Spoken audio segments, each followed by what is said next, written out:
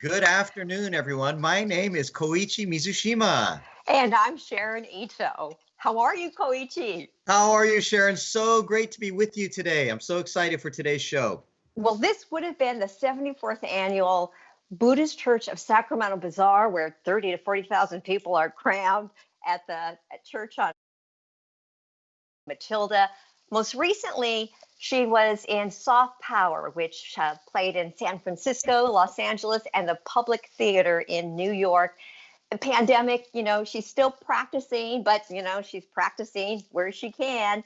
So she's in New York, and we're hoping that she can join us soon, because what she wanted to do was pick a song that had meaning. So she picked Allegiance, which, Koichi, as you know, is a play musical about the Japanese American experience during World War II. Absolutely. And, Allegiance was definitely one of my favorite shows that I was able to watch. As you know, George Takei had a huge part in that program. And, our own church choir, just internally for our own temple, even performed one of the songs. I believe it was called Gaman, which means to endure.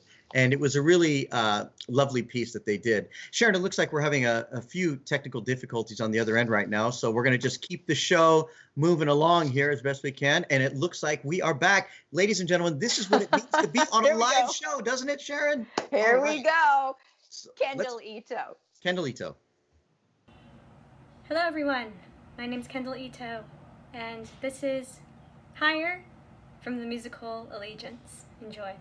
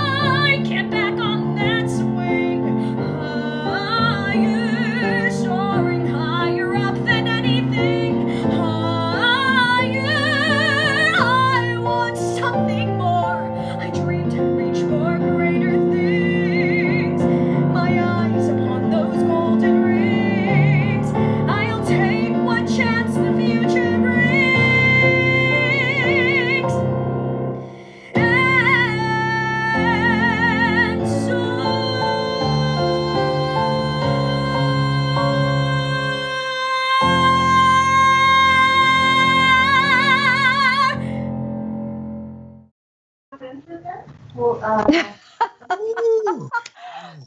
Kendall Ito from New York. She's going to be back with us in the 2 o'clock hour with another song. But thank you so much, Kendall. You know, she took time out from her schedule to join. This is our Bazaar at Home edition. You know, we weren't able to have the regular Bazaar. It would have been the 74th annual Buddhist Church of Sacramento Bazaar, and thousands joined us at the church on Riverside Boulevard. But instead, you know, we're keeping this community spirit alive, aren't we, Koichi? Absolutely. And, you know, we have a pretty big goal today. We set a goal of $100,000 that we wanted to earn, and that's only a portion of what the Bazaar actually earns. But, you know, we kind of set that goal, and deep down inside, Sharon, I'm actually hoping that we can far exceed that goal, but we wanted to put something out that we can achieve. So we're asking all of you for all of your help to help us achieve that goal today. So if the temple has ever been a part of your life in any way, meaning you visited a service, you've taken part in one of the activities, you've had your kids as part of the programs, anything that's ever touched you, today would be a wonderful day. You could express that gratitude by donating, and there should be a link right down below. There's also a phone number that you can call, and we have our telephone operators on the line standing by. We want to say hello to Mika and Kelly. Hi there. Hi.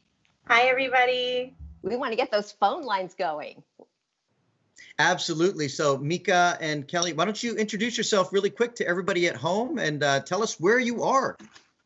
Hi there. My name is Kelly Morioka Sato. I have worked at the Betsun for the last 3 years and have loved every minute of being part of this Sangha. Please send in your donations. Please give us a call. We're standing by here at the Betsun. We're all safe and separated, so give us a call to support this great place. Hi, and I'm Mika Matayoshi. My kids grew up here at the church. We've enjoyed almost every single program that's been offered here, and I'm looking forward to taking your calls here. Thank you very much, both of you, for not only working hard throughout the entire year, but for joining us today for this 5-hour-long telethon. And the phones are ringing right now, Sharon. That's a great sign. Right. That's a great sign. So make your calls, but also sit back and enjoy the program that we have for you, including conversations with ministers who have made the Buddhist Church of Sacramento their home over the years. Absolutely. And speaking of ministers, we have one of our longest serving resident ministers who is now recently retired, but we have a wonderful interview that was conducted by Sharon. So let's take a look at that right now. It is such a joy right now to have the Oshtas with us, Reverend Bob, Reverend Patty Oshta. So good to see you. Thank you. Thank you, Sharon. Thank you, Sharon. You have spent how many years together at the Sacramento Buddhist Church? You put it all together. Active ministry was 32 years. Mm-hmm. So you came first as a minister. Patty was the wife of a minister, and she blazed her own trail. So lots to talk about. I guess, first of all, Buddhism telethon. Never thought we'd kind of put those two words together in a conversation, right? But this is really an opportunity to talk about the Sacramento Buddhist Church. Mm-hmm. So share with us some memories, because there's 121 years of heritage here. Yeah. Well, when we first thought about this telethon, we were thinking, well, it's a Bazaar telethon, but this is not really about the Bazaar. To us, this is about giving support to the Sacramento Betsuin. This historic temple has lived through events that are now a part of world history. And as you mentioned, it's been our honor to serve for 32 years actively there, which is about 25% of the history of this temple. So for over 12 decades, the Buddhist Church of Sacramento has played a unique and important, essential role in the lives of tens of thousands of people. And when I think of the history of the Betsuin, I think immediately that it was the brainchild of our Issei, the first generation. Born in 1899, the Buddhist Church of Sacramento was a cultural and religious community center for our Issei. And as we had talked about before, it was a safe haven for them, a safe haven where they could gather and not feel the sting of prejudice in a country that was not welcoming. How is Buddhism helping people get through the pandemic or can help people? Because there's the social isolation, there is the risk of depression and some of the negatives. But how is Buddhism, whether it's a buffer or a fulfillment from within, but how is Buddhism helping us at this moment? Well, I think being sheltered in makes for a very naturally reflective time. And we all are reflecting upon our lives. We have the time to just look at our lives and examine it more deeply without all the distractions of being well scheduled and so many places to be and people to see. Instead, being in one place, just realizing what is really of value and why.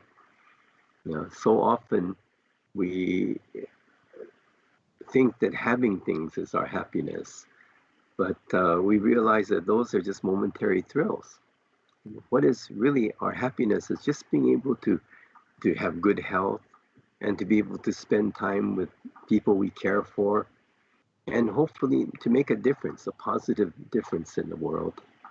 So I think you find people calling each other a lot more. I mean, I think we check in with folks that we love and we care about during this time because we miss them. Yeah. And I think, as Bob said, being much more reflective, you think about them a lot more too. It allows you the time to think about and not just take for granted that, oh, they're there, they're okay. We actually pick up the phone. Right. This telethon, this Bazaar at-home edition connects us in a different way. And it really builds community in a different way. Yeah, it's bringing all of our organizations, all the people who care about the Betsy, bringing everyone together again for a worthy cause to try to take care of the Betsy. What are your hopes for the future? Because that's what this bazaar is about. It is a fundraiser, but it's a fundraiser to maintain and to continue the church. So thoughts about the future. What do you think about for the Sacramento Buddhist Church? Yeah, well, there was a time when I thought my ideas were new, and they were young, but now I'm not young anymore. And, and I think about our temple and just historically, the Isseis founded the original temple. The Niseis rebuilt our community after the war, and they made the move to the present site on Riverside. And all of us who are part of the Betsuin right now, we've just inherited everything. And in a way, this COVID pandemic has given us the opportunity for us to step up and say, as so many have done in the past, to be able to say, this is our opportunity to say, I appreciate the Sacramento Betsuin. This is worth my support. So many people look at membership and think, what am I going to get out of this? But membership at the Betsuin is not about getting something out of it. It's about realizing this is worthy of our support. So hopefully, your thoughts. Yeah, I think I agree with Bob too that we're hoping that people will look within themselves and again look back at their lives and whether they grew up raised at the Betsuin, that they can remember just the simple little things that might have brought them a sense of joy, happiness, comfort, or maybe even during the difficult times when we had to attend services and funerals for people that we love, that you think about what the Betsuing has done for you, and that you will feel this connection, and that this telethon would mean something important to give back to the Betsuing. So.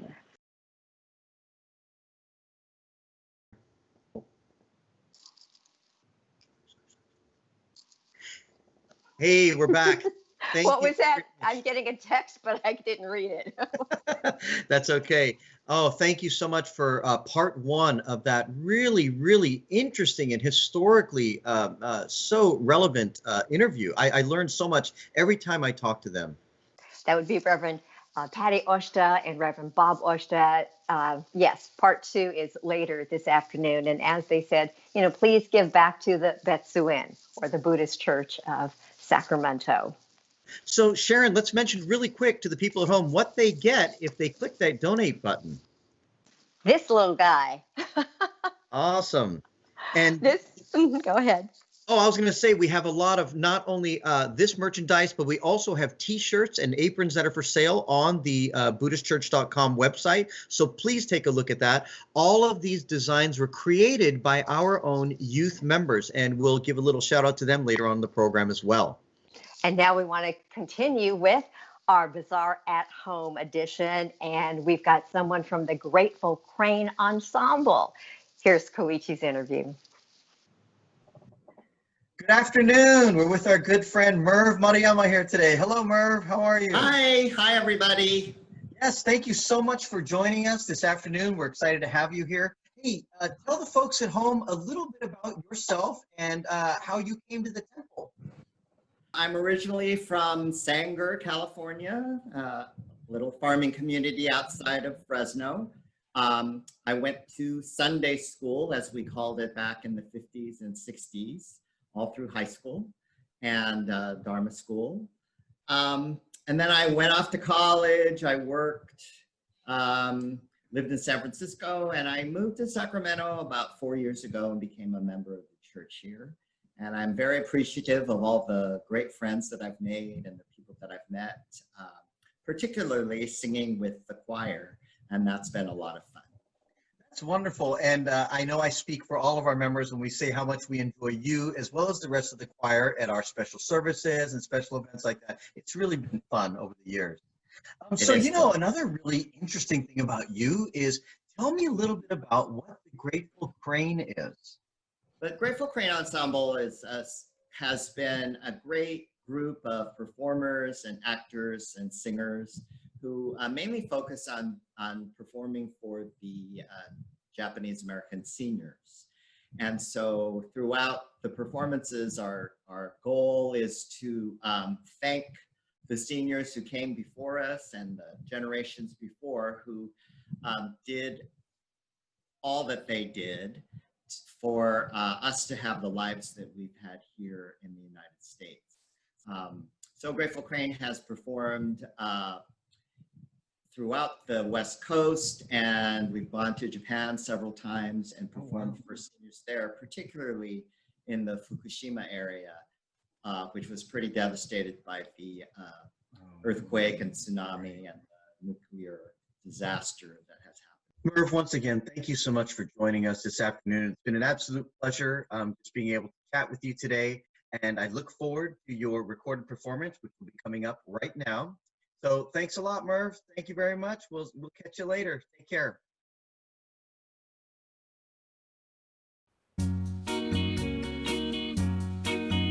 When this whole world starts getting me down and people are just too much for me to face,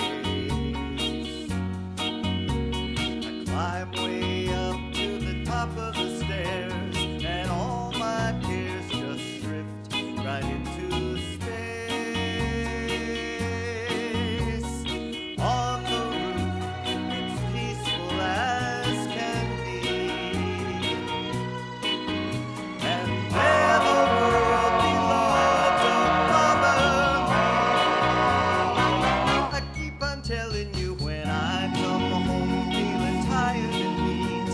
I'd go up where the air is fresh and sweet. Up on the roof.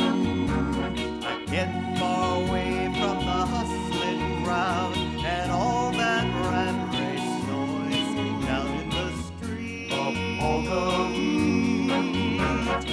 On the roof's the only place I know where you just have to wish to make it so. Let's go up on the roof. Up on the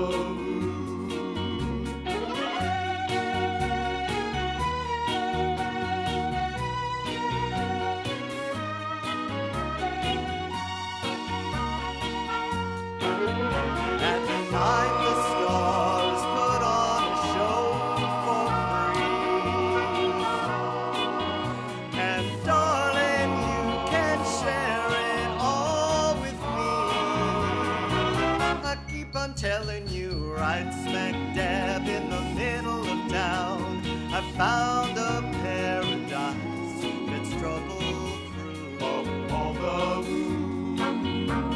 And if this world starts getting you down, there's room enough for two. Up on the roof. Up on the roof. Up on the roof. Up on the roof. I'm telling you, baby. I'm telling you, honey. Everything is alright. Up on the roof. Up on the roof. Up on the roof.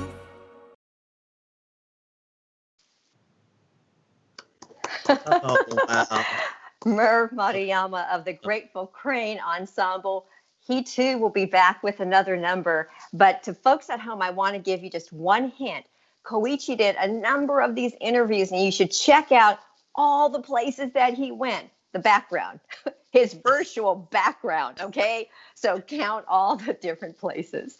You know, this really is a community event, Koichi. Absolutely. And just as we saw with Merv is one of our temple favorite people. He often does musical offerings during service. He's just a huge hit with all the people. He's just one of the nicest people we know. And not only nice people, we also have some very, very, not just famous, but very political people that are a part of our organization as well. Sharon, you had the fortune of actually connecting with Congresswoman Doris Matsui, and she recorded a very special message that she wanted to share with us right now. Hi, everyone. I'm so happy to join the Sacramento Buddhist Church's virtual telethon. The Bazaar is a Sacramento cultural icon, and I know that for many of us, the traditional performances, the amazing food, and the wonderful feeling of community is usually the highlight of our summer. But thankfully, we can still gather safely as a community and support this wonderful tradition in new ways. After all, community is what the Bazaar exemplifies. Each year, hundreds of people from near and far join the Sacramento Buddhist Church to really reflect upon our culture and our history, or really learn about it for the first time. The Bazaar helps us remember the dedication of those before us and helps our community continue to build our future. Just think, for over 120 years, the temple has served residents of Sacramento. After the Japanese American community in Sacramento was ripped apart and incarcerated in internment camps across the West, the Buddhist Church understood that gathering and rebuilding community connections is really how we can heal. I am so pleased that the Sacramento Buddhist Church continues to serve the region and continues the legacy of the Issei and Nisei generations, especially now when we are faced with a difficult pandemic We need institutions like the Buddhist Church more than ever. This is a time to celebrate what makes our region unique, to give thanks to what we do, and we dedicate ourselves to our community and really to each other. Through all of you, I know that the Japanese American community and our friends are looking for ways to support each other and help in any way we can. That is really what makes Sacramento and the Buddhist Church such a very special place. I hope that you enjoy the many activities that are streamed throughout the day.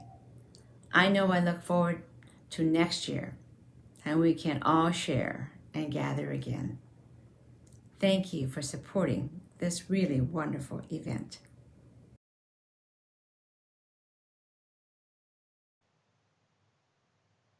As Congresswoman Matsui said, we're continuing a legacy with this bazaar, and we're so glad you're able to join us at this terrific community event.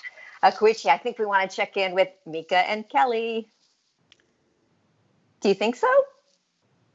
Hi, I'm just on the line with one other person, so this is great. The phones are lighting up, so I'm just going to say hello. Thank you to everybody, and I'm just going to get back to the next call.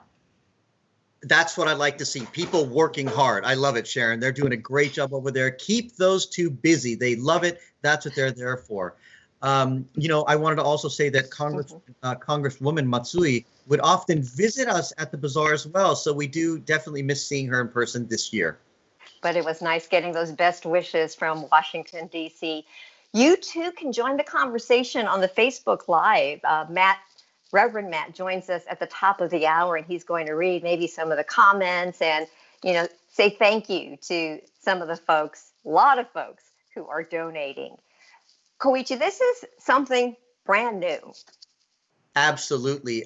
We are getting into uncharted territory here, but it's a wonderful way to highlight all of the organizations at the temple. And speaking of another one of our organizations, let's move now to the Legacy Endowment Fund Organization Group, and we have an interview right now. And now we are joined by another special guest, my friend Grace Matayoshi. How you doing, Grace? Hi, Koichi. It's nice to see you. Nice to see you, and thank you so much for joining us this afternoon. It's good to see you. So, Grace, I understand that today you have a little presentation for us that talks about how you have benefited from the Sacramento Betsuins Legacy Endowment Fund. Yes, I would like to highlight all of the programs that I participated in that the Legacy Endowment Fund sponsored. I've had the privilege of experiencing many different programs along with other Sacramento Buddhist Church youth, and they've been life-changing experiences. I would like to talk about the Youth Advocacy Committee. This used to be a week-long retreat that was held at the Betsuin, where many youth from the BCA came to learn how to become youth ministers' assistants. Many people had a really great experience. There's 13 years of YAC, and I'm still in contact with many of them to this day, and many of them have told me how this really impacted their life. Yeah, that was a really important program that was sponsored by BCA in those years. I would also like to talk about the Buddhist Youth Retreat, the Buddhist Churches of America Youth Retreat. So in this one, this is also a week-long retreat that is held at the Jodo Shinshu Center out in Berkeley, California.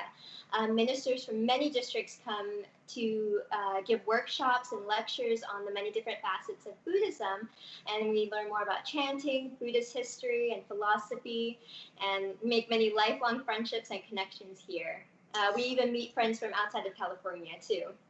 Yeah, and this is actually, believe it or not, what I do as part of my day job. So I am the BCA Youth Coordinator, and a big part of my job is hosting this 1 week-long retreat every year, which you were a part of.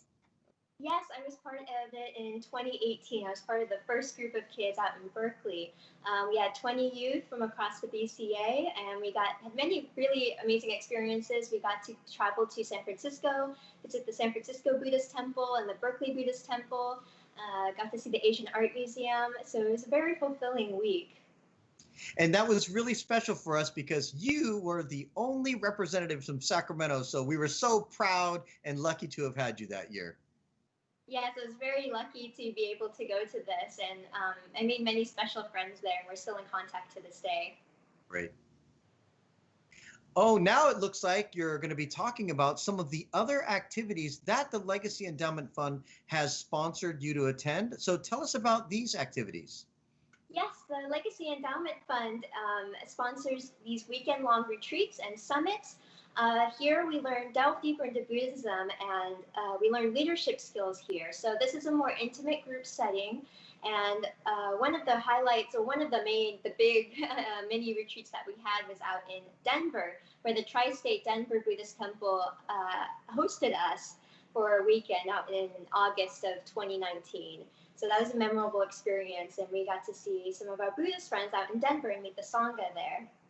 And, I talked to the members there. They were so appreciative that we were actually able to host an event in Denver, because so often Denver gets a little bit forgotten about, being one of those states that are further away from the coast, especially California. So that was a really wonderful experience. Oh, let's look at this next project that you were very involved in. You and I actually were both very involved in. Let's talk about this for a moment. Yes, Peace on Your Wings. This is a very special project for many of us. So Ohana Arts, so they are a theater arts company located in Honolulu, Hawaii. And they originally performed this show in Hawaii, LA, New York, San Francisco, and San Jose. And Sensei Koichi and I thought, well, Sacramento would love this show. Peace on Your Wings is an adaptation of the story of Sadako and the Thousand Paper Cranes, and we thought the community would really benefit from a show like this. It teaches many Buddhist teachings of like Ichigo Ichie, which means one chance, one meeting, impermanence, and interdependence. So thanks to the Legacy Endowment Fund, the Sacramento Buddhist Women's Association, the Adult Buddhist Association, and so many community members, we were actually able to raise the funds needed in a very short amount of time. Grace, I got to tell you, this was one of the highlights of the time that I worked in Sacramento. I have such fond memories of this amazing event. We actually saw the show because they came to San Jose. And that's when, you and I got together, and we got to give credit to your parents as well, especially your mom. She was an integral part of bringing us together, right? And we decided at a point that we wanted to raise the money to help sponsor the group from Hawaii to do this show in Sacramento. So how much money did we need to bring them over here? We needed around $30,000 in order to bring the cast from Hawaii and from San Francisco, San Jose, and many different parts of the Bay Area, and also crew members and different technical things. And we actually achieved this goal in 24 days out of 30 days. So it's pretty amazing. Amazing crowdfunding effort. And Grace, you're so humble because you're talking about being a sponsor and being the organizer to bring this group here. But you know what? You were also a part of this production, which is where this whole thing started in the first place. Yes, this was such a special opportunity. Actually, Kirby Hatano mentioned this to me, and I told my mom, I said, I have to do this. I am so passionate about Sadako's story and telling her story. And so this started back in October of 2017 out in San Francisco, and we performed in San Francisco and San Jose. And then when we brought to Sacramento, we performed it to 4 sold-out shows at the Benvenuti Performing Arts Center in Natomas. Oh, so tell us about the Waibixi exchange program. Yes, this is the Young Buddhist International Cultural Study Exchange. So for 12 days, around in July time, 15 Buddhist Church of America youth get to travel to Japan and learn about the history of Buddhism in Japan. We get to visit many places such as Kyoto, Osaka, Hiroshima, and Tokyo, and we visit many temples and many different cultural sites. That is great. I can't even imagine what an amazing experience this was, especially for you to be able to travel with some of your peers, like kids that are around your age, and just travel around Japan. It must have been wonderful. Yes, it was very, it was a wonderful experience. We met people, other Shin Buddhists from Hawaii, Canada, Brazil, and Japan. And we also had a very special homestay portion. Many of us, like in my group, Lindsay Maseba, Cody Kurihara, and I, we we really treasured the homestay experience very much. And Lindsay, Mark, and Allison Tanaka, who were in this past White Big Sea trip, also really treasured the homestay experience and also found it to be very fulfilling to get a cultural experience and also a religious experience out in Japan.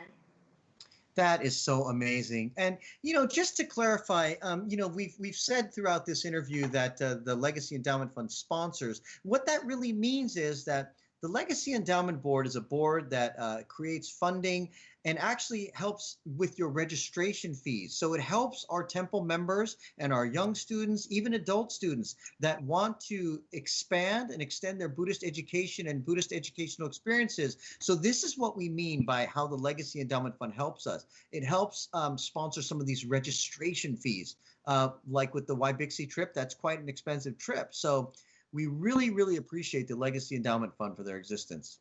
Yes, just calling back on my own experience with Waibixi, I really thank the Legacy Endowment Fund for that because it really catapulted my understanding of Buddhism and made me want to join YBA and future into college YBA and made me meet a lot more Buddhists across America and really experience connect with other Buddhist church youth. I can speak for many of the youth that the Buddhist Church has supported, that the Legacy Endowment Fund has supported, that many of us continue to be active members of the Buddhist churches because of these programs. That's wonderful. So, for everybody at home watching, Grace Matayoshi is just one of the examples of people who have benefited from this program. So there are many other people that also benefit. And we're really, really grateful for the Legacy Endowment Fund. And of course, grateful for the Betsuin, because without the Betsuin, this Legacy Endowment Fund could never exist as well. So thank you so much for sharing your personal story with us today, Grace. It was so wonderful and interesting. And we wish you all the very best in all of your future endeavors. Thank you so much for having me. Thanks, Grace. We'll see you soon, I hope. You take good care.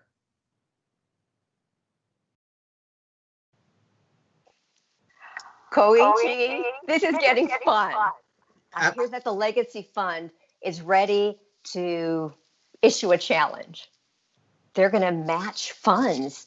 If you call in, they'll match funds up to $3,500. So get on the phone, participate. And this is what, telethons are all about, right? Absolutely. And I just wanted to point out that the young lady in the interview, Grace Matayoshi, is the daughter of one of our hardworking employees in the office right now. We saw them earlier, Mika Matayoshi. She's working hard in the office. So as you can see, everything at the Sacramento Buddhist Church is oftentimes a family affair. And a family that has grown to include the community over the years. We aren't able to have the in-person bazaar, but we're going to continue on and offer something just as good. We're here with you. Koichi is popping up, and is, where are you? Absolutely. So in keeping up with some entertainment, Sharon, I believe you interviewed a really wonderful local talent. Let's check that out right now. Mitchell Takeda is joining us. He just graduated from Kennedy High School. You performed the national anthem. Terrific performance, I heard. Oh, thank you so much. When did you realize you could sing? Well, for me, I've always been singing ever since I was a little kid. But I realized that my voice came when I realized I wanted to do musical theater. And that was when I was in 9th grade, when I started high school. Where have you performed? I have been performing at STC, which is Sacramento Theater Company's Youth Professional Conservatory. I started that when I was in 8th grade and continued until I graduated this year. And most recently, I performed at Woodland Opera House in their production of Newsies. Speaking of opera, that's one of the things that you rehearse and you sing. That's a little unusual. At what? How old are you? I am 17, just about to turn 18. So, Mitchell, tell us how you got interested in opera and classical music.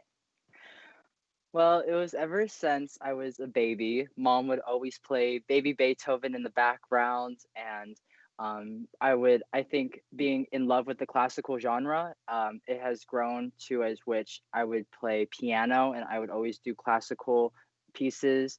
I'm in love with Japanese obon, which is probably where the classic part comes in. And I was recently talking with my vocal coach, and I told him that I wanted to maybe try classical, and he did give me an aria. And ever since then, I think my knowledge for opera grew and my love of opera grew, to which now I enjoy singing it and that it has become a hobby of mine. There might be some people saying, Mitchell Takeda, whose son is he? Whose grandson? So you're Michelle's son, Judy and George's grandson. Tell us where you're off to now. Now I will be majoring in musical theater at Ball State University. So I will be flying out to Indiana to for 4 years to learn how to be a professional musical theater performer. Tell us about the song that you'll be performing. So the opera song that I will be performing is titled Cruda Funesta Smania from the opera Lucia di Lammermoor. It is basically a Romeo and Juliet type of story, and the aria that I will be singing is from the brother's point of view, and he is going to be expressing his anger about how his sister is going to marry the family rival. Here now is Mitchell Takeda. Cruda funesta smania, tu mai svegliata in petto, è troppo orribile, questo fatale sospetto, mi fa gelare e fremere, solleva in fronte il grido,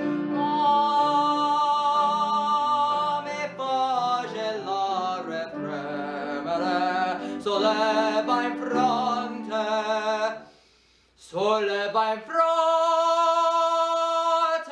il grido, colma di tanto proprio, chi suora me nascea, prea che d'amor si perfino, ave svelarti rea, se ti colpi sono fulmine, se ti colpi sono fulmine, foramen rea d'amor, foramen rea,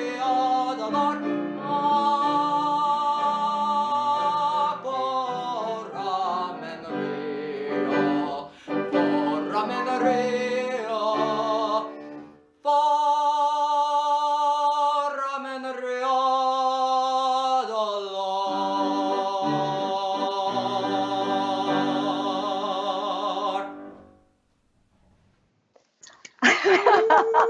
Bravo! Mitchell Takeda, his mom and dad are Michelle and Craig, grandparents George, Judy, Chet, and Jesse. He's going places, but he's also going to sing another song later in the show. Mitchell Takeda. And guess what? We just got a terrific donation. The person wants to remain anonymous, but it's blowing us away, $1,000 donation. All right. And the Legacy Fund said it would match donations up to $3,500. So we're getting there. Absolutely. We wanted to thank all of you. We are having donations pouring in right now. The phones are ringing off the hook. We have donations coming in online, and we just wanted to thank you so much. This means so much to all of us to see this amazing community support. So again, thank you. And we're getting texts and messages. So I want to say hi to Christy Omoto, who just sent a text, and Lorna Fong. You know, it's great to see how our kids are growing up, whether it's music or sports. And sports is huge at the Buddhist Church of Sacramento. Absolutely. We do have a sports program here, and we're going to talk to them in just the next minute here. But a major part of the sports program is the basketball program. And unfortunately, for this 2019-2020 year, they were unable to host what was a very important kind of end of the year dinner and banquet ceremony for them. This dinner highlights a special award and is nominated by the coaches and recognizes an outstanding player. It would be the Aki Fukushima Award.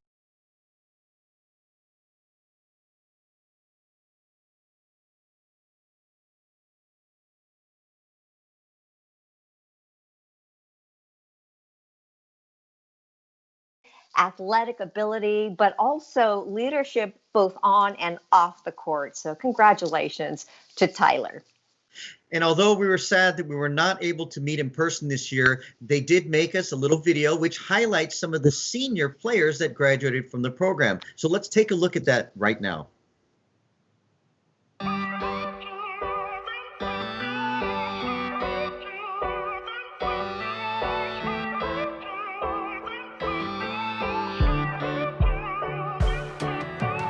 Lately nothing goes in my direction.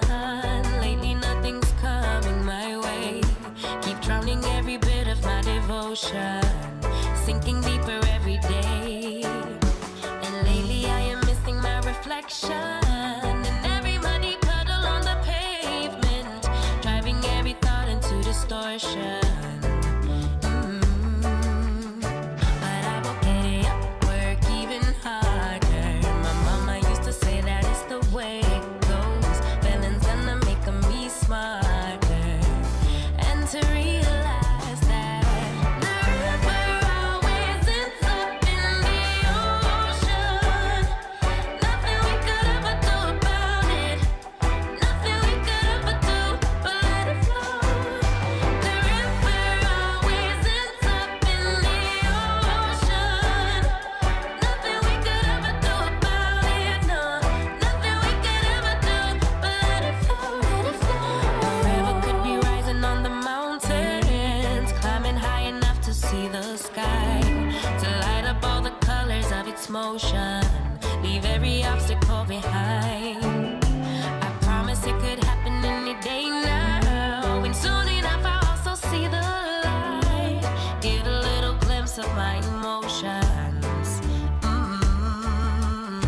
Yeah, I will get it up, work even harder. My mama used to say that it's the way it goes.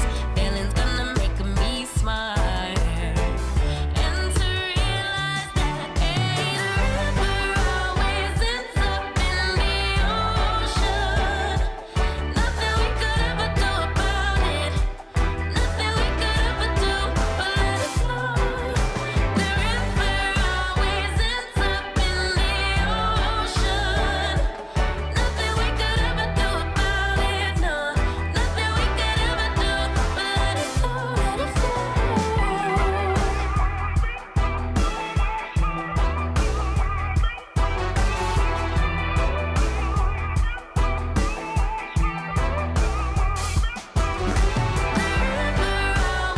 ends up in the ocean. Nothing we could ever do about it. Nothing we could ever do but let it flow. The river always ends up in the ocean. Nothing we could ever do about it. No, nothing we could ever do but let it flow. Let it flow.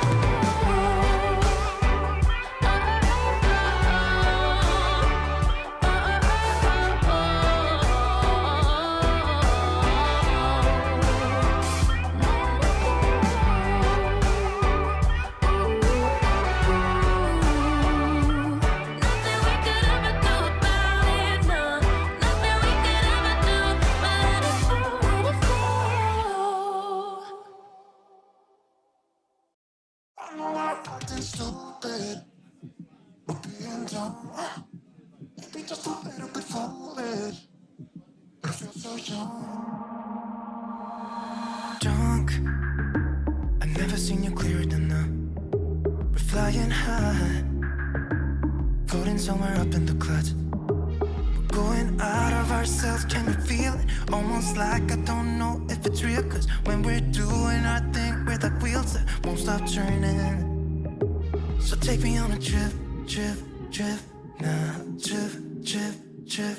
Oh, flick that switch, kill the lights. Oh, wasted. City lights are shining so bright. All these empty faces, we don't care about them tonight. We're going out of ourselves, can you feel it? Almost like I don't know if it's real. Cause when we're doing our thing, we're the wheels that won't stop turning. I know we're acting stupid, we're being dumb, maybe just a little bit foolish, but I feel so young. Just go a little crazy and lose it. I don't care if we're dumb, it's the only way we know how to do it. You make me feel so young. Oh, oh, oh, oh, oh,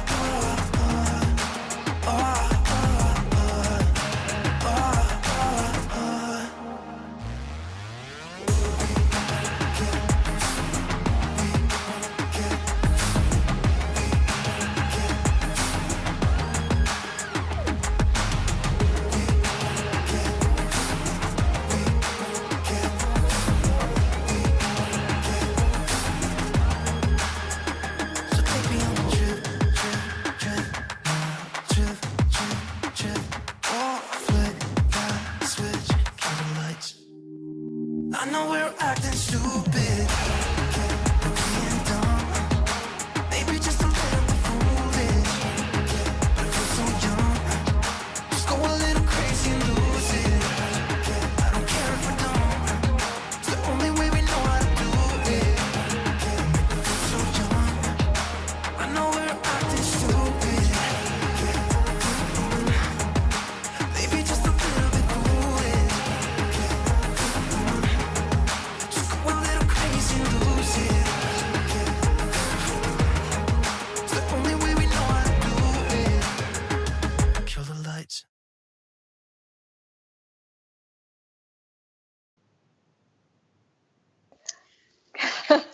Koichi, I see friendships that are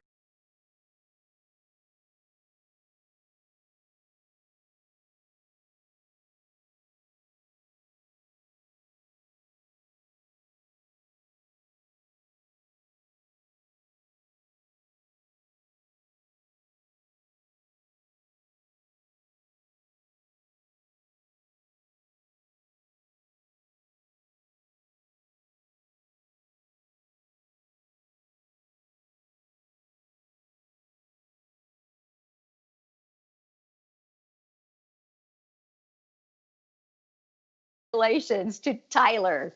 Congratulations, Tyler. So well deserved. He's such a wonderful young man. He helps out at Dharma School and does stuff in sports. He's really active.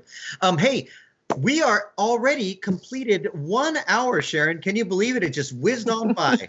So let's join back again our resident minister, Reverend Matt Hamasaki. Let's check in with Reverend Matt. Hi, thanks you guys. We have some fantastic donations. I'm so excited and so happy about how much everyone is supporting. Of course, we're thankful for everyone that is able to give anything, but we wanted to highlight some of the larger donations. So we have Mel and Virginia Uchida, $500. Mike Dishno and Marlene Masuoka, $500. Grace Hatano with $750. Sashi Sawada with $1,000. Wow. May Kaneko with $1,000. Dennis and Nancy Hashimoto with $1,000. And even though this is a anonymous donation, we had someone donate $3,000. Just amazing. So thank you so much, everyone. We'll see you at the next top of the hour. Back to you guys. And of course, anyone who makes a $25 donation gets this sticker. It really is a priceless. I supported the Bazaar at Home edition.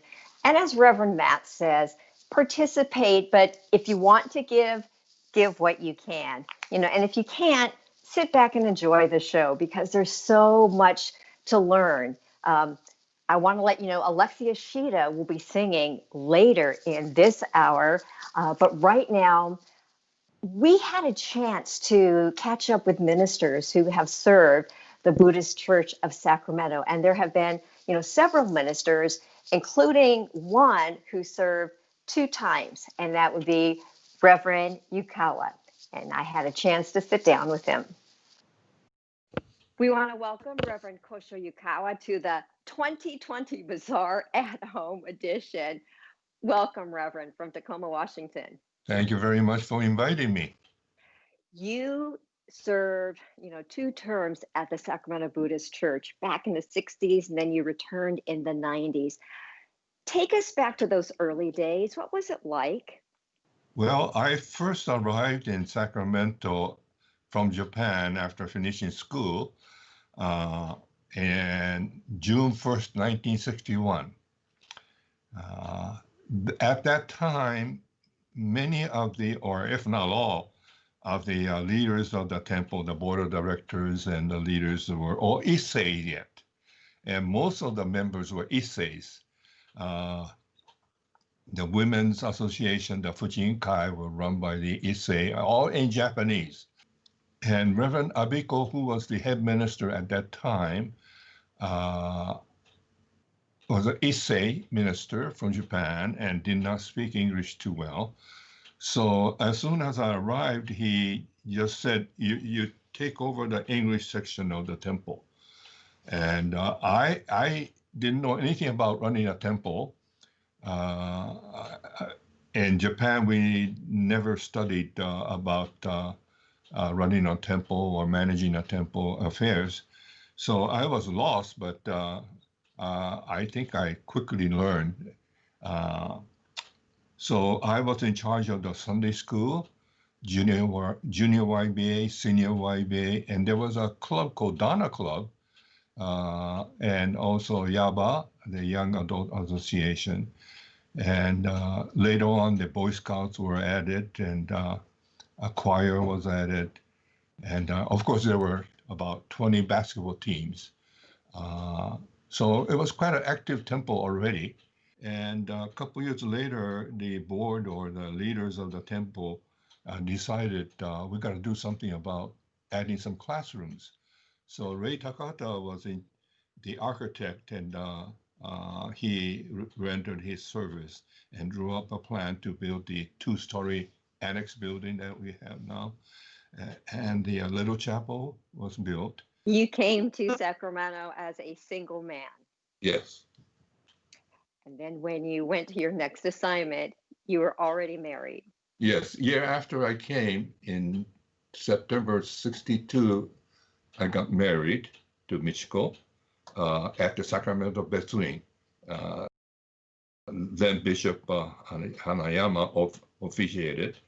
And it was so nice that the temple or the Betsuin leaders, especially Fujinkai, helped prepare the whole thing. They cooked the whole entire meal for the reception, and they selected who was going to attend the reception and so forth. And I just left everything to the leaders of the temple, and I had my own relatives, about 25.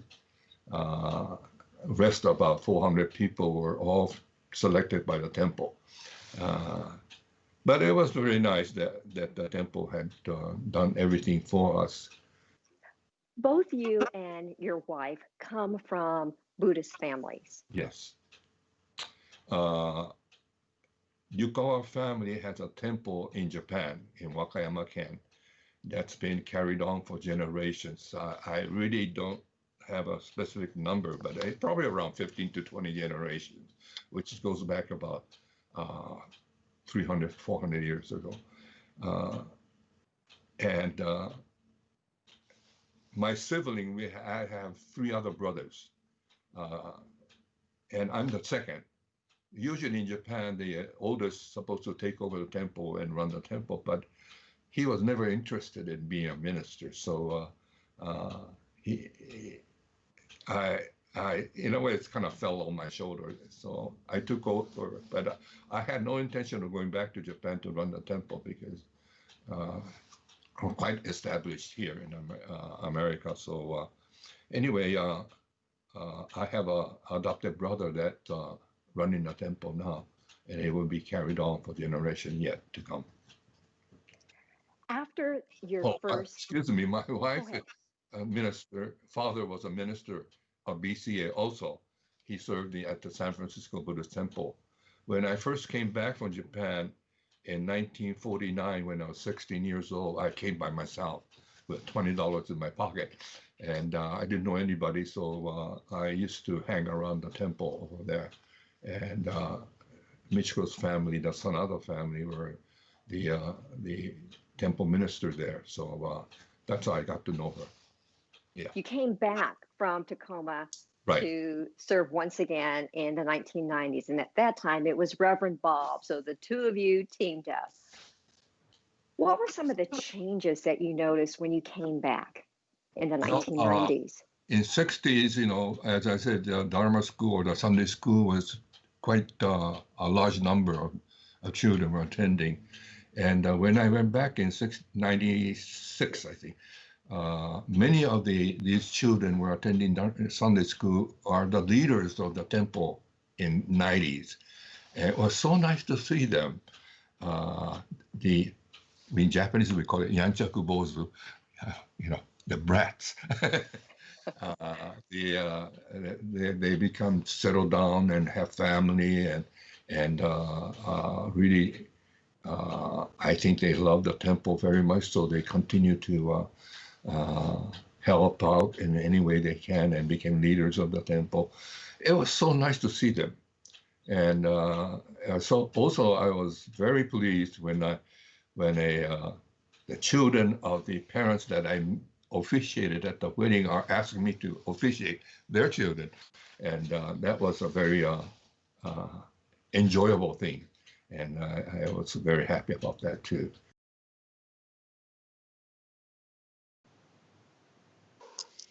And we are back. We are back. Reverend Yukawa is absolutely one of my most favorite people. He brings so much history. Even when talking to him, I learn something new every single time I hear him speak.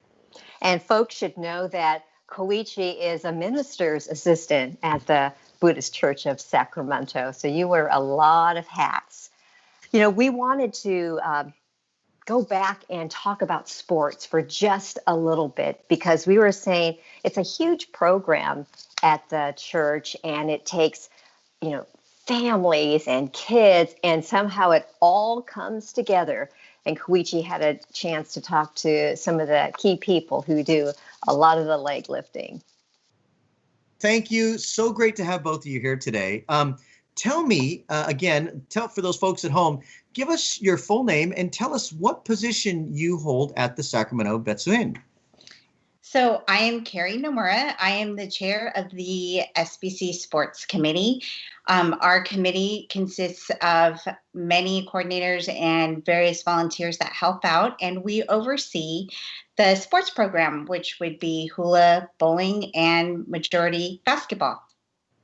And my name is Marty Matsuda, and the position that I hold in the sports program is the representative from the Betsuin sports program to the Northern California Church League in the women's. That's wonderful. And this sports program is a huge part of the Sacramento Buddhist Church, isn't it? You know, we really appreciate you spending your time and energy in helping to lead this program. So, you know, tell me a little bit more about maybe some of the highlights of the program or some of the things that stand out to you about being in the program. So for me, the biggest component is the basketball piece, and that program is really supported by all the families and the players that participate.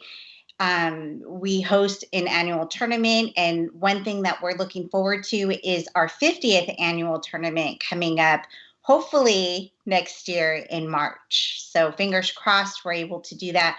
We were successful in being able to deliver our last tournament right before everything hit. So it's a great tradition. We invite Bay Area teams that come and participate. So it's great to meet new people, have friends, come and visit. And a lot of times these are other families coming into town and participating in this big overall tournament.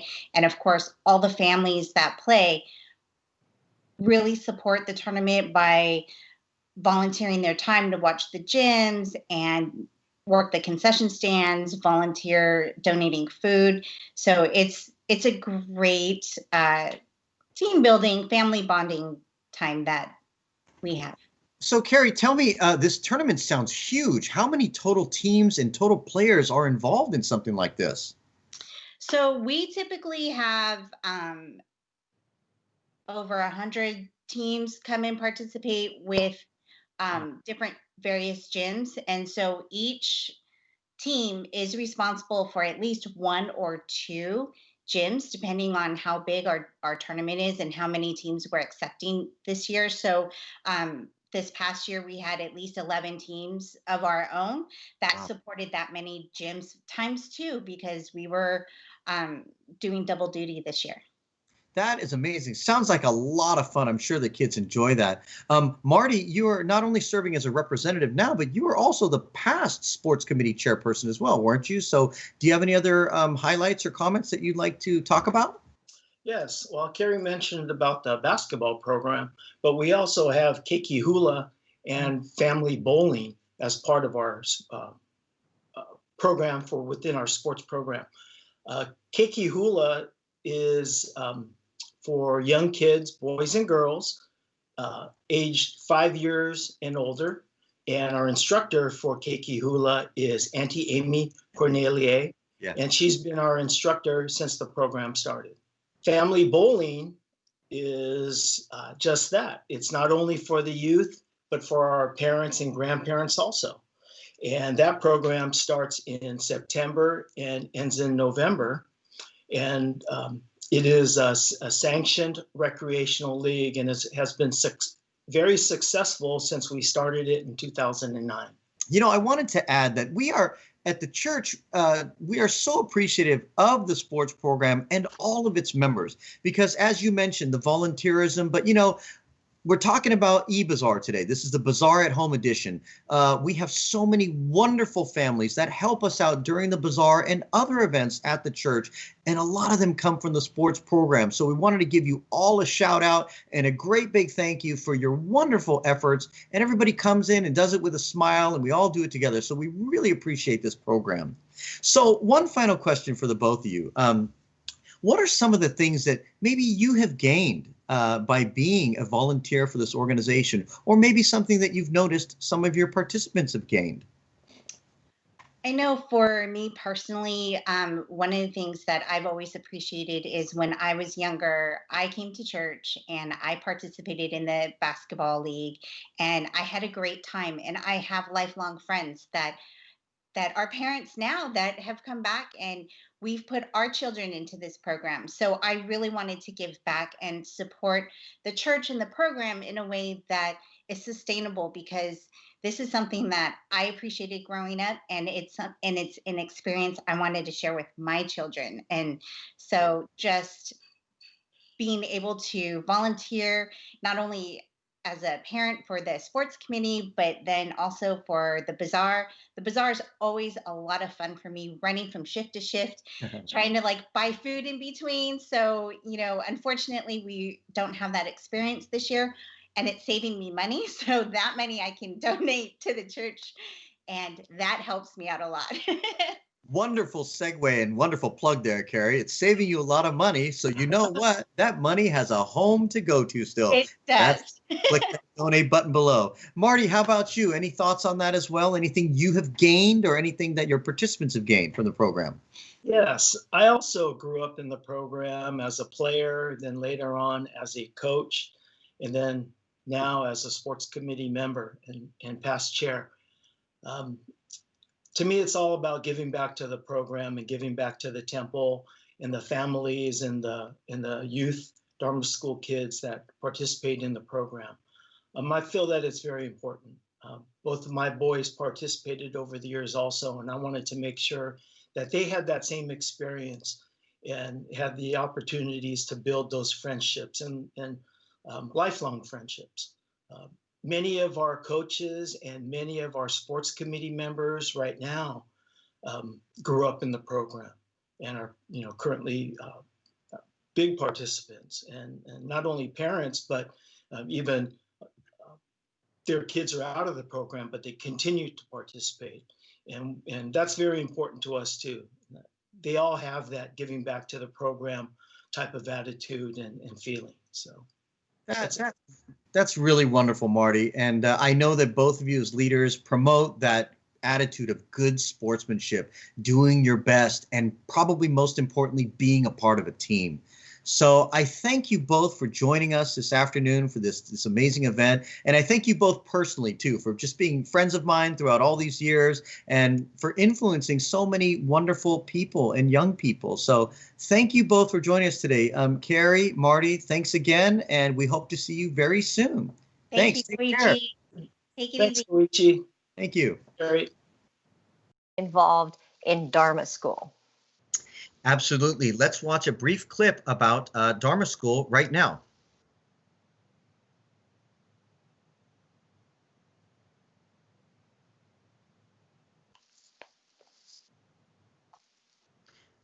You know what, Sharon, before we go to that, let's talk about some of the involvement that Dharma School. Oh, you know what? It looks like the technical people are ready. I was ready to go into a... The Dharma School has been active since the year 1900. It held classes for many years at this O Street location before moving in 1959 to its current location. Currently, at 175 students and 23 volunteer teachers, the Buddhist Church of Sacramento has the largest Dharma School population of any Northern California district temple. Students attend Dharma School every Sunday to learn the fundamentals of Buddhism using a curriculum that is engaging and fun. All classes start with opening gassho with palms pressed together, then proceed to engage the students in age-appropriate learning and activities. One highlight is the annual Hanamasari play, where most of the classes participate on stage to a packed house. Hanamasari celebrates the birth of the historical Buddha born 2,500 years ago. Each year, an original script is written primarily by Cliff Adams in conjunction with the resident minister and Dharma School superintendent. It is a fun time for all the students while still emphasizing the Buddhist fundamentals of impermanence and interdependence. Due to the pandemic, we had to cancel our Dharma School this year, and unfortunately, we currently do not have a date as to when Dharma School can resume. The teachers are investigating if online learning can continue to reach students while not at the temple.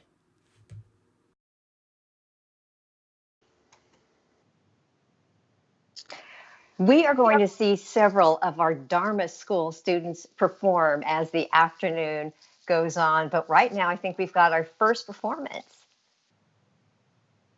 Hi, my name is Oliver. And my name is Leo. I'm in 6th grade. And I'm in 9th grade. Today we'll be playing Overture by Kathy and David Blackwell. We chose this song because we like how both parts came together. Please enjoy and stay safe.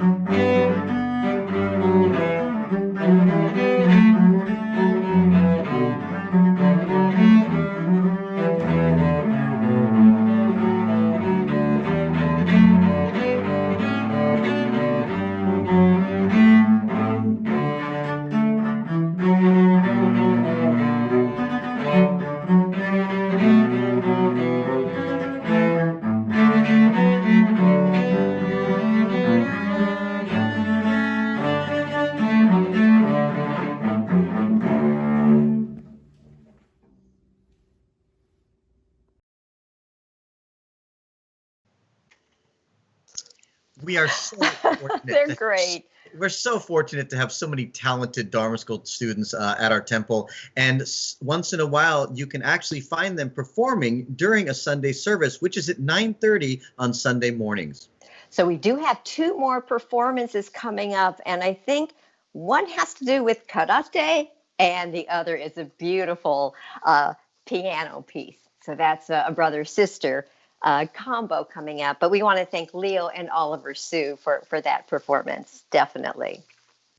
Wonderful. And let's continue on with some of our other organizations that are at the Sacramento Buddhist Church. Moving on now, we have the president of the Sacramento Buddhist Women's Association. So let's meet up with her right now. And now we are joined by my friend, Barb Nakatomi. Say hello to the folks at home, Barb. Hi. Thank you so much for joining us this afternoon. Barb, you have a lot of jobs at the temple, so please share with us some of the things that you do. Let's start with your involvement with the Fujinkai. Tell us about that group and what you do for them. Currently, I am the president of the Fujinkai, and the Fujinkai is the ladies group of the church that assists in all the events where food is prepared. In fact, this is the first year in 74 years that we will not be making sushi at 2 in the morning on Saturday and Sunday. So it's quite a legacy to have inherited. It started with the Issei women, the first generation that came from Japan, and the next 2 generations, I'm 3rd generation from Japan, and most of our members are 3rd generation and 4th generation right now. Great. So tell us a little bit more about what the SBWA does as an organization. As an organization, we support the church as far as the special events go, where there is food served, and we serve as kind of the hospitality ambassadors. We also try to do things that encourage the practices of the Dharma, which are the teachings of the Buddha. And it's really a very happy place that's kind of just full of kindness and compassion. All of us are, very friendly, and we have a really good time. And that's great. And I know a lot of temples have Buddhist women's associations, and you are actually a really powerful group throughout all the temples. So it's so wonderful that you're keeping this group alive and going strong. So thank you for all of your efforts there. Oh, we enjoy it. Thank you. Yeah, so also later on, we have a couple of your SBWA members who have shared some videos with us, so we'll go to that in just a few moments. But Barb, you also have another job at the temple as well, right? It's called the Tanoshimi-kai program. Can you tell us about that as well?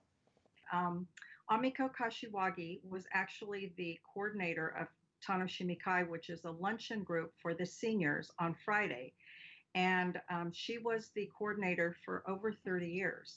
And when she wanted to retire, a lot of us pitched in, and now we have 25 volunteers that serve lunch to the seniors on Friday. And we all take turns, so everybody works once a month. And the seniors enjoy not only the food, but they enjoy the camaraderie in the community of coming to see their friends that, they've actually been around for decades. And it's our pleasure to serve them. I'm sure during the shelter-in-place time, this is a program that is very dearly missed by a lot of the people in the community. Oh, it is. We usually serve about 65 meals every Friday. And so there's at least 65 people now that are just shut in at home. And, we kind of can't wait to get back to having that community again. Yeah, what a wonderful program. So again, going back to your other hat as president of the SBWA group as well, are there any final, let's say, facts or anything you'd like to share about that group before we go to your videos? Over the time when the first generation Issei women came, they didn't know the language of America. They didn't know the customs, but they created their own culture. And I think that that's a legacy that we can all appreciate. Because were it not for them, we wouldn't probably be here today in the being able to function like we do. So in the spirit of the legacy, I would really like to express my gratitude for them. Absolutely. So thank you so much. It's such a wonderful, strong, and powerful group, and we really appreciate them. They're somebody that we all look up to at the temple as a whole. So let's go now to two of your SBWA members. I believe we have Jane Komuda and Kirby Fukushima, who will be giving us a demonstration on bunka. So let's take a look at that now.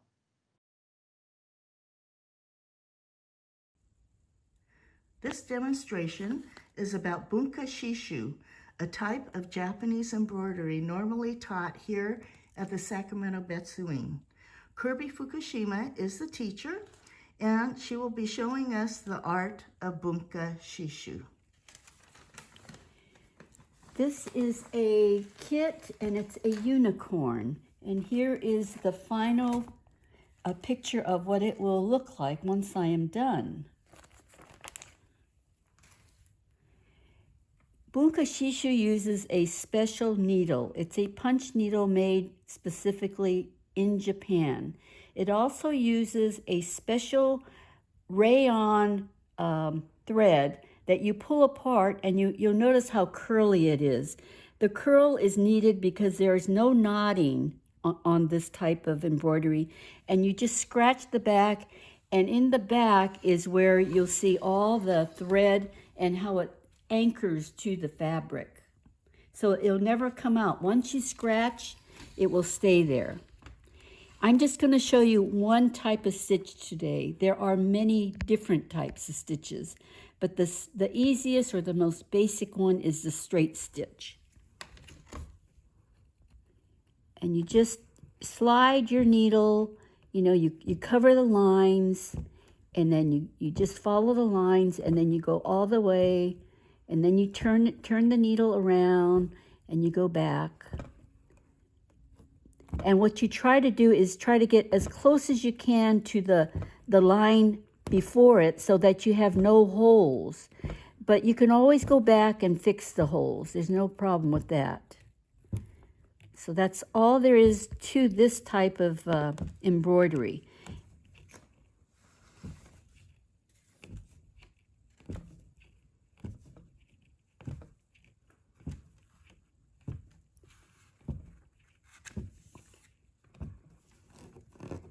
And as you can see, I do scratch the back.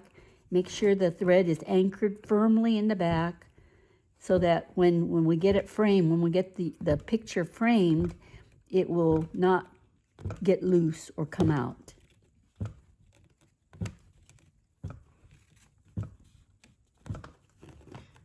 Thank you, Kirby. That was a wonderful demonstration, and thank you everyone for watching this video.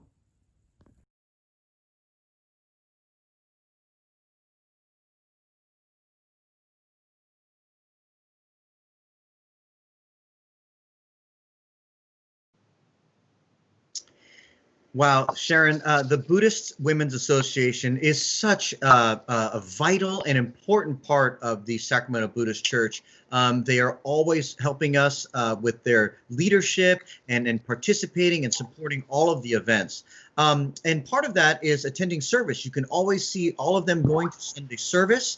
We do have services streaming on Facebook Live. So for those of you that are watching this broadcast right now on the Buddhist Church of Sacramento Facebook page, this is the same page you can come to every Sunday, 9:30 a.m., and you can join our resident minister, Reverend Matt Hamasaki, Sunday services. But we do want to thank our grandmas and our mothers for getting up at 2 o'clock in the morning in years past, making all of the food. So this year it's bring your own food, or, make it for, mom and dad and grandma and grandpa this year. Well, we are doing so well in this Bazaar at-home edition. And I think the phone lines are busy and we're getting a lot of online donations. We want to continue on with the entertainment. You've got someone pretty special, Alexi Ishida. We're joined now with my good friend, Alexi. Alexi, say hello to everybody at home. Hi, everyone at home. Great. Tell the viewers at home your full name and tell us what you've been doing for the last couple of years here. Hi, I'm Alexi. I am a recent college graduate from UC Irvine. I was a musical theater major. And now I'm just home in Sacramento just chilling with my family, watching some Netflix and singing a little bit. That sounds like what a lot of us are doing right now during this shelter in place time, huh? We're all on college grad mode, I think it is. Yeah. Yeah, yeah. Wonderful. So, you mentioned that you were a musical theater major. Was that something that you've always been interested in since you were little? Yeah, I actually got introduced to theater when I was a really, really tiny little kid. My mom and my dad used to take me to see live performances of like concerts and theater performances, and so I fell in love at a really young age. And I think I did my first musical in fourth grade, um, and I was in love with the fact that I got to sing and dance and act and put on costumes on stage and just be somewhere else for 2 hours or so. Um, so I just continued doing it. Yeah, and I know that I've seen you in a lot of shows, and I don't know if I saw you when you were quite as young as fourth grade, but I know I've seen you throughout the years. I know you've played Mulan at one time. I actually have a picture of you. And one of my favorite things that I saw you in was actually a production of White Christmas at Hiram Johnson High School. Do you remember how old you were at that time when you did that show? I think I was 16, so 10th grade. So that was a while after I started, but yeah, Great. that was That's amazing. You were only in 10th grade and you already had such a powerful voice. I just remember it was very impressive. And I remember shortly after I saw you in that show, we ran into you at the New Year's Eve service at the Sacramento Buddhist Church. You were there with your family for service. And that's when I really started kind of hanging around with you and saying, "Hey, Alexi, you want to come over to the house and sing?" And we had a lot of singing gatherings with you. little jam sessions. Yeah, yeah. So those are really great times. Yeah. So share with me some of the favorite shows that you have participated in over the years. I have been able to play a lot of different roles, but one of my favorites was Eponine in Les Mis with Young Actors Stage, and that was my senior year of high school. Wow. So the Young Actor Stage, you were in high school, so were all the other cast members all high school age as well, putting that production together? It was, I think, high school and some younger kids as well. Wow. And I know that that was a really big production. And from what I remember, I think you guys got a lot of awards for that show locally too, didn't you? We did, yeah. Wonderful. And I think I bought tickets for that show no less than 3 times. I'm pretty sure I watched you 3 times in that show. And I was devastated each time. Spoiler alert, her character does die in the show. And every time, yes, it hit me right here every time, Alexi. I'm not going to lie, every time. Thank you. Thank you. So, it's been such a wonderful pleasure to be able to watch you over all these years, and I really enjoyed watching you grow. So, right now, speaking of Les Mis, you have prepared a video for us. I believe the song is On My Own from that very musical production. So, let's go ahead and take a look at that right now.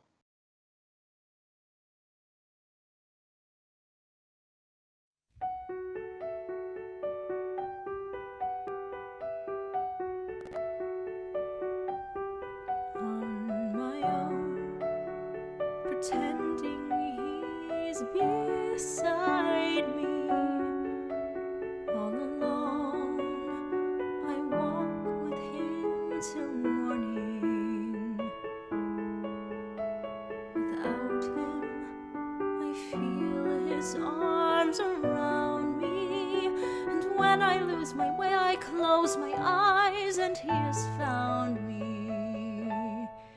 In the rain, the pavement shines like silver. All the lights are misty in the river. In the darkness, the trees are full of starlight, and all I see is him and me forever and forever. And I know it's only in my mind that I'm talking to myself and not to him. And although I know that he is blind, still I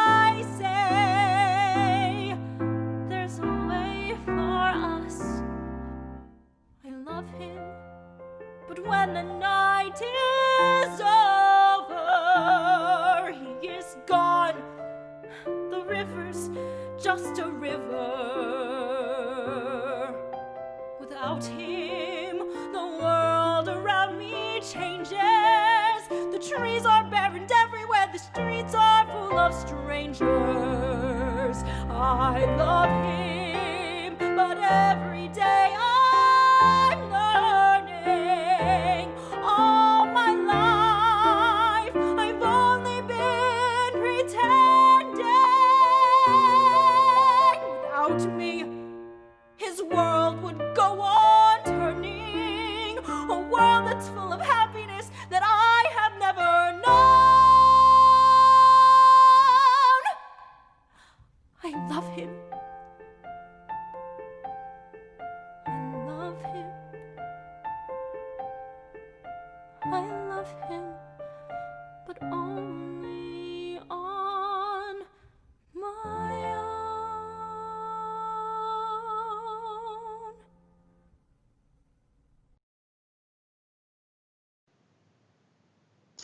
Oh, Alexi, Sometimes you just have to catch your breath. absolutely. Wonderful. Great job, Alexi Ashita. That's terrific. In addition to entertainment, our cultural bazaar is known for bringing a taste of Japanese culture to you. And so there are a number of demonstrations that take place during the bazaar, and we're hoping to bring, a bit of the artwork and art forms here right now. And one of them is the Kimekomi doll making. So imagine, if you will, go back 3 centuries and get a willow branch and old monk robes. Here is Corrine Root.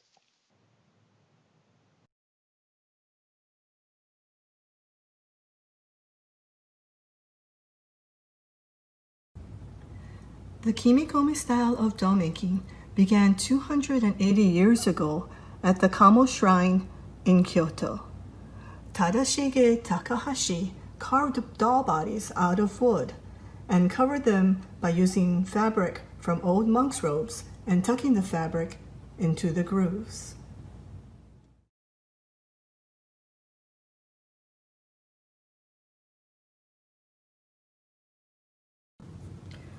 Today, we get our kits from the Mataro Doll Academy in Tokyo.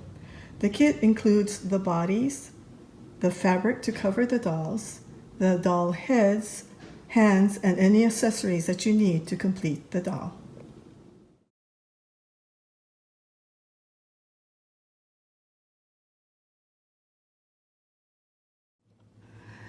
These are some of the tools that we use in the doll making. These are used primarily in the body preparation, where we take it out of the kit where it's really rough. We do our patching, our sanding, and basically prepare the body, make sure it's nice and smooth. The doll that I'm working on here is called Tainori Ebesu. Ebesu is the Shinto kami, or god of the sea, and he's the protector of fishermen and people who work around the ocean. So what we're going to do first is we take our glue and we put it into the groove, making sure that the glue is resting on the side that the fabric will rest. Then once we have glue in the entire area, we take our fabric, making sure everything is covered, that the fabric is going to lay flat and it's in the correct direction. And we begin tucking the fabric into the groove. The glue that we use is made from a rice powder, not quite the one that you eat for mochi, but something similar. Originally it was just mixed with water, but that made it attractive to insects who could destroy your lovely doll. So what we do now is we mix the glue with a white glue that has a preservative in it that helps preserve and keep insects away. So once we've completed our tuck. We do our trimming, making sure the ends of the fabric are at the bottom of the groove.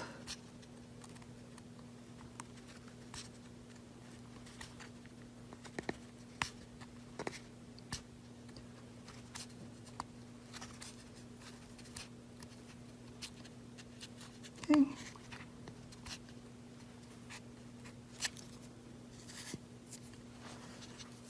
So what you have here is, although it may look like a sewed seam, that look is created by fabric that has been tucked into the groove and that are adjacent to each other. In kimikomi, that is the style where the fabric is tucked into the body. Once you're done, the entire body will be covered with fabric, so none of the wood part will show. So that is the kimikomi style of Japanese doll making, and I thank you for your interest. So we want to thank Corinne Root for that demonstration of the kimikomi doll making, and she is from the Northern California Shibu chapter. So thank you very much. Absolutely. Hey, this just in, Sharon. I hear that the office staff is extremely busy. The phones are ringing off the hook. So everybody, thank you so much. You are doing an amazing job. We can't even calculate the amount of donations coming in right now. So please keep the momentum going. And speaking of the arts that we just took a look at, Sharon, you had a wonderful interview with one of our choir members as well. So let's take a look at that right now. Stephen Kashiwada joins us now. He's with the Sacramento Buddhist Choir, 50 years. How are you, Stephen? Real good. Glad to be here. I meant 50 years with the choir. That's right. That's right. Tell us about the history. You Okay. must have been really young. Maybe Yeah, not when I so joined the young. choir, I was 17. And let me start first with a history of the choir and how it got started, and then I'll talk about how and when I joined. So the choir first got started back in 1962, and Machiko Kimura, who was a music major and she sang in choirs, she approached Reverend Kosho Yukawa, and Reverend Yukawa was early in his tenure being a minister at the church. And she approached him and said, I'd like to organize and start up an adult choir that would help bring a new dynamic to church services. And so Reverend Yukawa said, yeah, I think that's a good idea. So both Machiko and Reverend Yukawa embarked on a recruitment program. So they advertised in the church newsletter and also made announcements at the end of church services. So the choir got started, around the 62, 63 timeframe. And Machiko was the director all the way up through 2009. And when she stepped down due to health reasons. And then the next director we had started in 2014 when Alice Kuratori stepped in. She stepped out of retirement, if you would. She was a music major. She taught music in college as well. And so in 2014, she was in her mid-80s. She did it for about 4 years, and once she turned to 90, then she decided, no, it's time to step away, and so she did. Stephen, this is the choir who traveled all over Sacramento and elsewhere. Tell us about that. So, okay, then in the mid-60s, then Machiko had built up a repertoire of enough songs that the choir would sing at the church in the Kaikon and have like 2-hour concerts, combination of gathas as well as secular songs. And during those performances, then the congregation or the audience would make donations. Well, there was enough donations received that the choir was able to embark on these road trips. The first trip they took went to Southern California, visiting Buddhist church in Southern California. Then they did a trip up to the Northwest, stopping at the Buddhist churches in Portland, Seattle, and Vancouver. And then the third year, they went to the I guess they call it the Tri-Mountain region. Went to Salt Lake City, Ogden, and Denver. And that's when I became involved with the choir was after one of those concerts, and they mentioned how they're looking for more choir members to join, and they're getting ready to go to that Intermountain region. And so that's when I felt, okay, after listening to the concert and, feeling all the good vibrations and the music, it said, I'd like to join the choir and then go on to the road trip or the tour that they took. So I've been a member now of the choir like 53 years. And, once this pandemic's over, I'm looking forward to continuing to sing a lot more years with them. Stephen, some families have made the choir a tradition. Mm-hmm. That's true. We've had several instances where a mother and daughters sang in the choir, spouses, husband and wives, as well as siblings. And two families have really been involved. One is my family. I mentioned how I joined in 1967. My brother joined at the same time. And then a few years after that, my sister, Harriet, joined. Then my mom joined. And then at that time, the choir practices were on Sunday evenings in the main chapel in the Hondo. And my dad would drive my mom there. Well, Dad would sit in the back while the choir was practicing. And so then eventually he got talked into, well, since you're here anyway, you should join the choir as well. Now, one family that's got us beat is the Miyamura family. Currently, they have 3 generations of the family singing in the choir. So the matriarch, May, who's now in her early 90s, has been singing even before, I started with the choir. And then her 2 children, Gary and Gladys, sing, as well as Gladys's 2 daughters, Jennifer and Julie. So that's, rather unique in the fact that we have 3 generations singing in the choir all at the same time. Tell us about the song that you are going to show us right now. Okay, the song that we're going to play, it is a recording of the choir singing at the 2012 Choir Festival. So this, in 2012, was in San Francisco, and this was a meeting of all those mass choirs, and this is a song we sang, which is River Song. So it's a very meaningful song, and it's very dynamic, and I know when we were singing it, we could feel the emotions coming up and down, and hopefully you'll hear that as you listen to the video. Thank you, Stephen. And now the Sacramento Buddhist Choir.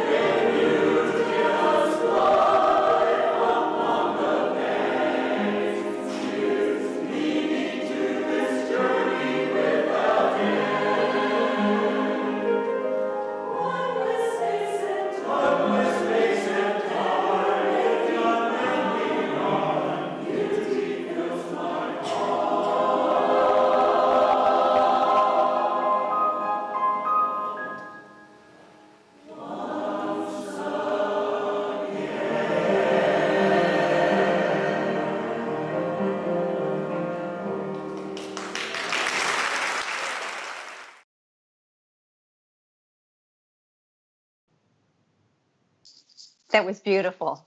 That is the Buddhist Church of Sacramento Choir performing the River Song. Okay, Koichi, stand by. All right. Koichi-san, oh, hisashiburi desu. Sashiburi desu ne, Sharon. Okay. Long time no see is what I said. I took the adult class for the Japanese language school at the Buddhist church. So it was to prepare for that trip I took that your parents led to Japan. Yes. So in addition to the adult classes for folks like me who are learning the language later in life, it's also a program for young people as they go through language school. And they really bring the Japanese culture into the community and the language too. And Koichi did this terrific interview with one of the volunteers.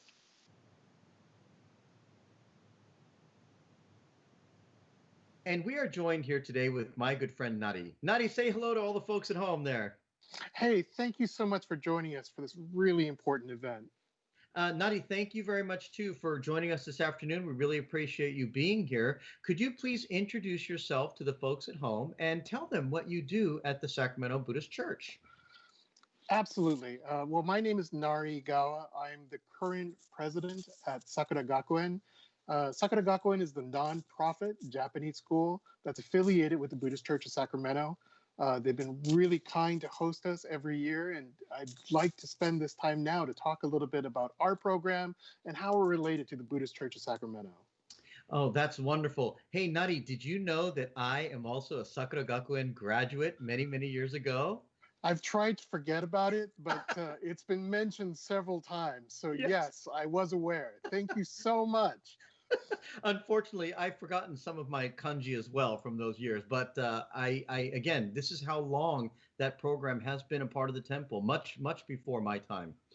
Well, it's pretty amazing, actually. The Buddhist Church of Sacramento has this really important piece of history here in Sacramento. And during that time, Sakura Gakuen has really been there step by step. In fact, we're going to be seeing a video a little bit later that talks about that history, which is over 100 years long. I don't think you were part of our beginning classes there, but we've had many, many people come to our program, both from the adult classes. So it's not too late for you to come back, as well as our ongoing youth and heritage programs. That's right.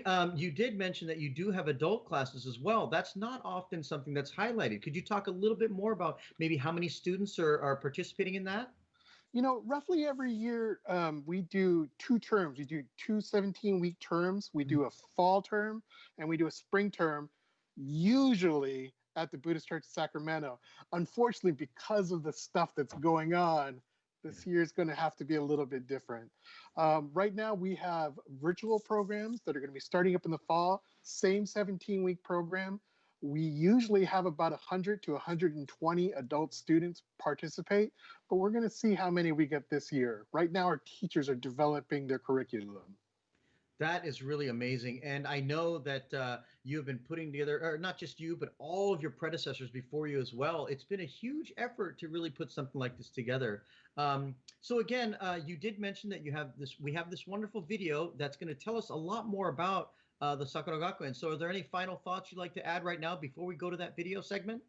I just want to remind everyone that's come through our doors and learned Japanese and Japanese heritage at Sakura Gakuen, the Buddhist Church of Sacramento has been a great partner for us. If you would just consider reaching down and maybe donating a little bit to help us move forward, I would be really grateful. Thank you so much for this opportunity, guys. I appreciate it. Thank you very much, Nadi. Let's take a look now. Welcome to our presentation on our Sakura Gakuen Japanese Language School. In December 1903, a Japanese language school was established at the Buddhist Church of Sacramento as an affiliated organization of the Young Buddhist Association. The school was established to pass on Japanese language and culture for future generations. The school was called Nihon Shogakko, or Japanese Grammar School. On April 15, 1923, the Buddhist Church of Sacramento was struck by the most tragic incident in its history. The chapel and the Japanese language school's dormitory buildings were completely destroyed by a fire started by an arsonist. Sadly, 10 of the 28 Japanese school students living at the dormitory perished in this fire. A new chapel and YBA hall were constructed, and a classroom building located behind the church was purchased. The dormitory building was never rebuilt. By 1941, the Japanese school became the largest in Northern California, with over 350 students enrolled. However, due to the outbreak of World War II, the school voluntarily closed its doors. Following Executive Order 9066, which forced Japanese Americans on the West Coast into internment camps, the Buddhist church was taken over by the armed forces under the administration of the city of Sacramento. In September 1946, the church was returned by the city. The YBA hall and Japanese school classrooms were turned into hostels for people returning to Sacramento from the internment camps. About 2,000 people received shelter there. It is thanks to the efforts of Reverend and Mrs. Sensho Sasaki that the school, renamed as Sakura Gakuen, was reopened in 1947.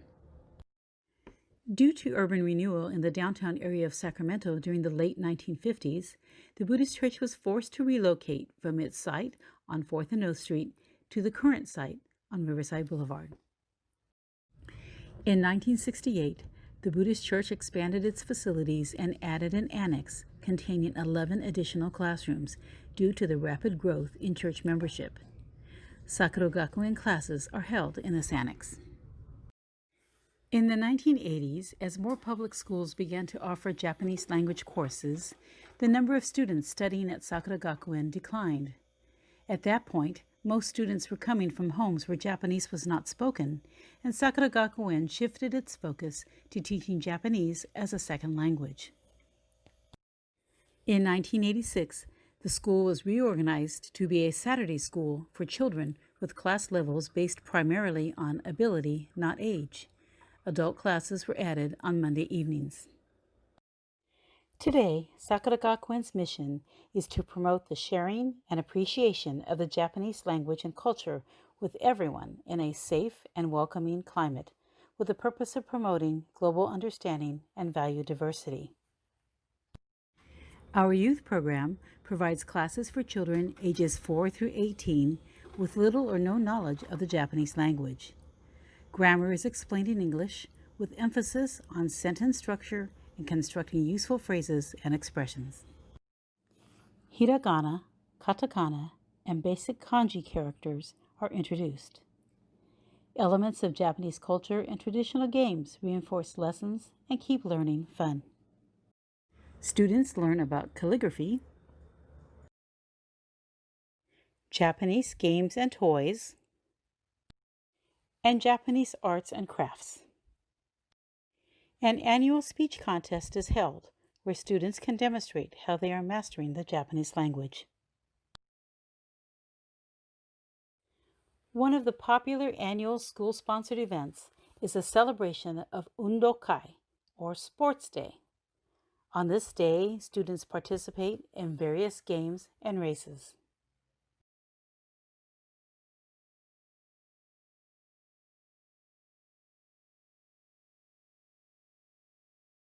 In January, Sakura Gakuen celebrates the new year with an Oshogatsu party. On this day, students participate in the traditional pounding of rice flour to make mochi. Also included in the program are field trips to learn more about the Japanese culture. A trip to San Francisco to visit temples, gardens, and the Japantown Mall provides a fun-filled day for the students.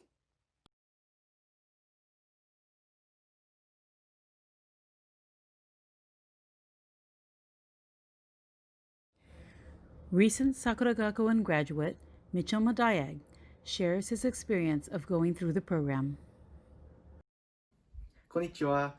Hello, my name is Mitch Madag, and I'm actually a recent graduate from Sakura Gakuen's Senior Advanced Program. Now, what I really like about Sakura Gakuen is the fact that you're able to learn Japanese pretty quickly, even though it's only once a week. I feel like in that time, you're able to learn a lot about the language and even about the culture itself. This also includes a lot of cultural events that you get to participate throughout the year, including the Undokai, which is the Japanese Sports Festival, as well as Oshogatsu, the New Year's celebration, and you even get to make mochi. I really like Sakura Gakuen because you're put with kids around your similar level of Japanese, and you get to learn alongside them, and it's really amazing how much you grow. For me personally, I was able to skip a Japanese class back in my high school, and I was even able to take an AP test, even though I wasn't even in my Japanese AP class. But yeah, I would really recommend going to Sakura Gakuen. Really fun, and you really get to learn a lot. Onegaishimasu. We hope you enjoyed watching our program today. For more information about Sakura Gakuen, go to sakuragakuen.org or email us at info.sakuragakuen@gmail.com. Thanks for watching. Hey, Sharon, seeing that Sakura Gakuen video reminds me of my time at Sakura Gakuen. Did you know that I went for 8 full years and actually graduated from that program? Good for you, Josu. Yes, Yes. So there will be Zoom classes for the adults, but go online and find the Sakura Gakuen for more information. Now, another musical performance. It is my favorite daddy-daughter performance of this telethon. And now, Koichi and his daughter Ellie, let's sing.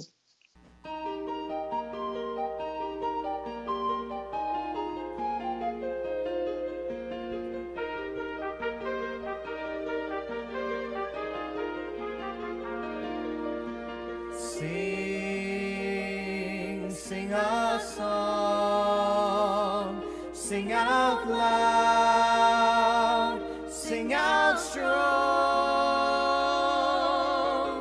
sing of good things, not bad, sing of happy, not sad, sing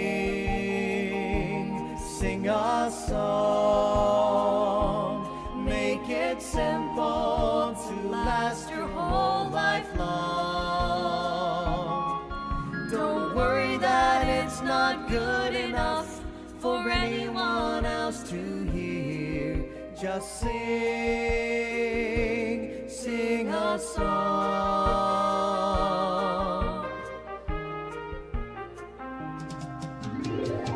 La la la la la la la la la la la la la la la la.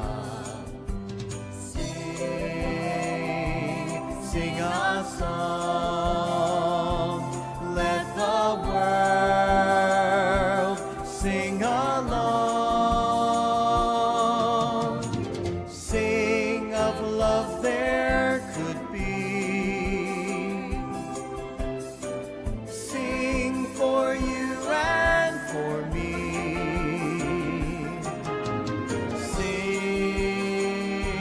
Sing a song, make it simple to last your whole life long. Don't worry that it's not good enough for anyone else to hear. Just sing a song. Just sing a song. Just sing a song.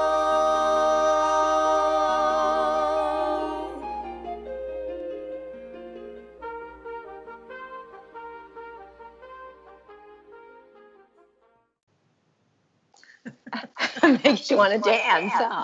Well, that's one thing that parents and children can do when you are sheltered in place, right? You can make YouTube videos together, right? So. Well, it's been so far a great Bazaar at Home edition, and we want to say hello again to Reverend Matt, who also is at home. Reverend Matt Hamasaki, get us up to date on what's happening. Hi, thank you, Sharon. I also want to say just a wonderful duet. I think of the temple as a big family, and it's so wonderful. We can see that intergenerational exchange. I think that's when we're our strongest. And so with that idea of family, we had a family donate $5,000. So Curtis and Emily Ishii and Trenton and Crystal Tanioka. So I was able to marry Trenton and Crystal. It was such a wonderful occasion. I'm so lucky and happy that I was able to be a part of it. We also have some other donations. We have Christy Ishihara with $2,500, Ted and Sharon Yoshimura with $1,000, Ivan Otani Sahid and Qasem Sahid with $1,000, Ron and Ellen Ishimoto for $1,000, David and Jean Shiomoto for $500, Sakura Minyo Dokukai donated $500, and Myra and Dean Okazaki donated $500. So let's see. Next up, we have a wonderful slide done with calligraphy. So this calligraphy was given to the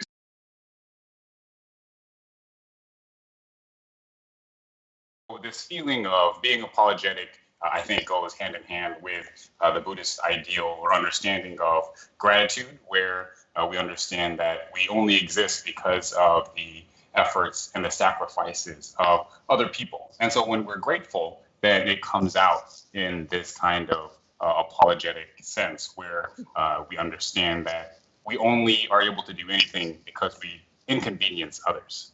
So this calligraphy was donated by Mrs. Harumi Hashimoto.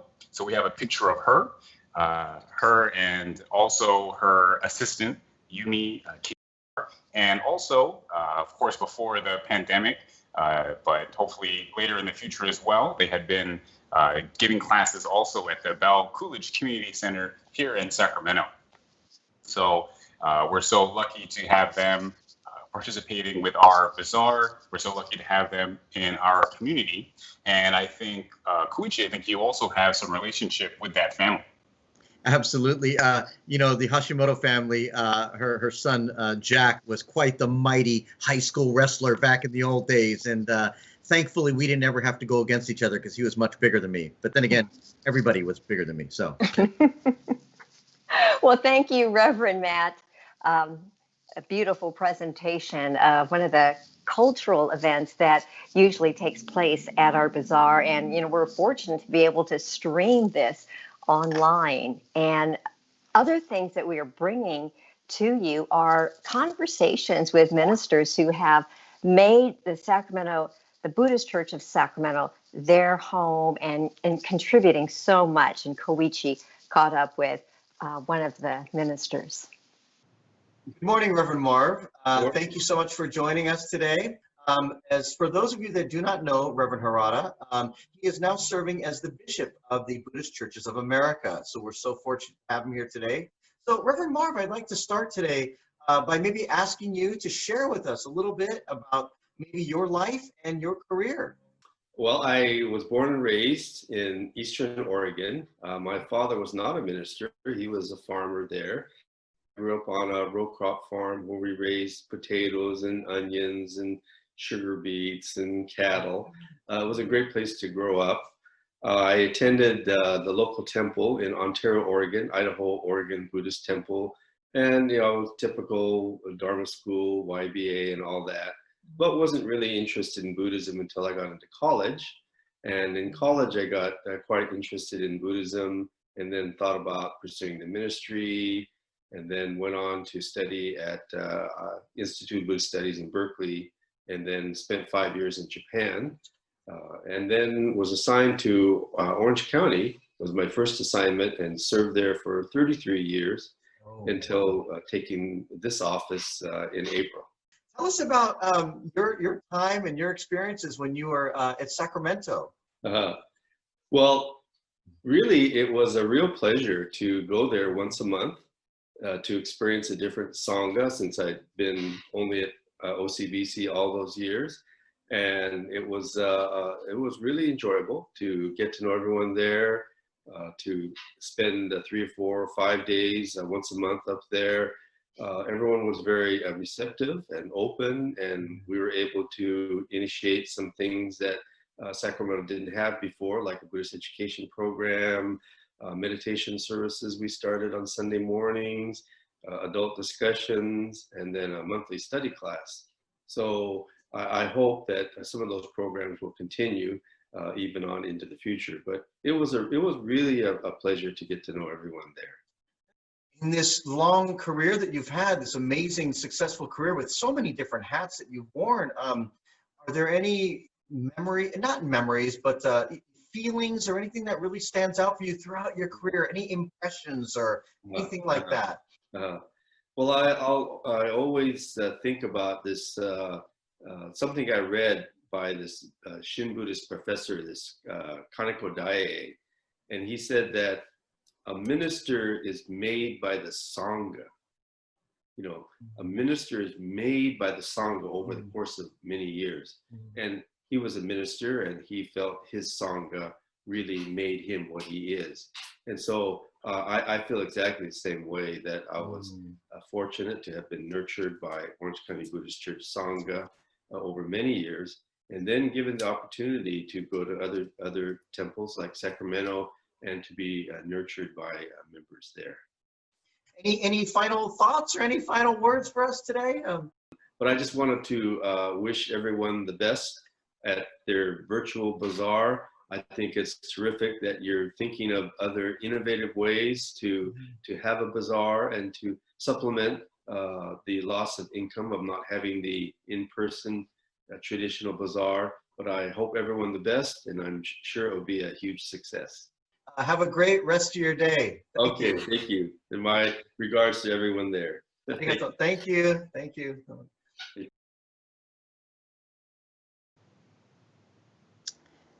And we are back. Sharon, thank you very much for Bishop of the BCA, Reverend Marvin Harada, for taking his time to make that interview with us. We really appreciate him. And as we mentioned before, too, he also was the interim minister at the Sacramento Buddhist Church here for a little over 2 years. And he brought his friend Freddie the Frog. Yes, indeed. Everybody. Well, are you a fan of taiko? Who isn't, right? Absolutely.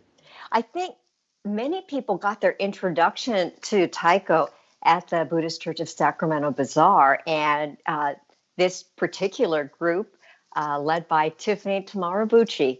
Here's an interview. This next guest is someone I have watched her career develop over decades. Tiffany Tamarabuchi with Sacramento Taiko Dan. Welcome to this at-home edition. Yay, I'm happy to be here. You know, summer in Sacramento, this is usually the time that we see the Taiko Dan performing all over the place. You know, State Fair, the Sacramento Bazaar. Yeah. How are things? It's been brutal. It's been since March. We've had successfully made it through as an organization, but all of our work has been canceled. All the performances, all the festivals, and with shelter-in-place orders, we're not even able to have rehearsals. Really, we haven't found a way to safely do that. So we're just trying to figure out what comes next as we sort of navigate this pandemic with everybody. How do you stay in shape? I'm walking every day. I try to walk a couple of miles, and I don't have any drums with me at home, but I'm air drumming a lot and going through the choreography. Tell us the history of the Sacramento Taiko Dan, because if there's one person who really influenced this tradition, it would be you here in Sacramento. It's true.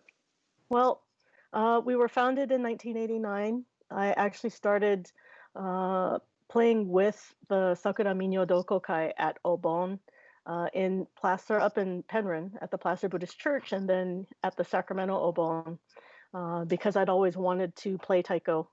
And from there moved to taking lessons with the San Francisco Taiko Dojo from Grandmaster Seiichi Tanaka with the express purpose of starting a group in Sacramento because there had not been one for me to join as a kid. And was able to, actually, we really blew it because we planned our first day of practice for the day of the bazaar. in 1989. And so only 3 people showed up. We're like, why isn't anybody coming to this practice? And it's like, oh, it's the Bazaar. But from that point forward, we started with 3 people that week, got 12 the next week. By that October, we had 40 people and kept growing exponentially from there. And over time, we've brought in a bunch of teachers, and I've gone all over the world to sort of study things with different groups and bring things back. And we've drawn together people from all walks of life and all ages to study taiko with us.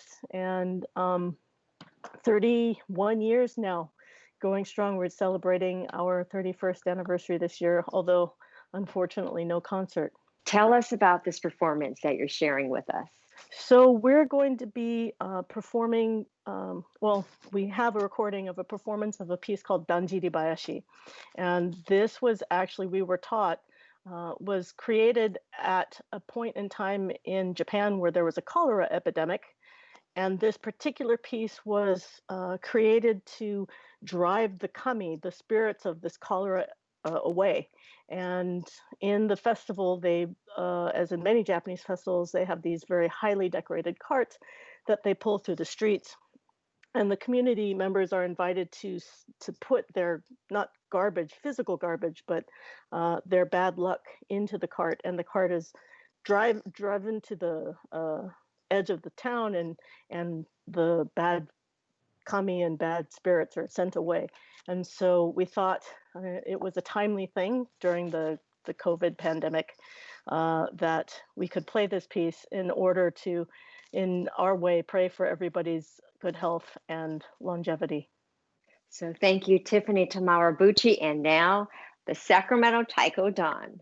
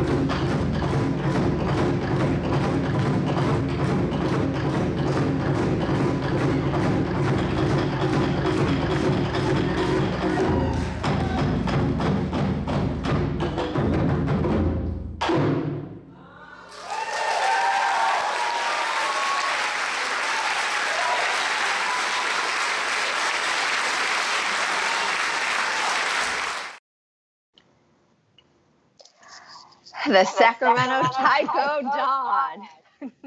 Everybody loves the taiko performance. It is almost synonymous with the Bazaar, isn't it, Sharon? It sure is. Something else that is a big hit at the Bazaar. Bonsai. Oh yeah. That Sharon, is such it's an art form to be able to have those plants and train them so that they resemble, giant trees, but I mean that's hard. Absolutely. It is truly, truly an art form. It really connects you to nature. And this next person that we interviewed, I just got to give a special shout out to because she was such a trooper. We had a ton of technical difficulties on our end, and I believe we interviewed her almost 3 or 4 different times.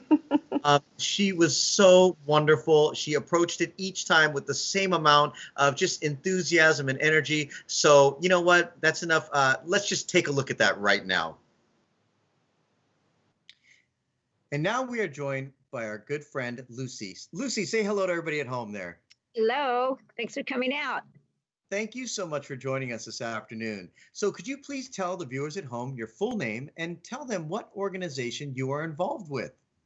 Well, my name is Lucy Sakaishi Judd, and I am part of the Sacramento Bonsai Club.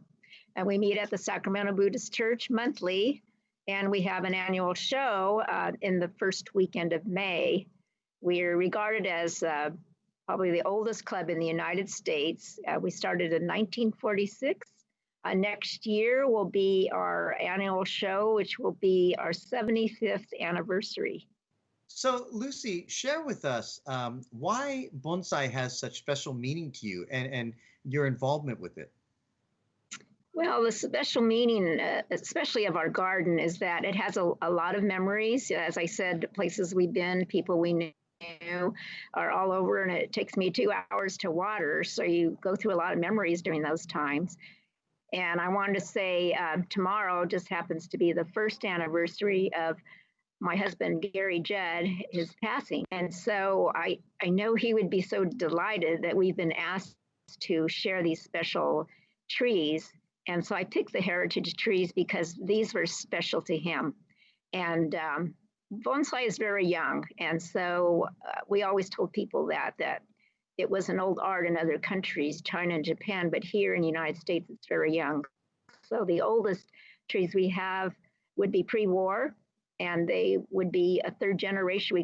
We would be the third generation of that tree. We hope that our trees that we've developed will pass on to our second generations and to someone, or, we're thinking my grandson says it will be him, which we're very pleased about, Eric. So anyway, I'm very glad to share this with you, but it has special meaning because we are caretakers, not so much owners of the trees, that we are caretaking for the trees. And that's what Eric, our grandson, understands as well. And so feel so special about that. That is such a wonderful legacy for you to have in your life. It's just such an amazing thing to carry that much meaning and history and heritage. And I think it's just such a beautiful thing. So we really wanted to thank you for joining us this afternoon. We really appreciate your time. And now I understand you have this wonderful video that you've prepared, and I think they're going to be featuring bonsai in your backyard. So let's go ahead and go to that video right now. And I know everybody's really looking forward to seeing that. So thank you very much, Lucy. Thanks for coming. Thank you. Thank you very much. Go. We're going to start here in the Saike bonsai garden, or landscape garden. This is a very special bonsai to us because this was made by our sensei, very famous sensei, Masi Mizumi. He was the first sensei of the Sacramento Bonsai Club. And you can see the before and after of his demonstration. And Gary and I won this in 1995 at our bonsai show.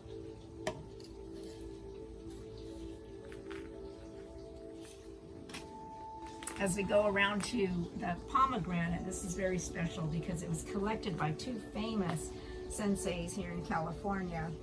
The father of bonsai, John Naka, and Mr. Juniper, Harry Hirao, actually collected this together, and it's been developed since the 1950s.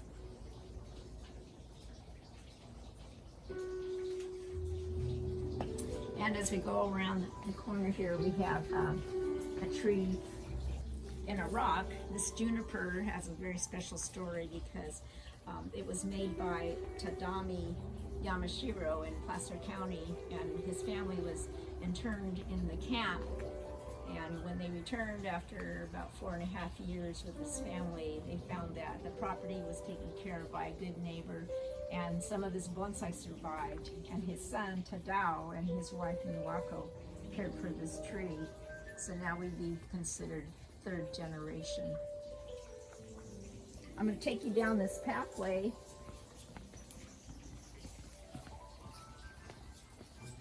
And here we have a white pine, also known as a 5-needle pine. It's kind of a showpiece in our yard. But this was imported from Japan in the 1980s and cared for by Oscar Tomiyama, a good friend of ours in Sacramento. He cared for it before us, and we usually use it as a display piece in our yard, but last year we finally showed it at the Capital City Bonsai Show in Sacramento in honor of my husband Gary.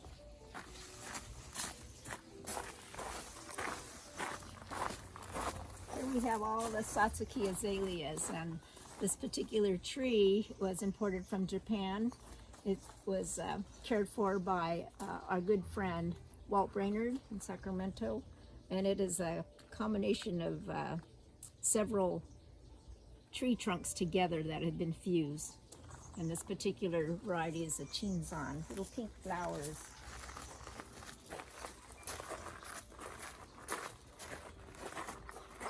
I'll take you here to see our shohin. This particular shohin is a white pine grafted on a black pine trunk.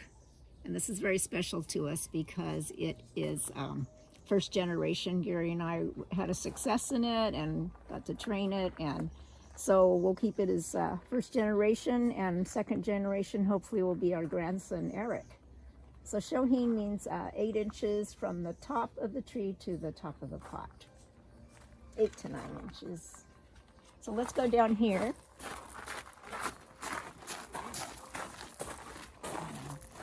And we have, this is a Ishitsuki, meaning trees on a rock. And it was created by Yuzo Mariyama in Sacramento. And this was done as a demonstration that we won at the Sekyu Kai Bonsai Show, which is also held at the Sacramento Buddhist Church. I'll take you down the aisle. And this is a another sake by Oscar Tomiyama. He actually made this from Hinoki cypress for us, and he actually made this from cuttings that he had and created this lovely forest. And you notice in the rocks and everything, if you imagine a little river going between the rocks, that is the world of bonsai imagination. Let's go down, and here we have another import from Japan.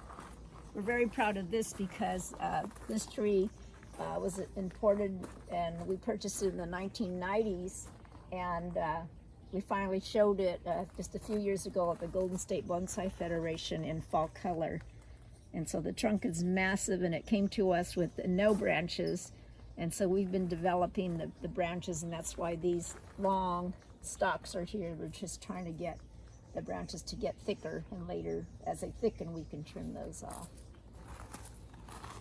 So we come here, we have a black pine.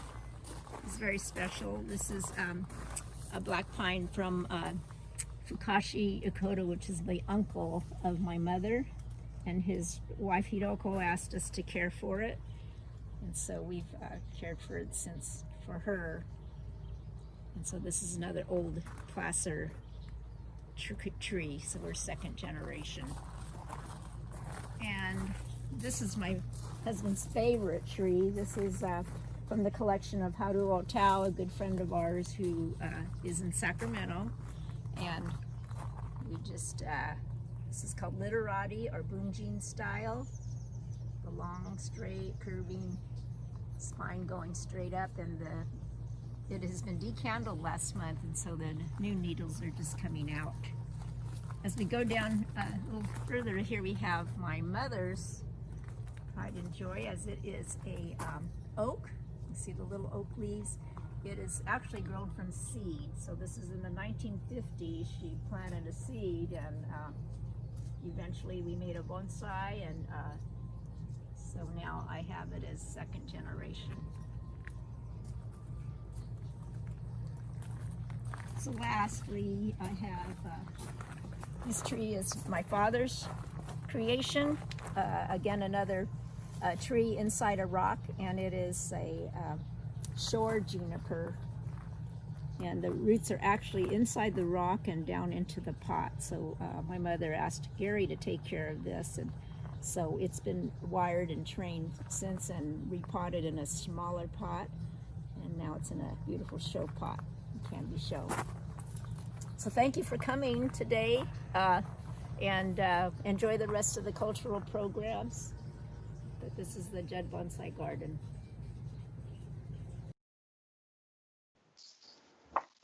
What an amazing backyard, Sharon. Can you imagine having a beautiful backyard like that?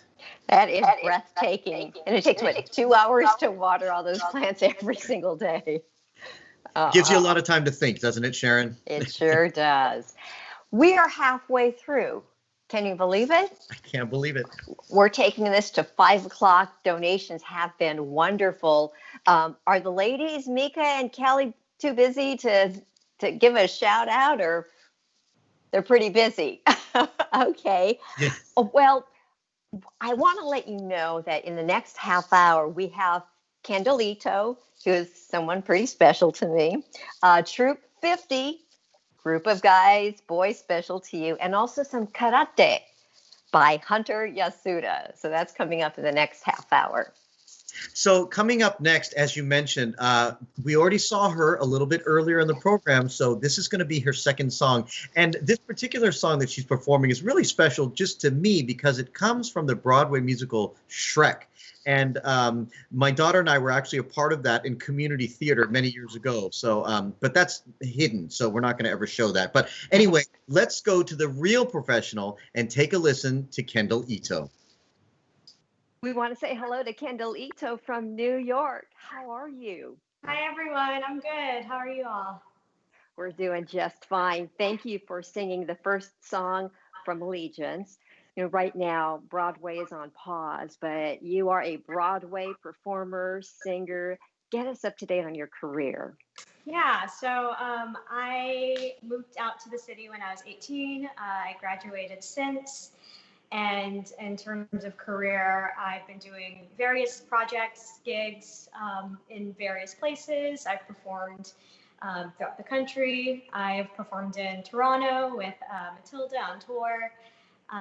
Most recently, though, I've been doing a lot of new musical works and doing a lot more of development projects. And so one of my most recent works that I worked on in the city was in the fall. I did a production called Soft Power that was presented at the Public Theater, which is located in Lower Manhattan, downtown. And it's a beautiful new piece. If you haven't heard of it yet, check it out. We have our original cast recording out now on Spotify and on iTunes and all music streaming platforms. And yeah, I guess that's most recent.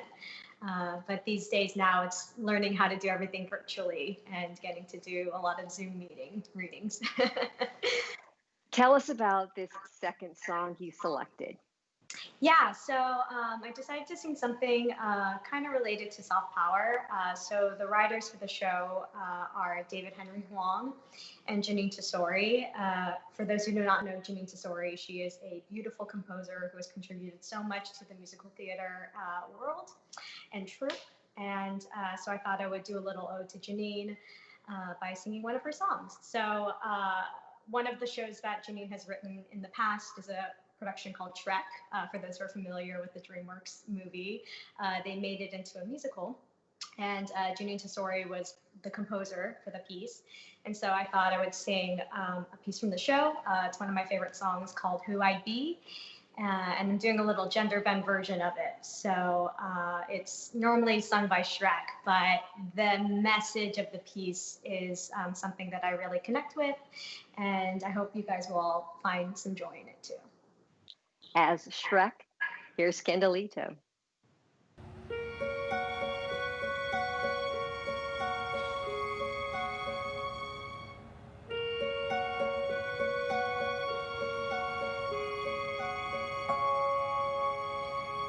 I guess I'd be a hero with a sword and armor clashing, looking semi-dashing, a shield within my grip.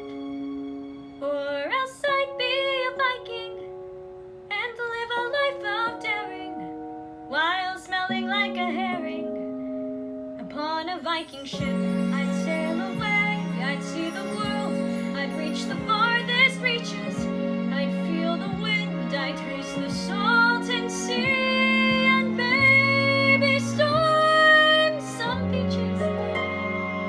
That's who I'd be. That's who I'd be. Or I could be a poet and write a different story, one that tells of glory and wipes away the lies. Into the skies I'd throw it, the stars would do the telling, the moon would help with spelling, and night would dot the i's. I'd write a verse, recite a joke with wit and perfect timing. I'd share my heart, confess the things I yearn, and do it all while rhyming. But we all learn. But we all learn. An ogre always hides. An ogre's fate is known. An ogre always stays in the dark and all alone.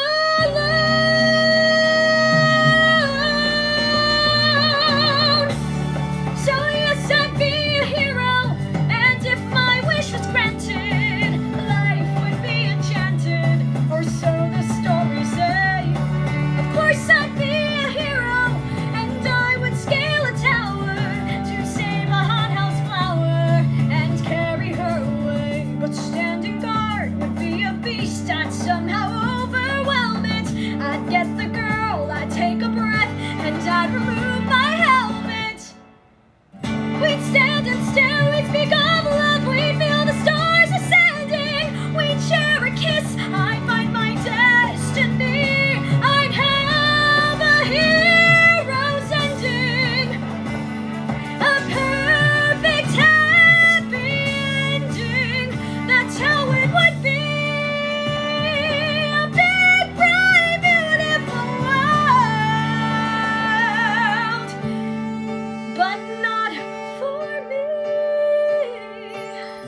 An ogre always hides, an ogre's fate is known, an ogre always stays in the dark and all alone.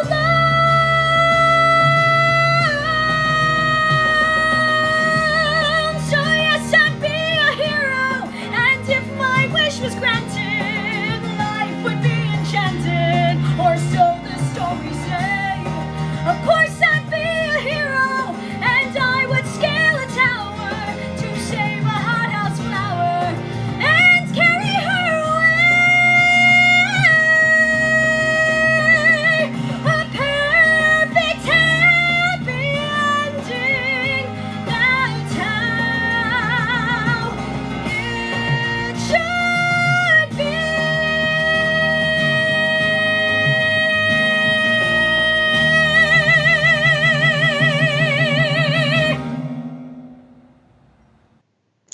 Oh, Kendall, again.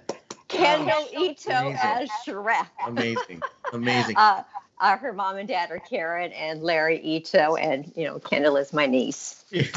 Absolutely. And Sharon, I got to tell you, when you're on the set of Shrek the Musical, you can't help but talk like Shrek all day long. It's like, get out of my swamp. It's really, anyway. Good impression. Yeah. But you know what? I'm learning so much about you. In addition to an impersonator, you're a, minister's assistant, you're a singer, TV star, because I saw you on Good Day with Tina Makua, right? Tina And now you're also an Eagle Scout. Well, you became an Eagle Scout years ago. Yes, I did at our very own Boy Scout Troop 50, which is sponsored by the Sacramento Buddhist Church. We have so many amazing memories. And so let's talk about that Boy Scout program right now. We have a wonderful interview.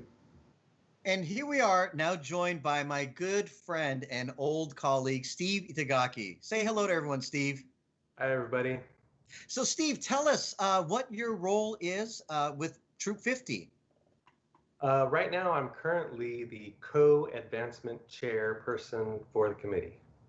Wonderful. So I'm so happy to have you here today, Steve, because for those of you at home that don't know, Steve and I go way, way back. We were in Cub Scouts together and in Boy Scouts together. We've even traveled the world internationally together. So it's really great to have you here, Steve.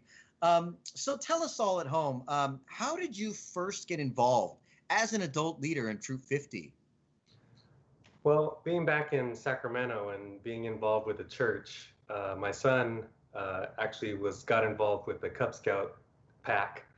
And when he was of age, he wanted to join the Boy Scout troop, and I couldn't wait to get involved. That is awesome. And hopefully you couldn't wait to get involved because of all the great memories that you and I both had, growing up and scouting together, right? Absolutely. It was awesome. We have a lot of wilderness camp stories, don't we? Yes. Ones that we should not mention here, but yes. That's right. That's right. We're not going to talk about those on air today. So tell me, as an adult leader, it's a huge responsibility. And as we mentioned, camping, you got a lot of kids running around the wilderness. But I guess my question to you is, what are some of the hopes that you have? Like, what do you hope these kids gain by being a part of the troop and experiencing this in their lives? Wow. Well, I mean, the troop is all about growing up and growing up with character and being able to, do the right thing when duty calls. It's also a great leadership training program.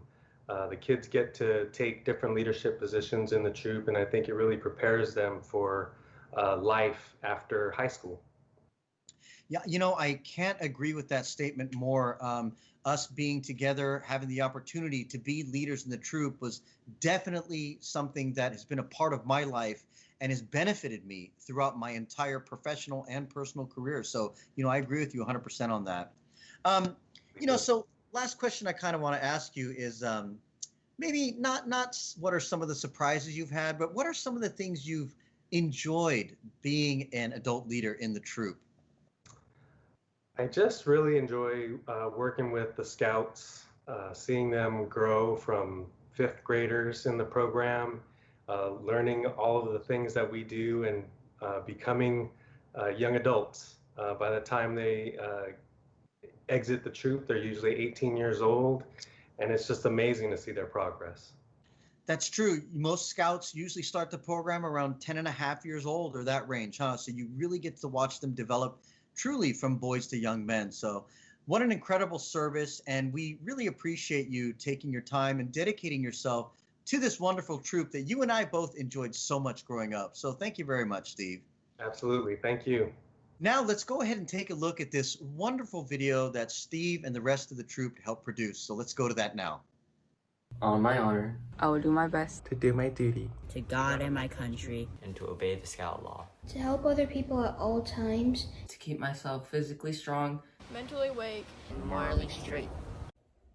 A Scout is trustworthy, loyal, helpful, friendly, courteous, kind, obedient, cheerful, thrifty, brave, and reverent.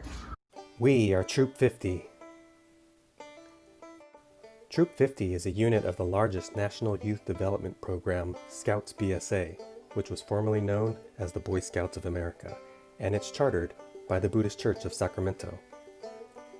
The Boy Scouts have a long history with the church. It first sponsored the Boy Scout troop in 1924, but it disbanded at the start of World War II. Around 20 years later, in 1962, Scoutmaster Akio Imai re-established Troop 50 with 8 Scouts, and over the years, it kept growing, and growing, and growing and growing. Currently, Troop 50 is thriving with over 80 scouts in the program, and just last year, we even added a troop for girls that we are calling Troop 50G. Troop 50 helps youth in the 5th grade through high school prepare for life as a good citizen and a leader in the community through its outdoor program, leadership training,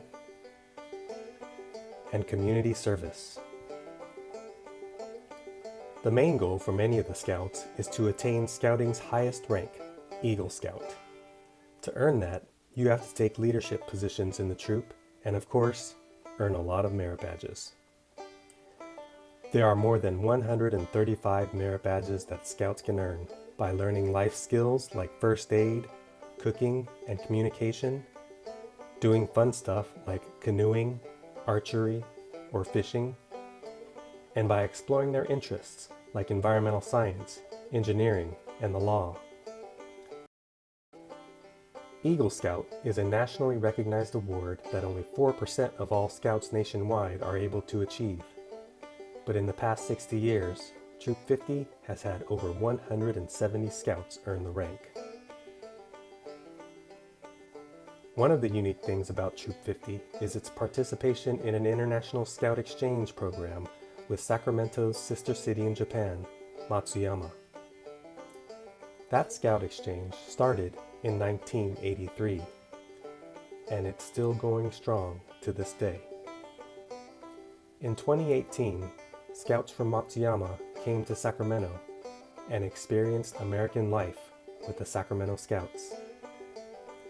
And in 2019, it was our turn to tour Japan and see what life was like for the people in Matsuyama. It's a once-in-a-lifetime experience. But at the end of the day, the Buddhist Church is Troop 50's community and their home away from home. Troop 50 has a lot of history and pride within its ranks, and it would not still be here today if it were not for the Buddhist Church's support over the many years. So please, support the church. It's not only a temple, it's a community that supports its members through a number of programs that you're seeing here today, including Troop 50. Thank you.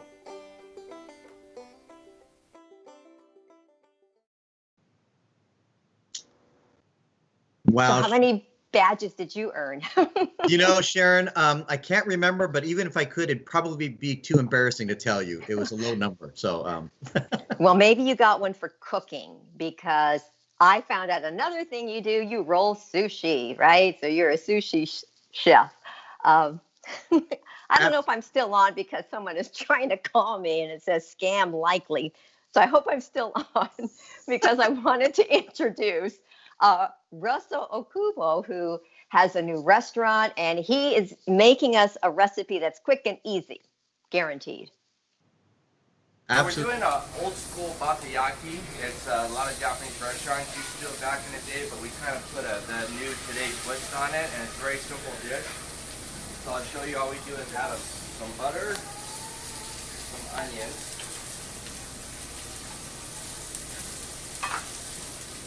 and some mushrooms. And keep in mind the pan is relatively hot.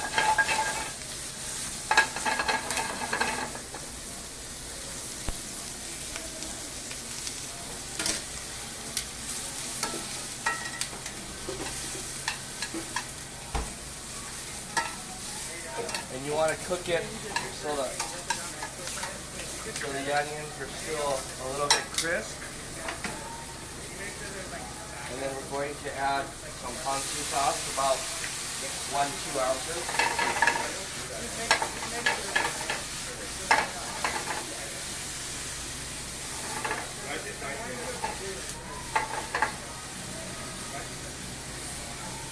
Okay, and then when you get to this point, just turn the heat off.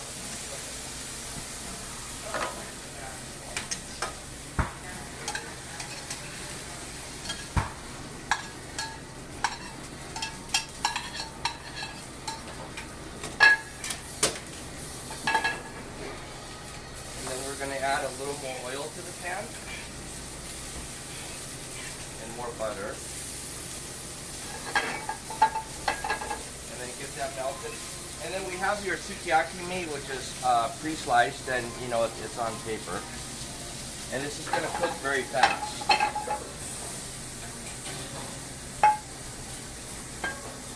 So just melt your butter.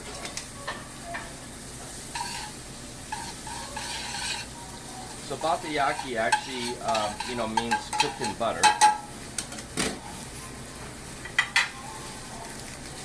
And then just take your sukiyaki meat like that and put it in the pan.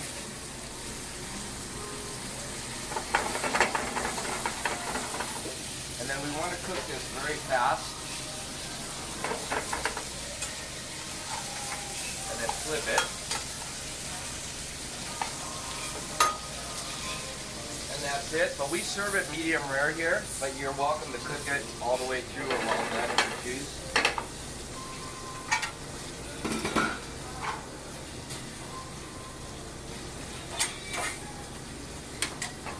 And then we're going to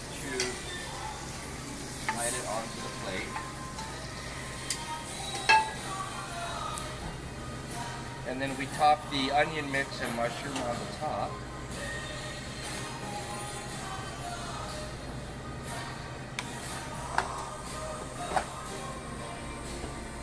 And then we're going to garnish it with a little bit of onion. And then this is the Japanese salt pepper mix, and we put a little bit on top. And this is it, ready to eat. Enjoy it. Thank you. Wow, Sharon, as you mentioned, in my previous life, I was a Japanese restaurant owner for almost 2 decades. So watching Russell be in the kitchen and cook right now actually really relieves me, because I'm so glad that I got out of that very, very difficult industry. So I give all the props to Russell. But moving along here, we have another very special guest that you had the wonderful opportunity to interview. And I think you'd like to tell us a little bit about that before we get to that footage. So let me set it up. Our next guest is Dr. Satsuki Ina, and she is the co-founder of this new civil rights group, Tsuru for Solidarity. So as you heard throughout our event today, the Buddhist church served as a haven for the Japanese Americans after they came back after being unlawfully held in prison camps during World War II. Well, today pilgrimages still take place where families and people who experience that go back to the prison camps, such as Tule Lake and Manzanar, also Crystal City, Texas. So this group goes to Crystal City, Texas, and the event Never Again, Never Again, but then they can't ignore what is happening just miles away. And so that's how Tsuru for Solidarity really caught on and became a national movement. So here's our interview. We're real excited to have our next guest. She is an activist, writer, retired professor from Sacramento State, filmmaker. So we've seen your work. Satsuki Ina, thanks for joining us. Hi. Hi, thank you, Sharon. Thanks for inviting me. Your travels have taken you to many places in your career. When you came to Sacramento, you found a home at the Sacramento Buddhist Church. You were raised with the Buddhist Church, but you were pleasantly surprised, weren't you? Definitely. I grew up in the San Francisco Buddhist Church, and there was a whole group of us kids that went to the Bukyokai regularly. So when I got to Sacramento, I was more than pleasantly surprised to find that little Bobby Oshita was now the sensei at the Sacramento Betsui. What a nice reunion. I was going to say, at the church, at different activities back when we could get together, I would see lots of people folding those paper cranes, the tsuru. And you have used that as a rallying point. You are one of the co-founders of Tsuru for Solidarity. What is that about? So Tsuru for Solidarity started out with no intention of becoming the national movement, especially with the Japanese American community across the country. So we were planning a small pilgrimage to Crystal City, Texas, where many of us were there as children. to be reunited with our fathers who were separated from us during World War II. And we couldn't ignore the fact that just 40 miles east of the Crystal City site where we were having our pilgrimage was the South Texas Family Residential Center, where again, mothers and children were separated from their fathers and were held unjustly. They were seeking asylum in this country, and based on race, based on political agendas, they were being held without due process of law. And we couldn't ignore the relevance, the reverberation from our own history as children.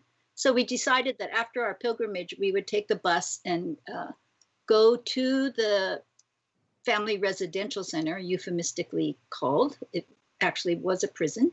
And we held a demonstration there. Mostly we wanted the children and the mothers inside to know that there were people outside who cared, who were protesting their incarceration.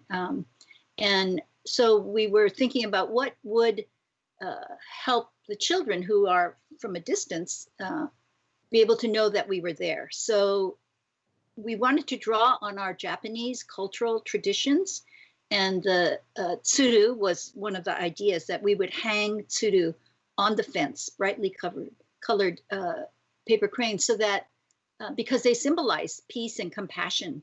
And so we asked our family and friends to fold tsuru so that we could hang them in Texas. And by the time we got there, we had over 30,000 paper cranes to hang.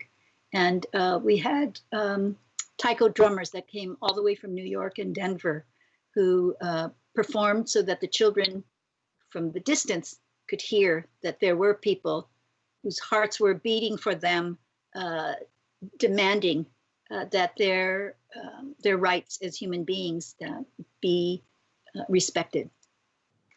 You were a child at the outbreak of World War II.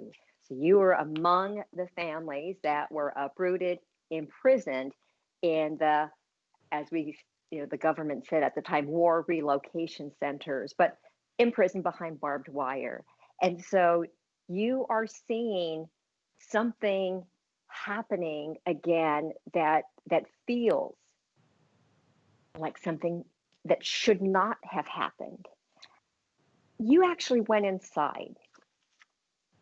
Yes. So it's ironic because it was actually a fourth generation young Japanese American man, Carl Takei, who is an ACLU attorney working for the ACLU National Prisons Project.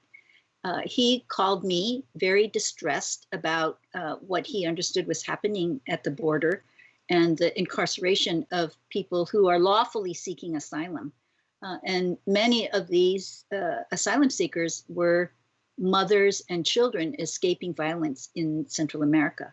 So he asked me if I would come in undercover with a group of religious visitors, because they're the only ones that were allowed to go in, and make observations about what the living conditions were and what the mothers and children were saying. And what I saw was, in many ways, a repetition of my own childhood experience of mothers distraught about not knowing how long they were going to be held, what was going to happen to them. Some of the children had been separated from them. They definitely had lost contact with the other parents. And it was extremely disturbing for Carl and for me. And so when we had our pilgrimage to Crystal City, it was important that we go there to protest. And what was important is when we were incarcerated during World War II, there was no protest.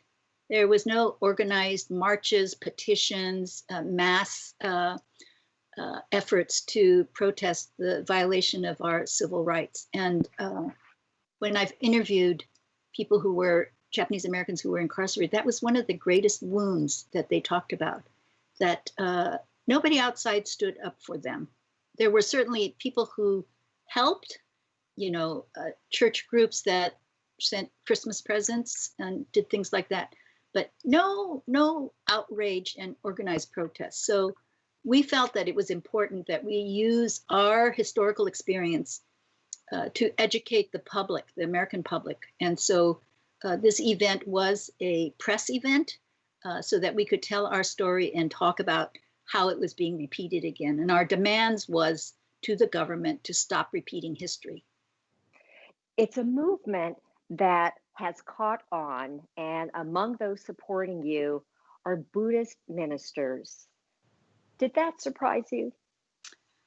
It didn't surprise me. It seemed like a natural thing. So that actually at every major event, we have asked one of our senses if they would join us. And so we've had a Buddhist minister at every single one of our major events. And Reverend Bob came to the protest we had at the Yuba County Jail and spoke from a Buddhist perspective about the interdependence of all human beings and the importance that we support others who are being unjustly treated. And so I'm not surprised that other Buddhist ministers would be willing and happily join us. So this was Texas, Oklahoma, Yuba County Jail, went back to Oklahoma, and a Buddhist minister has always agreed to speak and represent our community there. If people want to get involved with Sudo for Solidarity, where can they go? They can go to our website, www.sudoforsolidarity.org. And there's all kinds of information, and we welcome everybody to join us. Dr. Satsuki Ina, it's been wonderful having you. Thank you, Sharon. Thank you very much. Be safe. Thank you.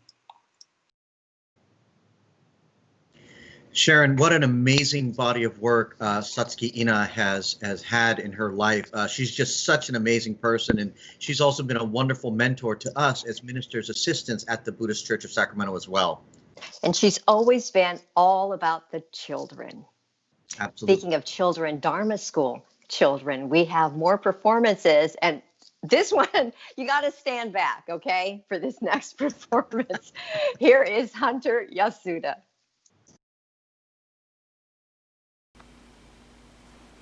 My name is Hunter Yasuda. I'm from Kempo Karate. My form is Taisa 2.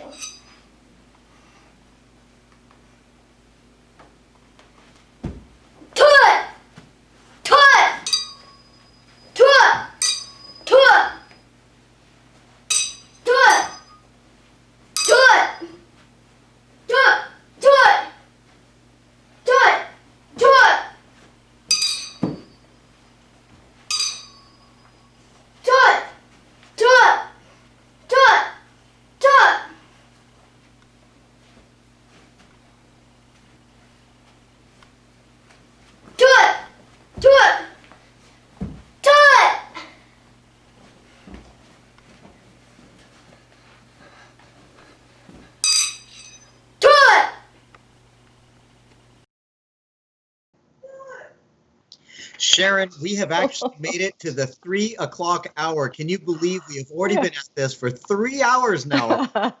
So thanks to Hunter. His sister Elise is coming up later in the show, but you're right. It's 3 o'clock, and we want to see, what's going on in Reverend Matt's house. Okay, he's keeping track of things as the telethon continues. Hello, Matt.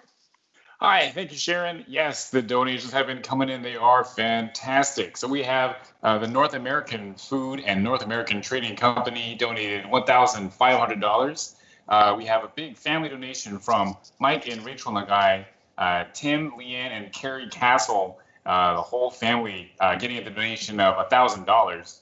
Reiko Kurahara for $1,000. Stephen and Jean Kashiwada for $1,000. Amiko Kashiwagi for $1,000. Roy and Georgette Imura for $1,000, Bobby Tanaka for $1,000, Rod and Julie Kunisaki for $1,000, and looks like just in, Jerry and Sandy Tokunaga with $3,000, and then also the Bazaar Teriyaki Beef Sandwich Booth has donated $2,500. So just fantastic that everyone, it feels like, is encouraging, is motivating others to come and donate more. I even heard that people who had donated earlier are adding on to the donations. So thank you so much, everyone, for donating so much. We really appreciate it. Okay, back to you guys. And of course, you'll get one of those pretty nifty stickers, right? The I supported the Bazaar at home. There you go, at home edition. You know, once again, this is in lieu of our annual summer bazaar. This might become another tradition. What do you think? It's going so well. You bet, Sharon.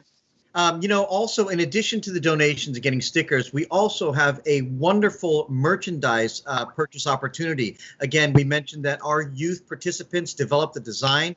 They also made a bunch of T-shirts and aprons that you can also purchase at Buddhist Church. So please check those out. They're really amazing. And this will be the only opportunity that you have to purchase those items. So I'm sure you're going to want to take full advantage of that. Okay, the deadline is August 15th. Okay, so think about it. All right, talent runs in this family. We want to introduce Koichi's dad, Henry Mizushima, beautiful singer. Here he is right now.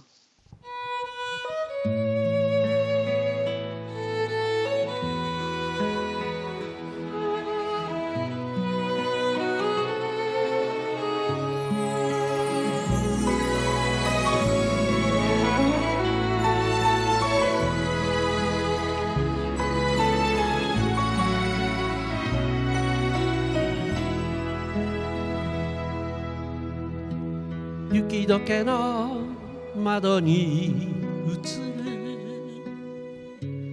あなたの眩しい顔に涙きらりと見えて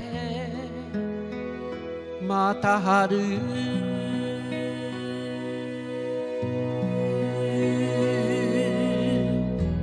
幸せに生きてますか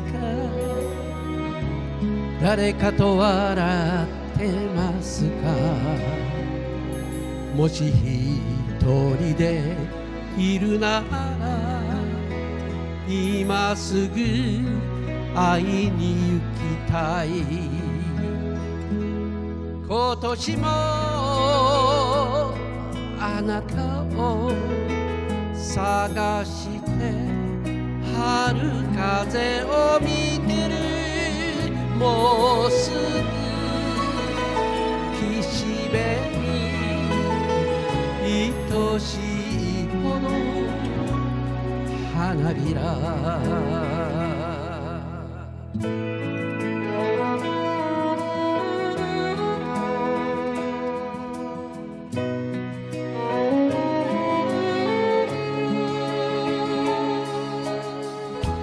この空のどこか見つめあなたが立っていそうな旅を続けていますあなたの面影を追って最後の言葉出会えて幸せだったと一度でいいですあの笑顔を返して若すぎて優しさが見えずにあなたを悲しませたふざけすぎたあの日々が悔やまれできるならあの日に帰りたい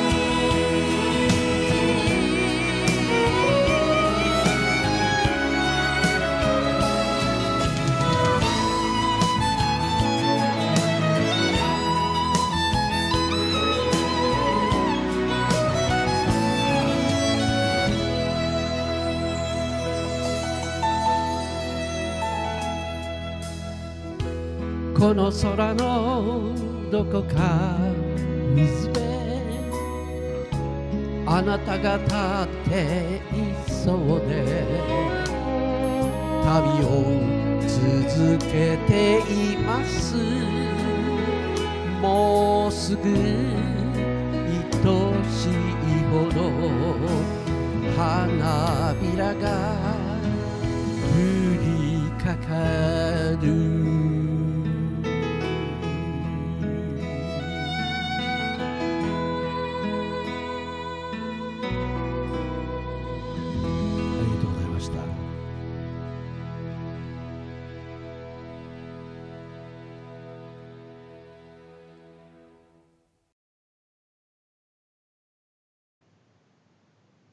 Well, Sharon, that gives you a little bit of insight on what we grew up with. We were always surrounded by music, so that's something that I'm actually really, really grateful to my father for making that such a big part of our lives.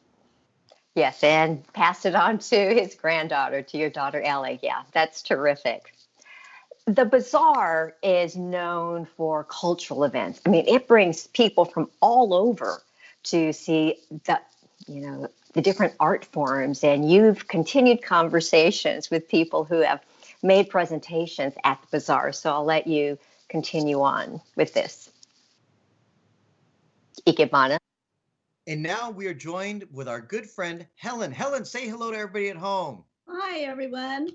Hi, so please tell everyone at home your full name and tell us what organization you are involved with. Okay, I'm Helen Tashima, and I'm a member of the Sacramento chapter of Ikebana International, which is a worldwide organization of chapters all over the world. I'm also involved in the Sogetsu School of Ikebana, where I've been a student and have learned many wonderful things about how to develop Ikebana arrangements. So we're talking about Ikebana today. For those people that are not familiar, could you tell us a little bit about what Ikebana actually is?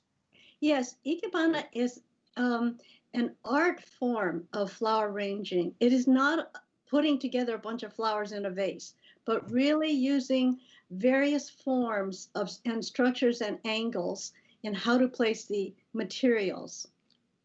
Wonderful. So tell us a little bit about how you first got interested and involved with Ikebana. When I was 10 years old, I was just amazed when I saw my mother's Ikebana arrangements in the house. But I didn't get into Ikebana at that time until I became an adult and started lessons way later in 1991 after my friend told me about Ikebana lessons being taught in Sacramento. Wonderful. So you've been doing it almost 30 years now, huh? 30 years. Yeah, that's a pretty long time. Wonderful. So you mentioned your friends in Ikebana. I know you have prepared a video for us, which involves another one of your friends from Ikebana. So could you tell us a little bit more about her? Yes, Jane Naito is a member of both the Sacramento and San Francisco chapters of Ikebana International. She's also been a long time involvement in Sogetsu School of Ikebana and teaches many classes in the Bay Area, which is where she grew up. And she appreciates the nature and beauty of the impermanence of Ikebana. And Helen, in speaking about Jane Naito, I understand there's also something else that's very interesting about her. Can you tell us a little bit about that? Yes. Jane Naito's grandfather was actually a minister in this church back in the 1930s. Oh, that is amazing. What an amazing connection, huh? Everything comes full circle, doesn't it? Yes. Yes, and I understand, we are in a difficult time right now with a lot of things being shut down, but please keep us updated on how things progress. And hopefully one day soon, we'll all be able to gather in person again and do some lovely Ikebana artwork once again soon. So Helen, thank you again for joining us this afternoon. It's been an absolute pleasure talking to you. Thank you. You're welcome. Thank you very much, too. You bet. So now let's go ahead and take a look at some of the videos that both Helen and Jane has prepared for us. Let's take a look at that right now. Hi, I'm Helen Tashima. I'm a member of the Sacramento chapter of Ikebana International, which is a worldwide organization that began in 1959 in Japan. I'm also a student and teacher of the Sogetsu School of Ikebana, which is a more modern school that began in 1928 by Sofu Teshigahara. Ikebana is an art form of flower arranging that began in Japan starting in the 13th century and has continued throughout the centuries to the present day. In this first arrangement, I'm using a green glass container, and to complement the green, I've used the 2 geranium leaf branches to give it the line material that it needs. And by creating it wider, it produces a balance against the upright container. The flowers are pink and green anthuriums, supported by the small light green lisianthus. To continue the effect of the stripe here in the container, I've used aspidistra leaves that are variegated and continue to have the white stripe in the middle of it. For the unnatural material that I've used here, this is fencing material that you can get at any hardware store, filled in with some green wire, and I've continued some of that up here further on into the arrangement so that there's continuity here. Thank you very much. For my second arrangement, I've selected a ceramic container that is triangular in shape, but yet it shows curves in it. And to complement and continue the curvature of the container, I've selected madrone branches, which retain its dark brown color. And by putting branches inside the container, it allows for securing the other materials in there. That way I don't need to use foam or Kenzon. The flowers here are the pink Asiatic lilies complemented by the pink alströmerias. And this color is in contrast to the dark brown branches. To create a more softening effect against the more stark flowers, I've used these branches from my Japanese maple tree. And also to create a little lighter effect, I've used this unnatural material. It is gutter guard that you can find at any hardware store. And I've split it in half and curved it around to continue the idea of curvature that we see both in the container and in the branch material. And it's been tinted slightly with gold paint. And this is a sculptural form in which we have 3-dimensional aspects to it. The branch material is coming out front, and we have leaves on both sides as well as leaves in the back. And so with this 3-dimensional quality, it is very different from the flat arrangements that you might typically see here in this country. So that is my second arrangement. Thank you.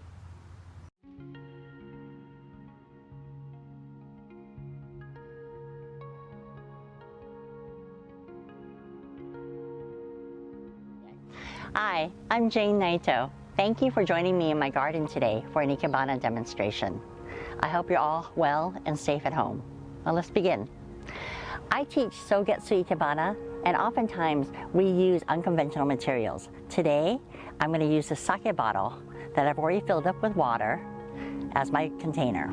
Then I received some packing material the other day, and so it's corrugated cardboard, and I thought maybe I'll play around with it before I toss it into the recycling bin. So then I created this structure here with the corrugated cardboard, and I've skewered it with a piece of bamboo, and I glued it in a couple of spaces. I'm going to put it into my container, and since it's summertime, there's all these beautiful hydrangeas growing around Sacramento. I'm using this white hydrangea today, and since it's kind of a modern arrangement, I'm going to take all the leaves off.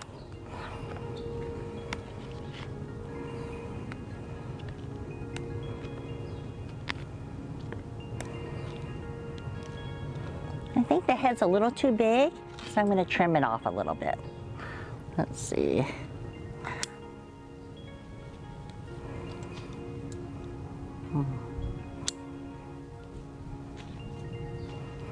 That's about right. Cut the stem in water. And then I'm going to gently place it into my bottle.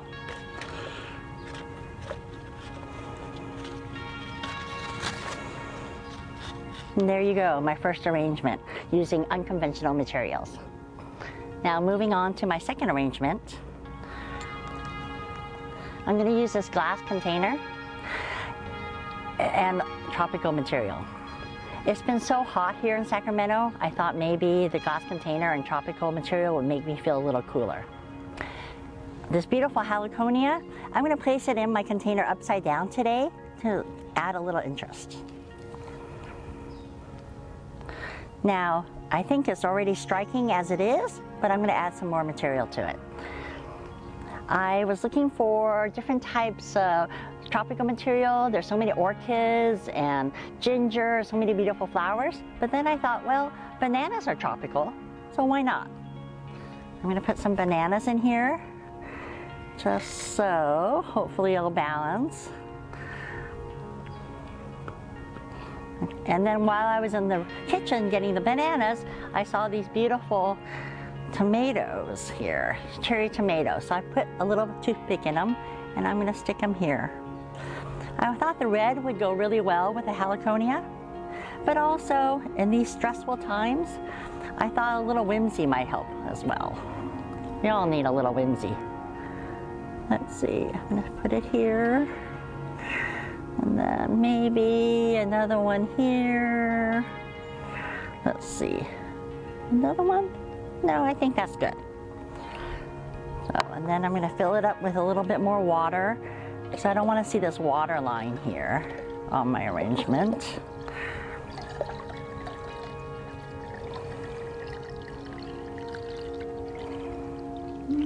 There you go. And there you go, my second arrangement, using glass container and tropical materials. That's all the time I have for today. Thank you for joining me for my demonstration. I hope you all stay safe. Thank you.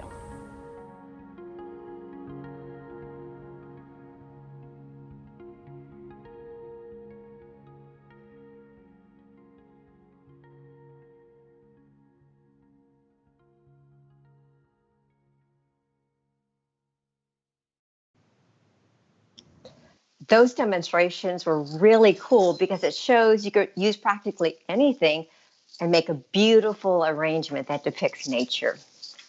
Definitely, Sharon. I'm always amazed at how people just have that eye to make things look beautiful. It's something I never had, and I'm really jealous of that. Well, you do a whole lot of other things. Okay.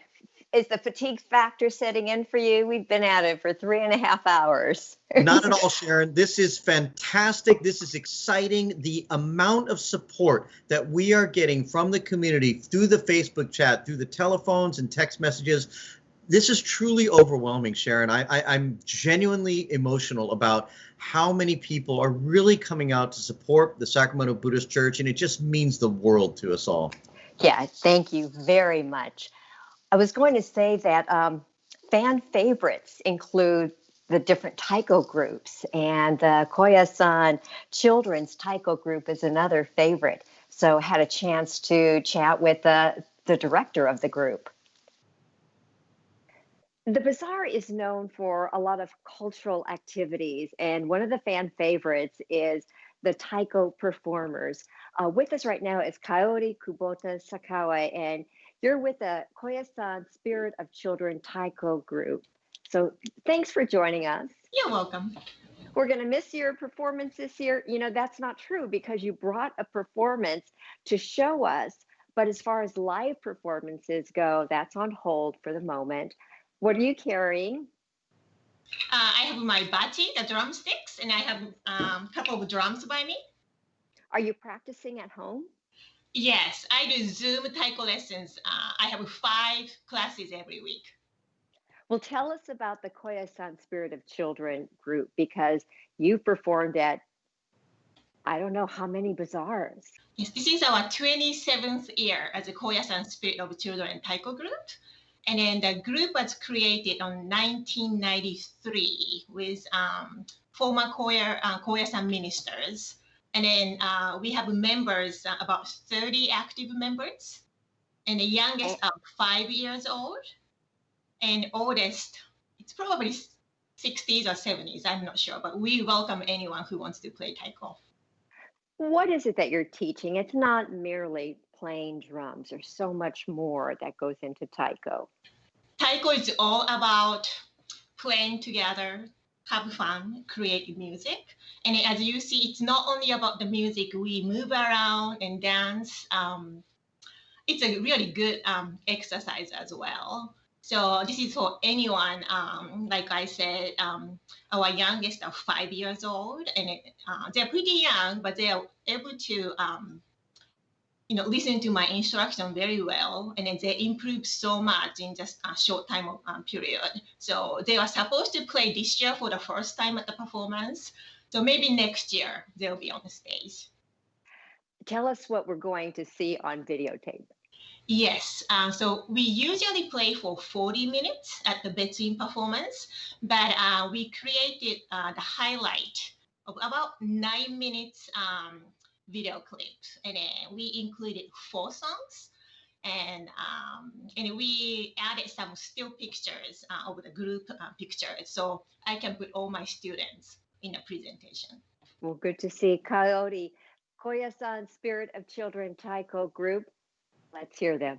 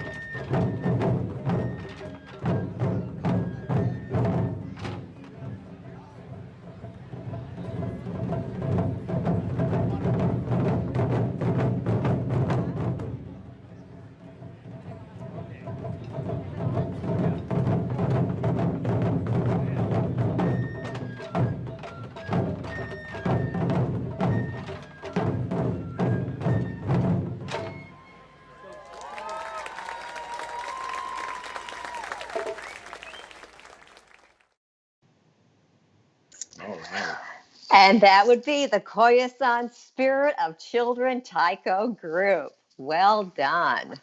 And Sharon, as you know from your television background, it takes an entire team of people to make a live broadcast like this happen. So let's cut to a couple of our team members who are working really hard at the Sacramento Betsuan office. They are locked away, completely separate in their own offices from everyone else. But let's check in on them now and see if they have a moment to chat with us.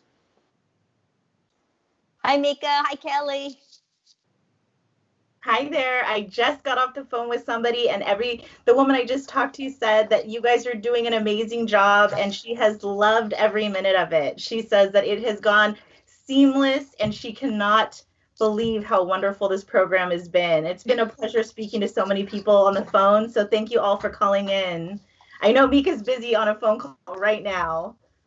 Absolutely. And we wanted to thank both of you for taking time out of your day as well. You are locked in those rooms and you're taking phone calls all day long. So we really appreciate all of your efforts in that as well. Both of you. Thank you so much.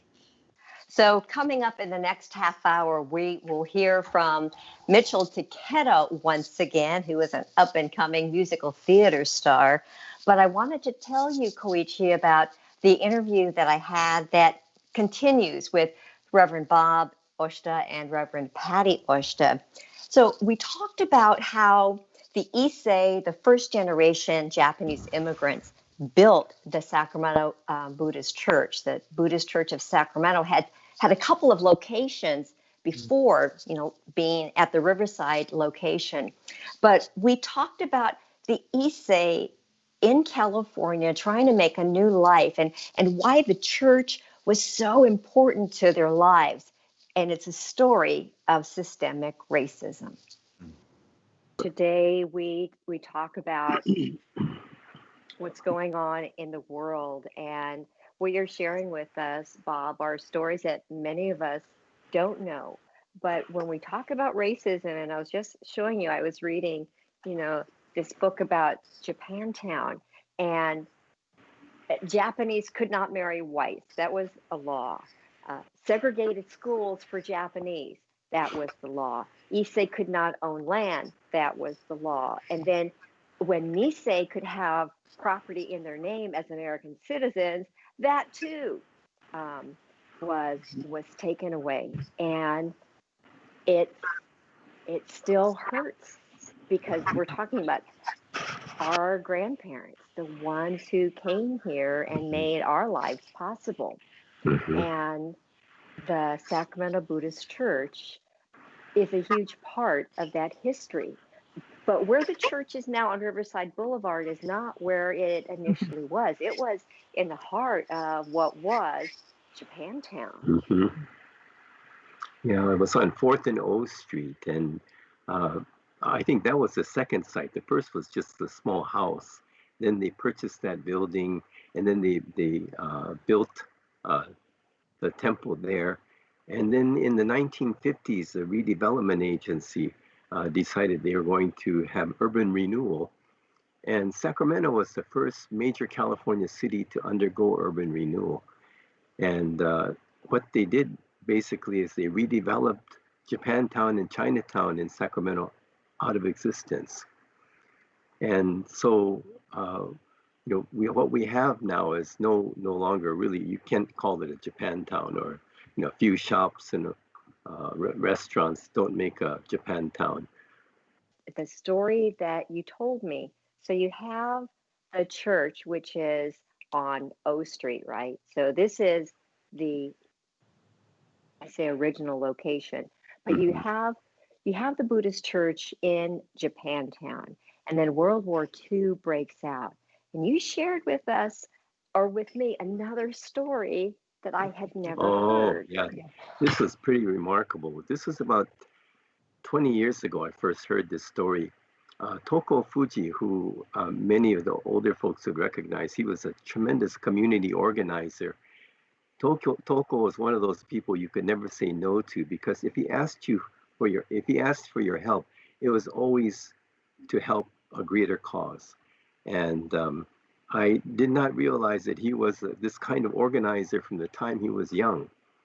And after Toko passed away in 2001, I heard the story that he organized a group of about 24 Nisei young men between the age of 19 and 24, ages of 19 to 24, and he got them together because there was an outstanding mortgage on the temple on O Street, and they all got together and they paid off the mortgage.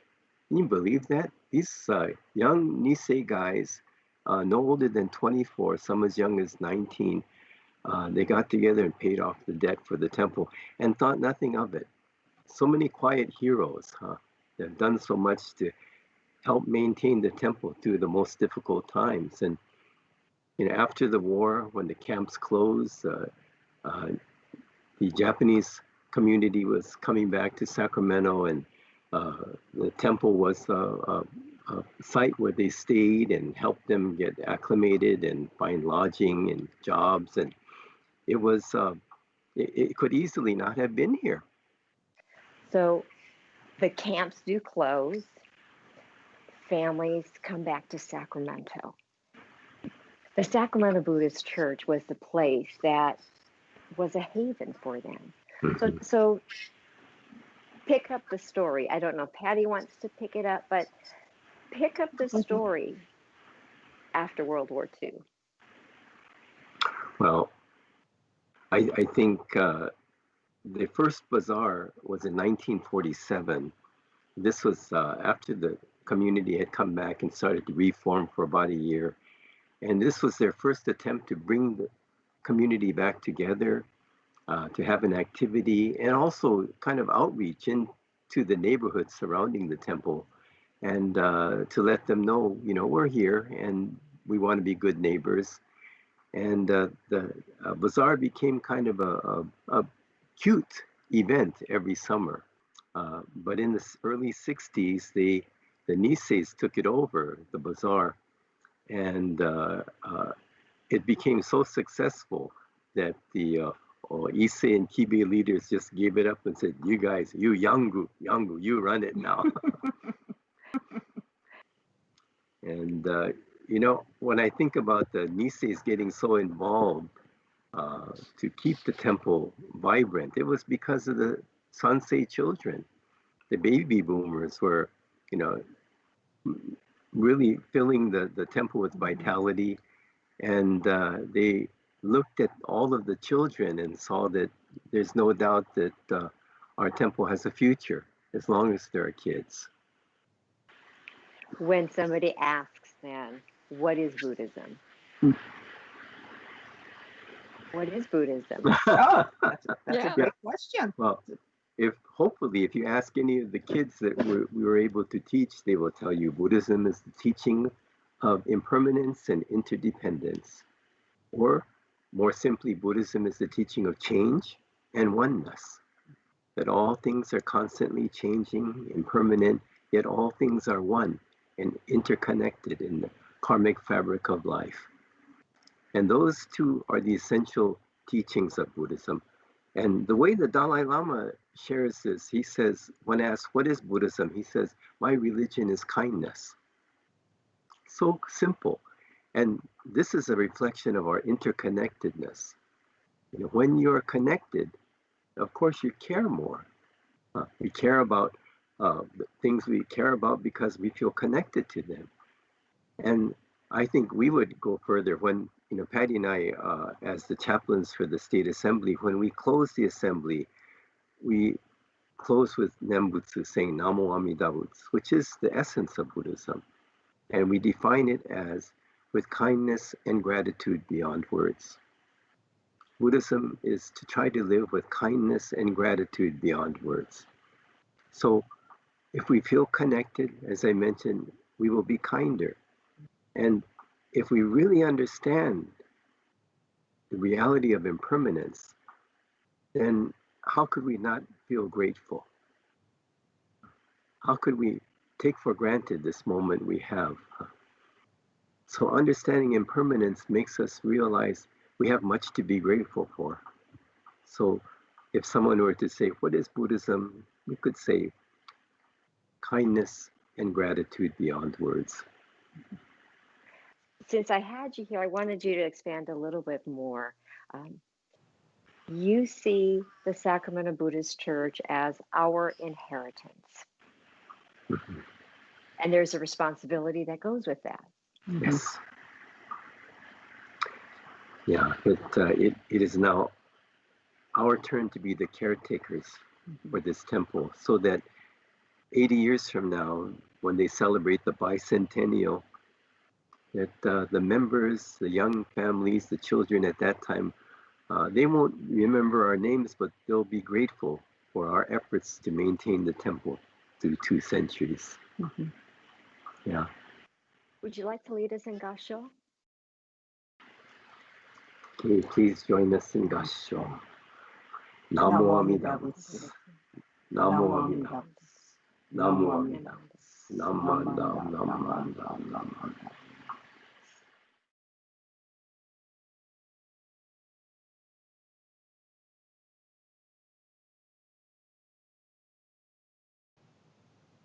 Thank you very much, Sharon, for that amazing interview with both Reverend Bob and Reverend Patty. As you mentioned, they have so much history with the Betsuin, and again, I am learning along with all the viewers today so many things that I didn't know from the past. You know, speaking of our history, our elders, the Issei, they toiled in the fields. You know, they broke their back with all their labor so that we, or 3rd and 4th generation, can be the poets and the writers and the singers, right? Absolutely right. And in continuing with that tradition, we do have our young people that actually pursued those musical talents and those artistic talents. So let's go back again to Mitchell Takeda performing a second song, and let's take a look at that right now. My name is Mitchell Takeda, and I will be singing I Can See It from the Fantastics. I can see it shining somewhere, bright light somewhere, invite me to come there and learn, and I'm ready, I can hear it, sirens singing, it's in my ear, I hear them all singing, come learn, who knows, maybe all the visions that I see may be waiting just for me to say, take me there and make me see it, make me feel it, I know it's so, I know that it really may be. Let me learn.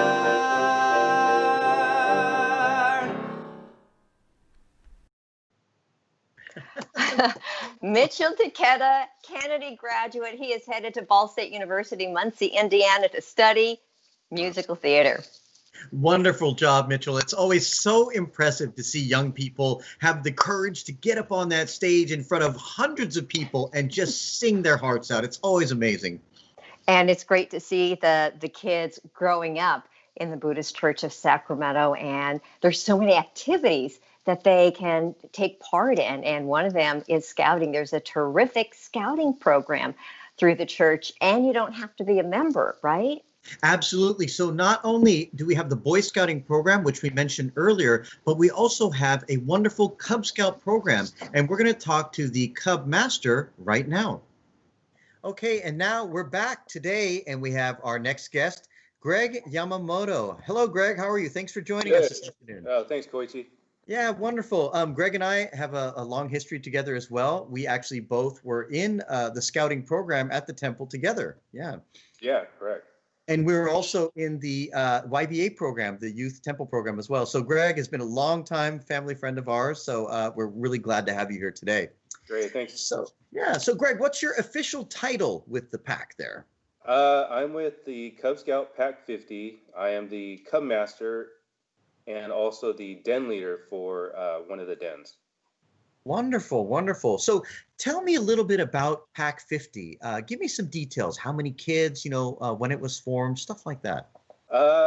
Pack 50 was formed, we're guessing in the early 70s, and we currently have 40 scouts, aging from 5 years old to 11, which is kindergarten through 5th grade.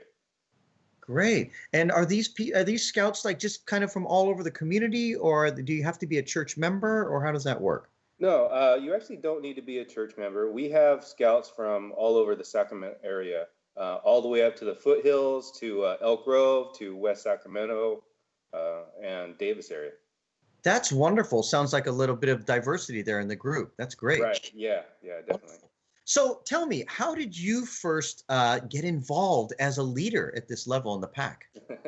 Well, it really started back when I was in Scouts, and it really changed my life. And I believe scouting really helped me throughout my life. It helped me with a lot of different things that you wouldn't necessarily learn during your primary and secondary and graduate schools. These are things that you do like as a hobby, camping, hiking, outdoors.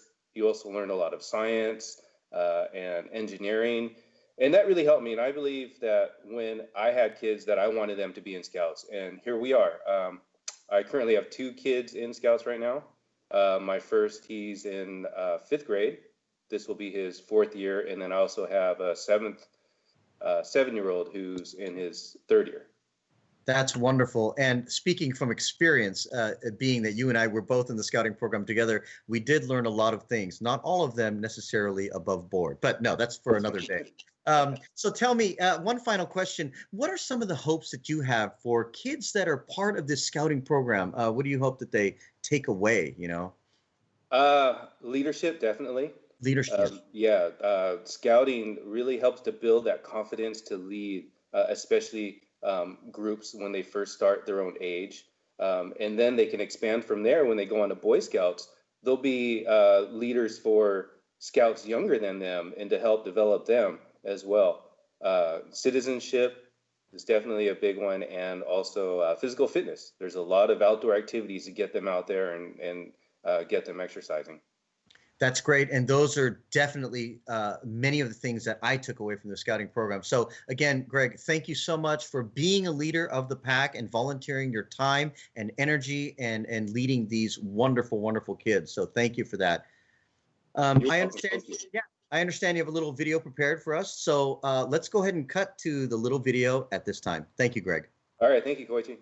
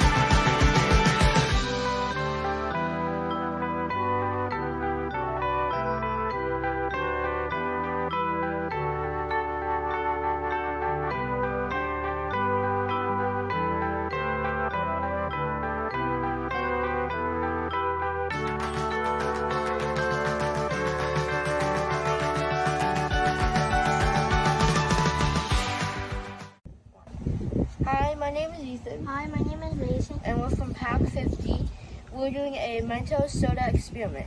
So what we're going to do is we're going to first put the pack of Mentos on top of a piece of cardboard over the 2-liter soda.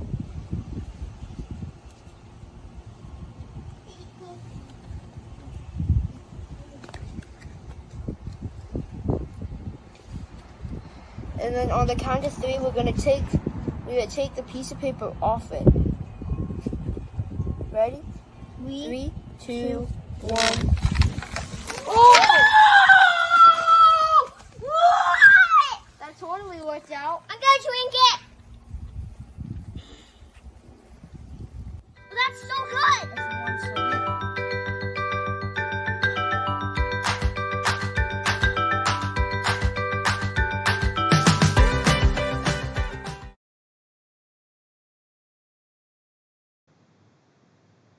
You know, Sharon, as many wonderful programs that we have at the Sacramento Buddhist Church, sometimes the rarest gems are within our own Sangha itself. We have some really interesting people that are part of our temple community. And I was going to say, when you're up there as a minister's assistant giving, your sermon of the day, I bet you look at one particular part of the congregation. Absolutely. We have a wonderful person who always sits right in that front row. Let me tell you, their family comes week after week, and they're always present. And we just wanted to give them a quick feature this afternoon. So let's take a look at the interview we had with Paul. And now we are joined by my good friend, Paul. Paul, say hello to everybody at home. Hey, everybody. Hey, Koichi. It's great to see you. Thanks so much for joining us this afternoon, Paul. Hey, for those that don't know you, please introduce yourself to everybody and tell them about your association with the Sacramento Buddhist Church. Sure thing. My name is Paul Del Bene, and you'll usually find me in the second pew on the right side at Temple, where I am there often with my wife and my 2 children. So we've actually been coming to the temple and started bringing my mother-in-law about 10 years ago. Once we moved back here. And since then, we've been coming ever since. And Matsue has been a youth minister assistant, and the kids have been in Dharma school. I was in the choir for a while.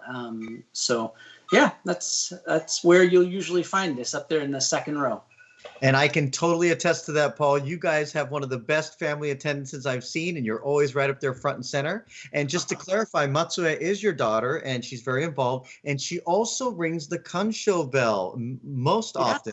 Yeah, she did. For many years, she rang the kansho bell, showed an interest in that, and then continued on to the youth minister assistant program, actually. Wonderful. And for those that don't know, the kansho bell is the large bell that is the ringing, calling people to service. And I'm sure you've all heard that before, any Jodoshinshu service.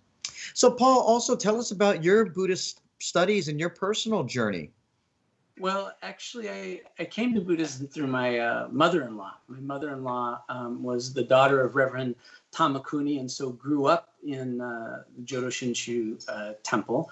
And we started by bringing her to service regularly on Sundays. And then there was something about it that just really rang true for me. So I just kind of kept on with my own studies. That's wonderful. And as you mentioned, too, you mentioned your wife, Gail. There is a ministerial bloodline in her family as well, right? And you yes, very much so. Yeah. Yeah. Her grandfather came over from Japan and actually was a minister in and around Hawaii for many years until his retirement. Wow. And this is what makes you guys sit in that front row all the time, huh? To make sure. Well, I don't know about that.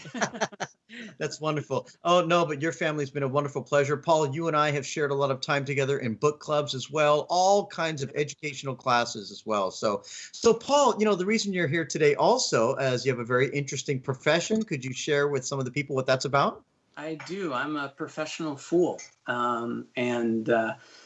Most people think you don't need a lot of training for that, but I've had my fair share of schooling. I started very young performing when I was 14 and kind of never stopped. So I've worked for Ringling Brothers and Barnum Bailey Circus and a graduate school in Europe for physical theater and circuses and variety shows. So something that's very dear to my heart. Wonderful. And Paul, I can personally say that I have actually seen one of your shows live, and it was such an enjoyable time. And it's great for the entire family. It's just a wonderful night out, and so I can't wait for the shelter in place to, kind of be over so we can get back to seeing you live. So at this time, Paul, instead of talking about it, let's go and see a clip about what your profession is all about. So thanks so much for joining us today, Paul. Oh, my pleasure. Hope you enjoy the clip. All right, let's take a look at that right now.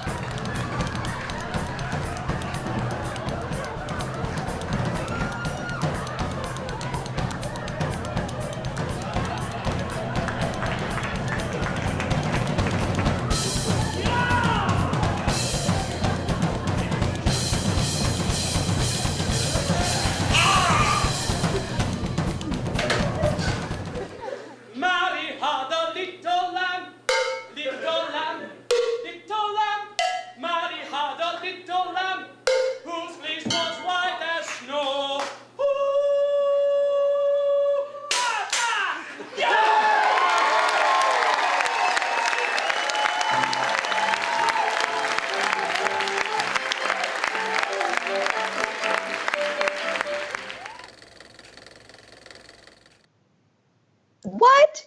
I'm still stuck at home, and where are you, Koichi? I got a request from some people that are watching to go to Disneyland. So I said, hey, why not? Let's give it a try here. Let's travel the world.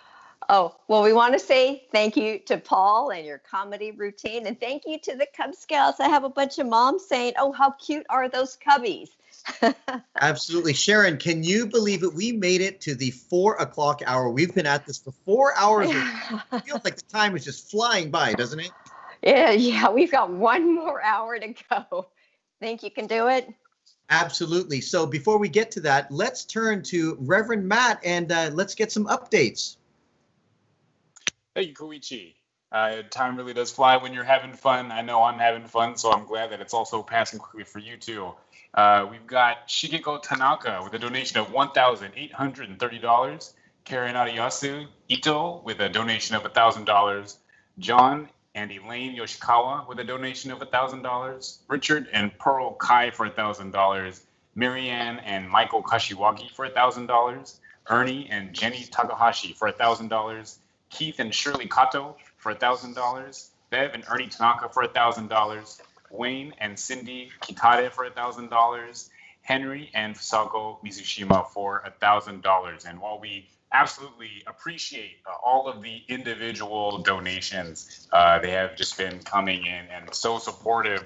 We're also lucky to have our organizations have given very generously as well. So we have the BWA, the Buddhist Women's Association, ABA, the Adult Buddhist Association, Sakura Gakuen, Betsuin Sports Program, the Betsuin Choir, Girl Scouts, and then we also just got a donation from the Sacramento Junior YBA for $2,500. So much from all of not just the members, but also our organizations. It's just incredible.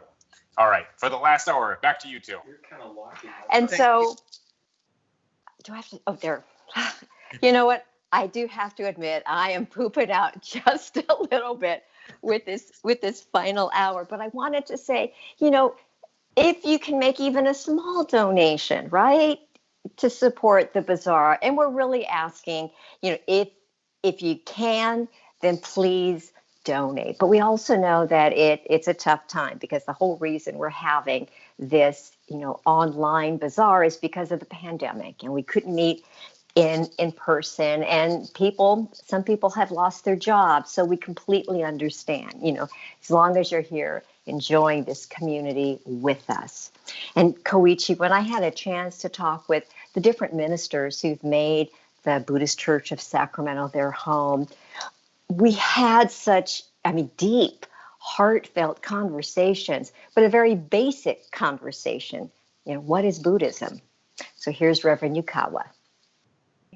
As the first English-speaking minister for the Buddhist Church, it was, you can take it on, you can take it on. And one of the things that you got involved with was the bazaar that happened every summer. Right. What are some of your memories of those bazaars back in the 60s? Yes, Bazaar was a lot of fun, a lot of work, but a lot of fun. When I first came to Sacramento in early 60s, Bazaar was run by the Fujinkai ladies in the Kaikan only. So they made the bara sushi and sushi rolls and udon, and men cooked the teriyaki chicken. And it was a very small scale. I think it was a gross around $5,000 or something like that. So a couple years later, some of the Nisei members I encouraged them to let's make the bazaar something more exciting and more big and more income.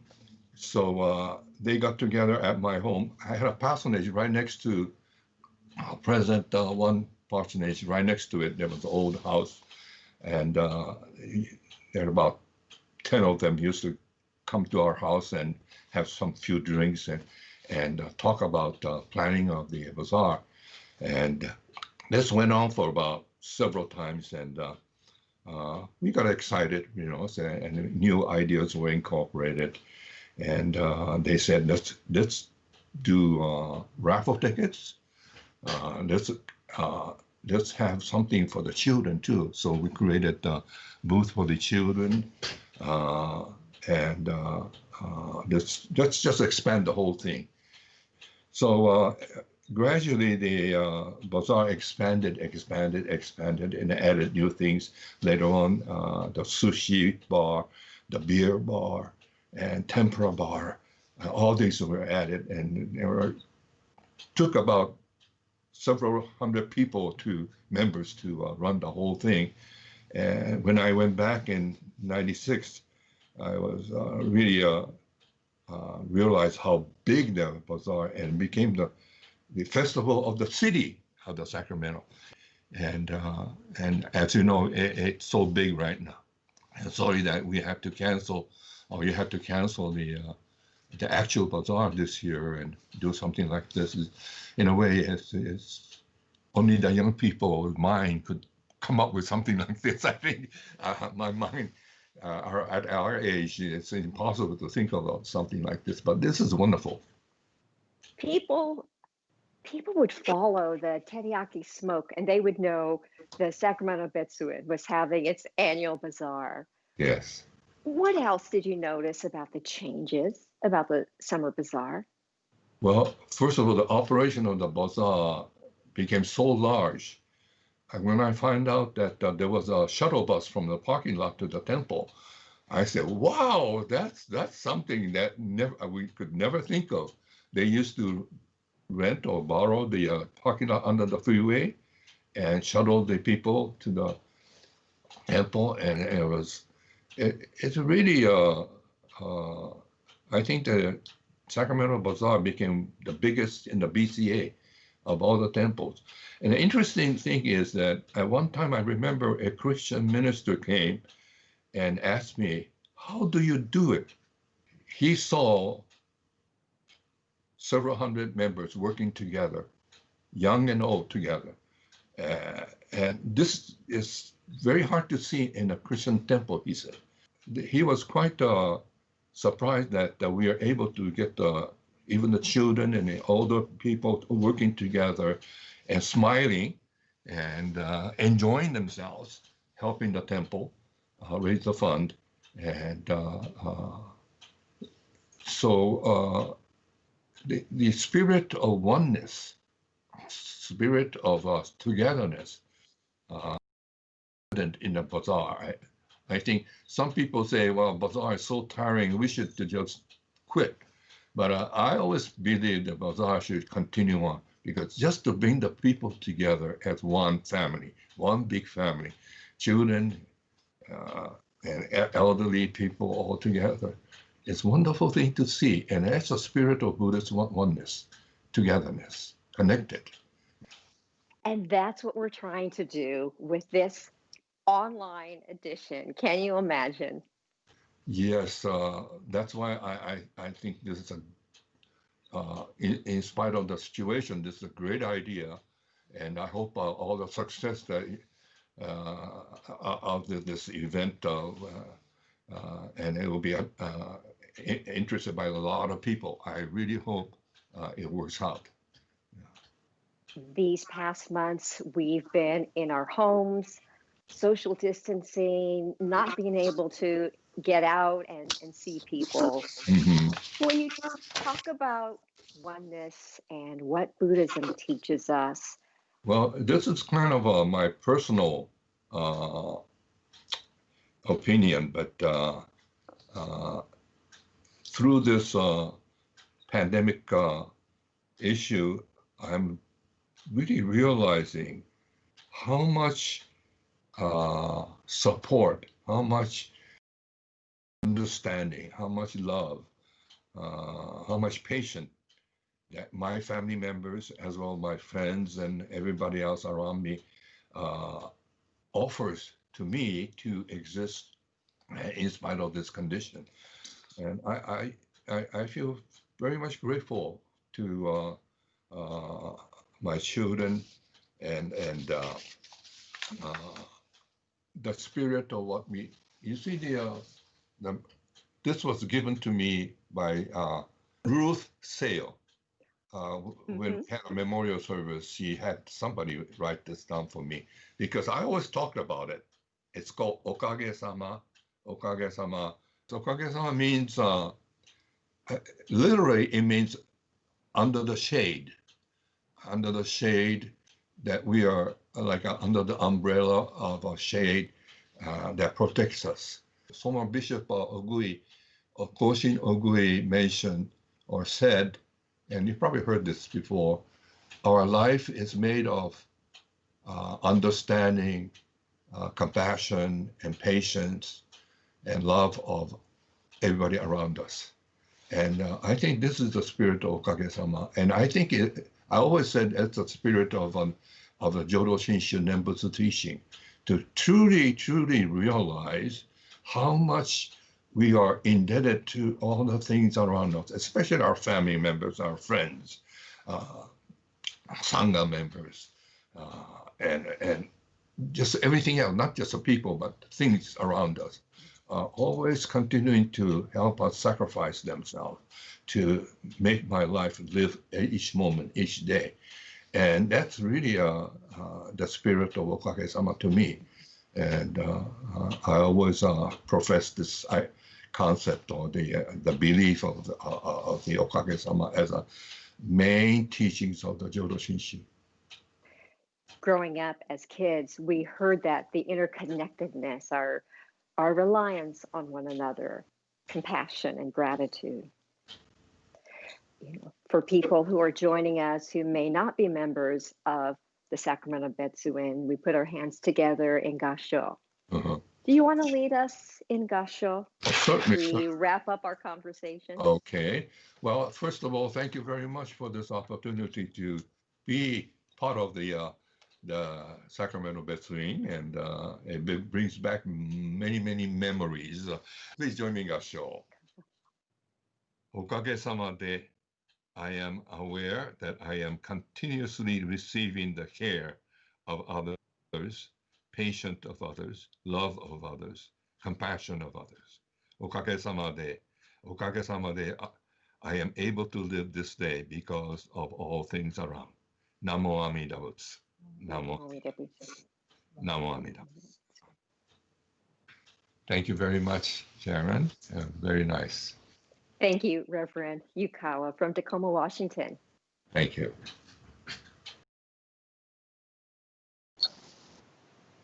So, you know, Sharon, I wasn't involved at the Sacramento Vetsuin the first time Rinban Yukawa was serving there, but I did have the amazing honor of being there during his second tour of service, if you will. And he has always been this amazing voice of just peace and calm and reason. Whenever he spoke in a meeting, we all just kind of settled down and remembered why we were all at the temple. And he called in from Tacoma, Washington, where he is retired, to say hello. So this technology is crazy. So hi, Reverend Yukawa, right? Yeah. Who would have thought back in the days when he was marinating chicken in his kitchen, right? For the teriyaki chicken at the Bazaar, that we would be doing this. What an amazing history. Again, I never knew that's where it all began. And some of you may have noticed I referenced my Disney background. Part of that is because every year the youth group, the Junior Young Buddhist Association, the Junior YBA, takes a trip to Disneyland. But due to the shelter-in-place orders, we were unable to do that this year. So in lieu of that, they took a part of that money that they usually designate towards the trip, and that's how they made their donation to this Bazaar stay-at-home telethon. So let's go now to the president of the Junior YBA organization. And now we are joined by my good friend, Kayla Itagaki. How you doing, Kayla? Good to see you. I'm good.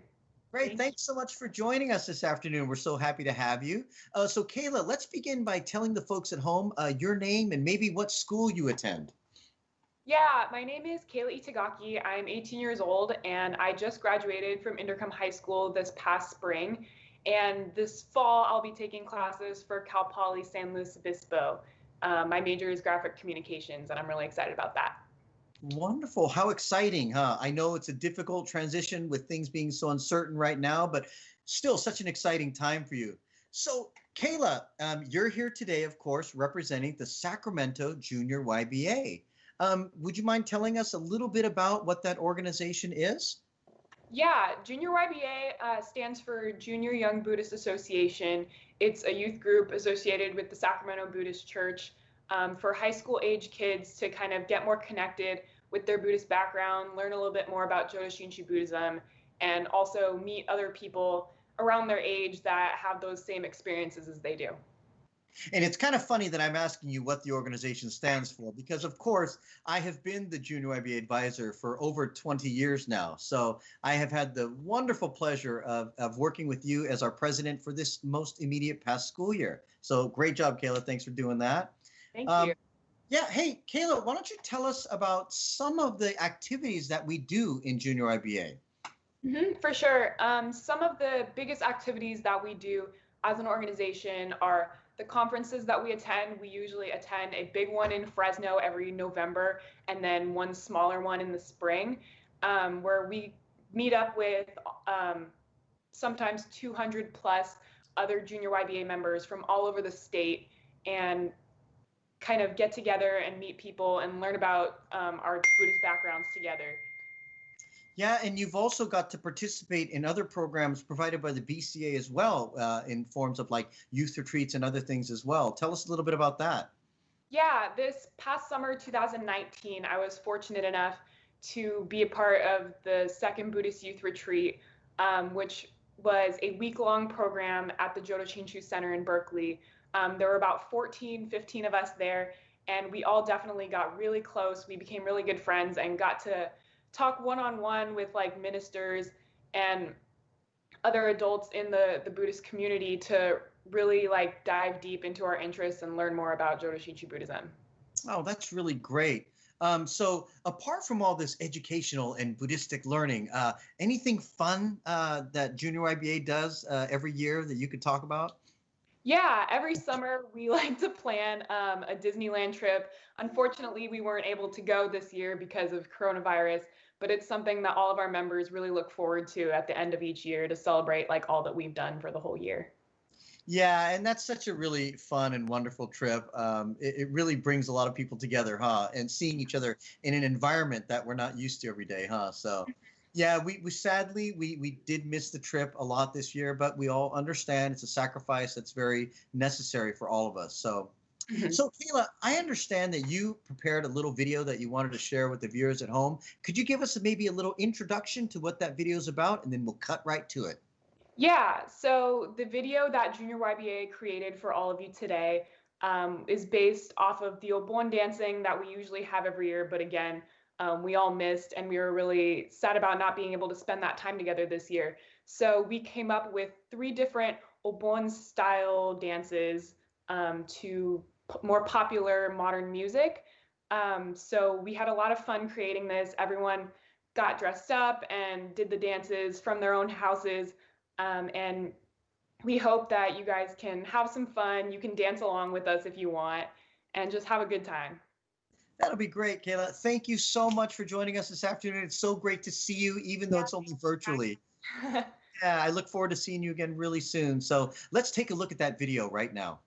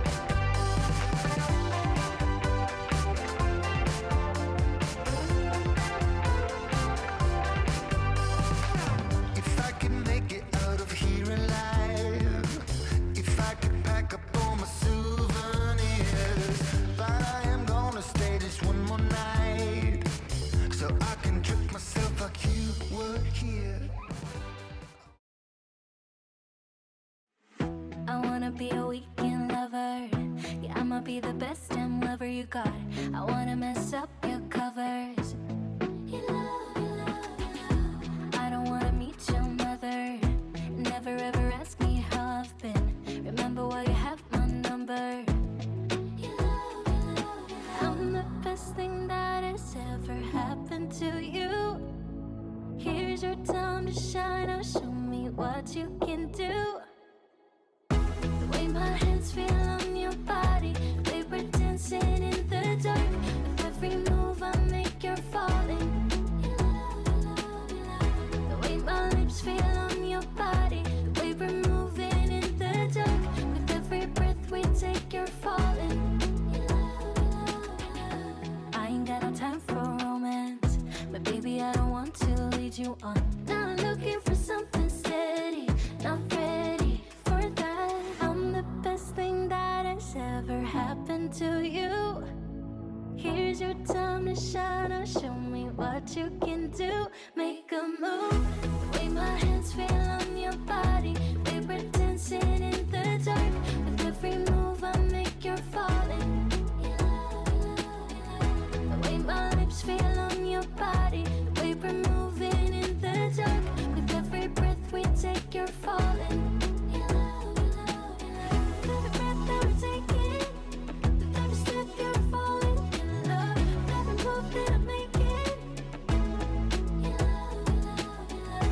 Every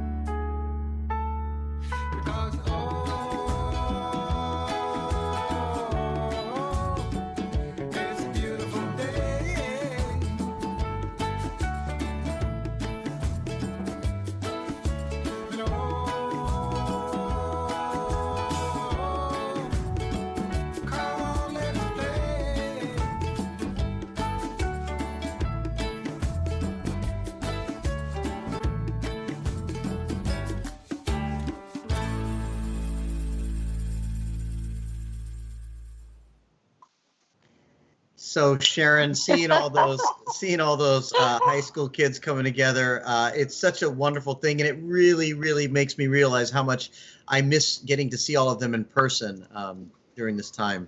But I love how they did a new take on an old dance, and they did it, the way you're supposed to in this day and age, right? Absolutely. And it's amazing that they got all of them to participate and come together even by staying apart. So speaking of dancing, Sharon, we have a lot of people at the Betsuin that also use dance not only as a form of entertainment and fun, but as a form of exercise. So let's look to our very own Grace Hatano, who's going to show us a little bit about that program. Jean Kashiwada joins us now from the Adult Buddhist Association at the Sacramento Buddhist Church. Hi there, Jean. Hi, Sharon. Thank you very much for allowing me to represent ABBA. Good afternoon. That's right. ABBA. When you hear people saying ABBA, it's not ABBA. It's correct.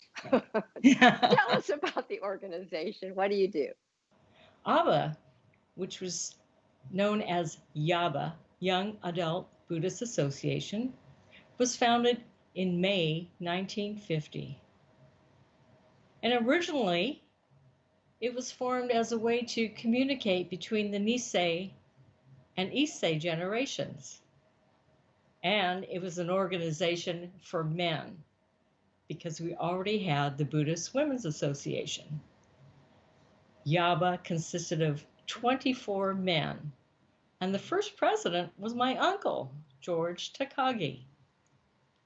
Later, the organization became more of a family organization, and in 1984, YABA was changed to ABBA, just an Adult Buddhist Association. Can you tell us some of the activities that ABBA is involved with at the church? We have aerobics, we do line dancing classes, ballroom dancing classes, we even have an ukulele group. And to keep the men physically fit, we have a Monday morning recreational basketball group. ABBA also participates in community events. We participate in an annual lung cancer walk, and we support the Spring Food Festival, which is now the Sakura Matsuri and Shopping Fair. And then a few years ago, ABBA established a special education award. We contribute to the Betsuin's educational fund, and then we have a community service award, which is given to a student who, besides his or her scholastic achievements, demonstrates community service. And I know the scholarships meant a lot when my daughter Samantha got one, so thank you for that. Another thing that ABBA does for the community is we support the Cal State Sacramento Food Pantry, and we provide canned goods and non-perishable food for students. In 2018, ABBA was a major sponsor of a Sacramento production musical piece, On Your Wings. ABBA also is a sponsor of the temple's Halloween party and haunted house. We all dress up and have our own booth passing out candies as if the children were going trick-or-treating. You brought along a video to show us. What is it all about? Today, one of our active members, Grace Hatano, will demonstrate one of ABBA's popular activities, line dancing. Grace serves as a minister's assistant for the temple, and she has taught kindergarten for the past 47 years. She teaches 2 line dancing classes and 1 low-impact aerobics class each week. And she has been teaching line dancing for over 20 years. Grace states that we senior ladies need to keep moving, so we dance to various types of music to help us stay active. Grace is 85 years young, and she credits her 2 sons, Brian and Kevin, and their families for her support and strength. ABBA is very fortunate to have Grace as one of our active members. Here is Grace Hatano and learn a little bit of line dancing. Hi, my name is Grace Hatano, and today I would like to teach you the line dance colada kick. The dance colada kick starts with 2 steps, starting with your right foot. Take 2 steps, and we call a Charleston is step, kick, step, back.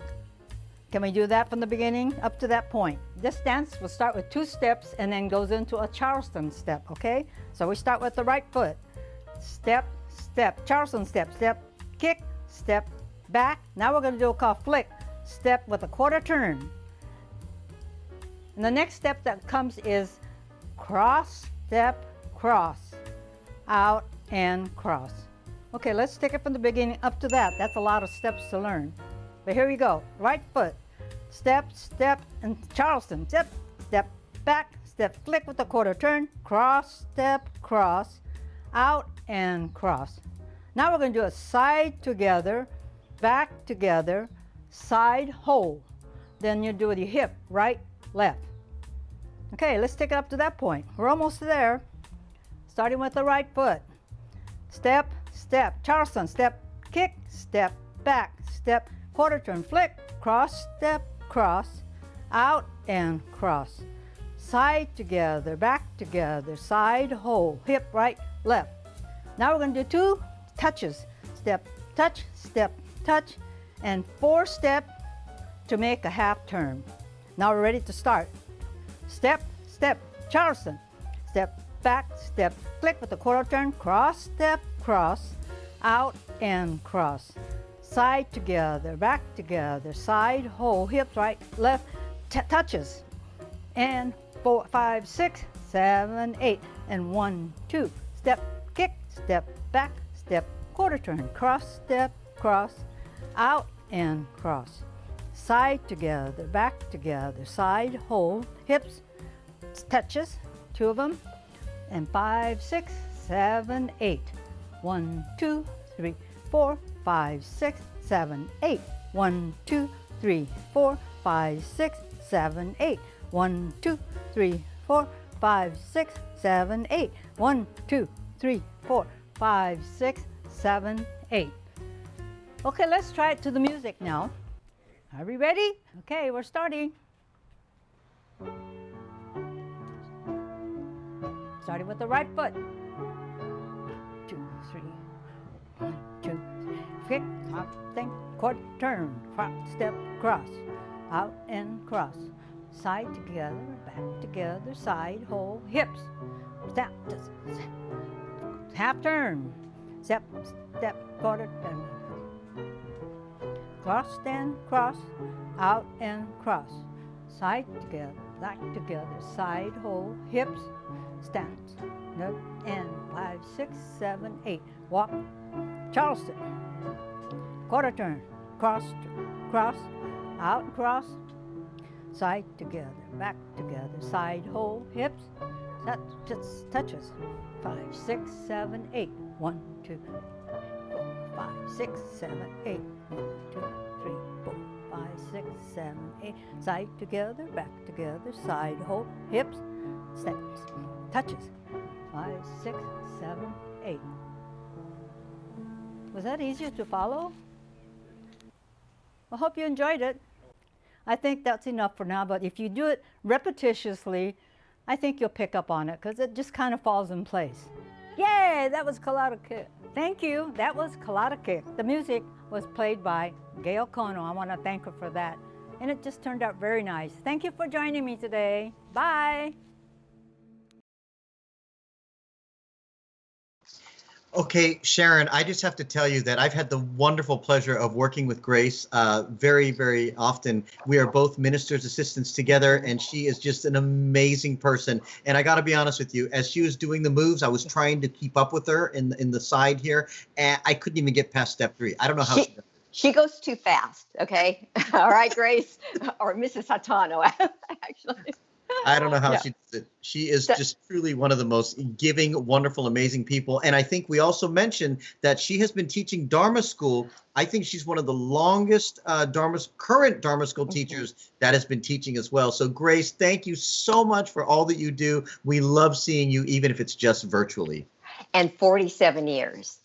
40, She's been teaching for 47 years. Yes. There are some terrific stories within the congregation, within our Sangha at the Buddhist Church. And you found, a terrific story to share. Absolutely. We have multiple generations of families that have all been married at the Sacramento Buddhist Church. So we'd like to talk to them right now. Hi, we are here today with Curtis and Emily Ishii and their daughter, Crystal Ishii, and her husband, Trenton Tanioka. Hi, everybody. How are y'all doing today? Good. Cool. So, one of the interesting reasons why we asked them to join us this afternoon is because their families have 3 generations of families that have been married at the Buddhist Church of Sacramento. So we have Curtis's parents and Emily's parents both getting married at the Sacramento Buddhist Church. And years later, Curtis and Emily got married at the temple, and now their daughter, Crystal Ishii, and her husband, Trenton, also decided to get married at the Buddhist Church of Sacramento. So, Crystal and Trenton, we want to ask you two, what made you decide to have your wedding here at the Sacramento Buddhist Church when so many other couples are doing destination weddings or getting married off-site?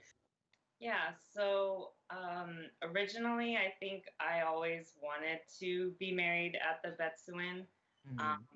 For me, I guess, little girls, they always think when they're little, like, oh, I want to have this specific type of dress when I get married, or these kind of shoes when I get married.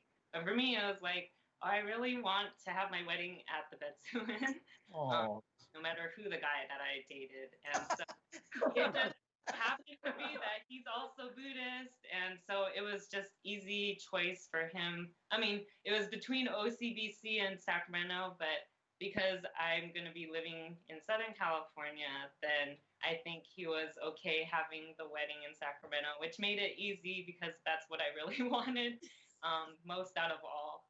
So, yeah. So, Crystal and Trenton, tell us all how you two met.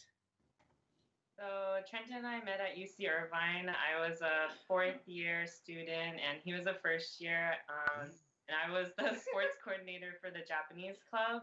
And so being the athlete Trenton is, he played high school football, basketball, baseball. And so he came out to the sports, and actually one of the first meetings that he came to, he actually had a Buddhist club t-shirt on. And so that was one of the first things we talked about before sports, was actually about Buddhism and how involved we both were in our affiliated temples. Wonderful.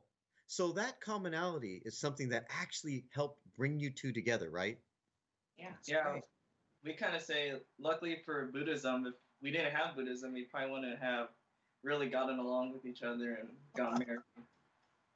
So, Crystal, you mentioned that you weren't quite as active with the temple while you were in college. So tell us, what brought you back to the temple? So for me, during my senior year of high school, I felt there was a deep connection that I had from the teachings. And so, especially when our junior YBA had to host a conference for the Northern California temples, it just really hit hard to me. And so when I went off to college, I really wanted to continue listening to the Dharma. I would try to plug into your guys' website and hear your Dharma talks afterwards. But despite not seeing all the familiar faces I grew up with at the temple, when I did return home for like winter breaks, I would try to go to the services. And I just loved hearing the stories and how Buddhism is part of our life, everyday life. So although it was difficult going away to college in Southern California, whenever I came back to the Betsuin, it always felt like home. So Curtis and Emily, how did you first become members of the Sacramento Buddhist Church? Well, both of our parents were members of the church when we were young, and we both attended Sunday school together. Actually, yeah, together, because we were both in the same class, in many of our classes. And both of our parents were in the Fujinkai. And my mother was a Dharma school teacher for over 20 years. So, of course, I got perfect attendance for 10 years. And what was your involvement at the church while you were growing up? So back then, I did baseball with the church, and that's when they had baseball program. And I also played basketball for the church. So those are the two activities. And I think Emily and then of course we attended Dharma school, both of us. So Emily and Curtis, tell everybody at home what you enjoy about being a member of the Sacramento Buddhist Church. So for me, the church provides a foundation. And so Buddhism really was helpful for me when my mother passed away in the late 90s. It helped me get through some pretty difficult times and kind of, move on and accept her passing.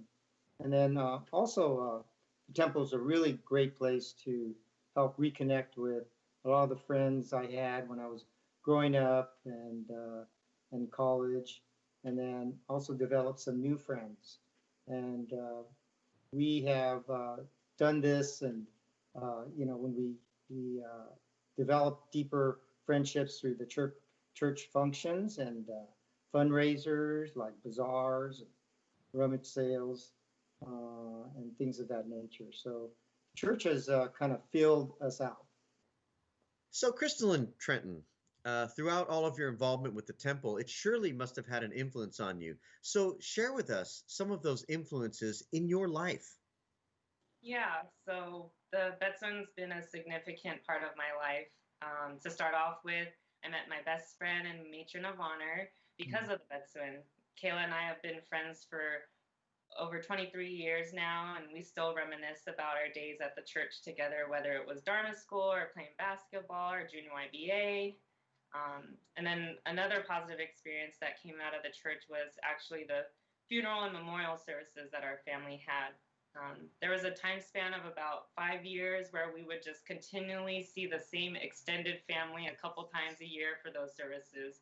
And we wanted to start meeting on a happier note. So my mom actually organized a Tahoe family reunion, the first one in, I think, 2003. And if it weren't for the Betsun, I probably wouldn't be as close to my extended family as I am now. And I wouldn't have had all those great memories that we've had. We've probably had maybe at least 5 family reunions since that time. So. And how about you, Trenton? So growing up, my family's had a strong connection with Buddhism. My grandfather is one of the founders of the Orange County Buddhist Church. So Buddhism has always been a part of my life. I kind of think of it like a baseball player when they ask them when they retire, what are you going to do? It's like, well, I don't know. Baseball's always been a part of my life. Well, luckily, I don't have to retire from Buddhism. Buddhism will always be here in my life, so I don't have to worry about that. But really, what's been nice with Crystal is I've met a really big and loving community from the Sacramento Betsun. And I think it mainly all started from helping out at the Bazaar. I mean, Bazaar is just one part of the church, but I've embraced myself and like what there is to offer and how much they've given me, so I'm very appreciative. So Curtis, Emily, Crystal, Trenton, you all are such wonderful people. I just wanted to personally thank you all for joining us this afternoon and sharing some of your stories in your life with all those viewers at home. Thanks a lot. Have a great afternoon. Stay safe. Bye-bye.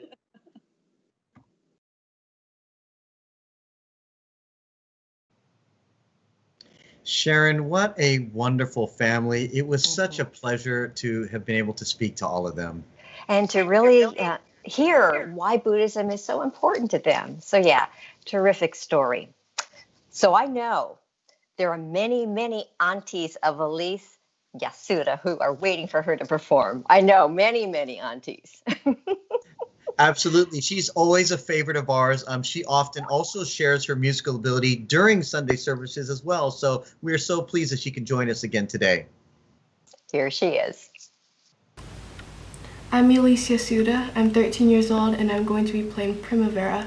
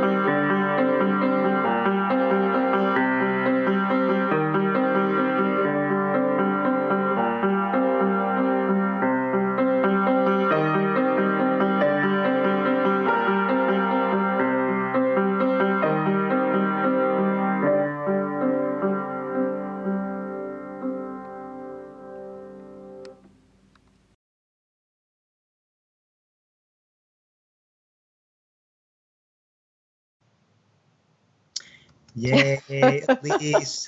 Elise Yasuda. So beautiful, so beautiful. Definitely worth the wait. So Koichi, do you think we're going to have a total before the end of our event? Tallying up, we receive donations, of all sizes, and they're still tallying things up. So we might go a few minutes longer as they do their business and we'll do our business. Absolutely. Yeah. And, mentioning donations, Sharon, we also really wanted to send out our appreciation for all donation sizes.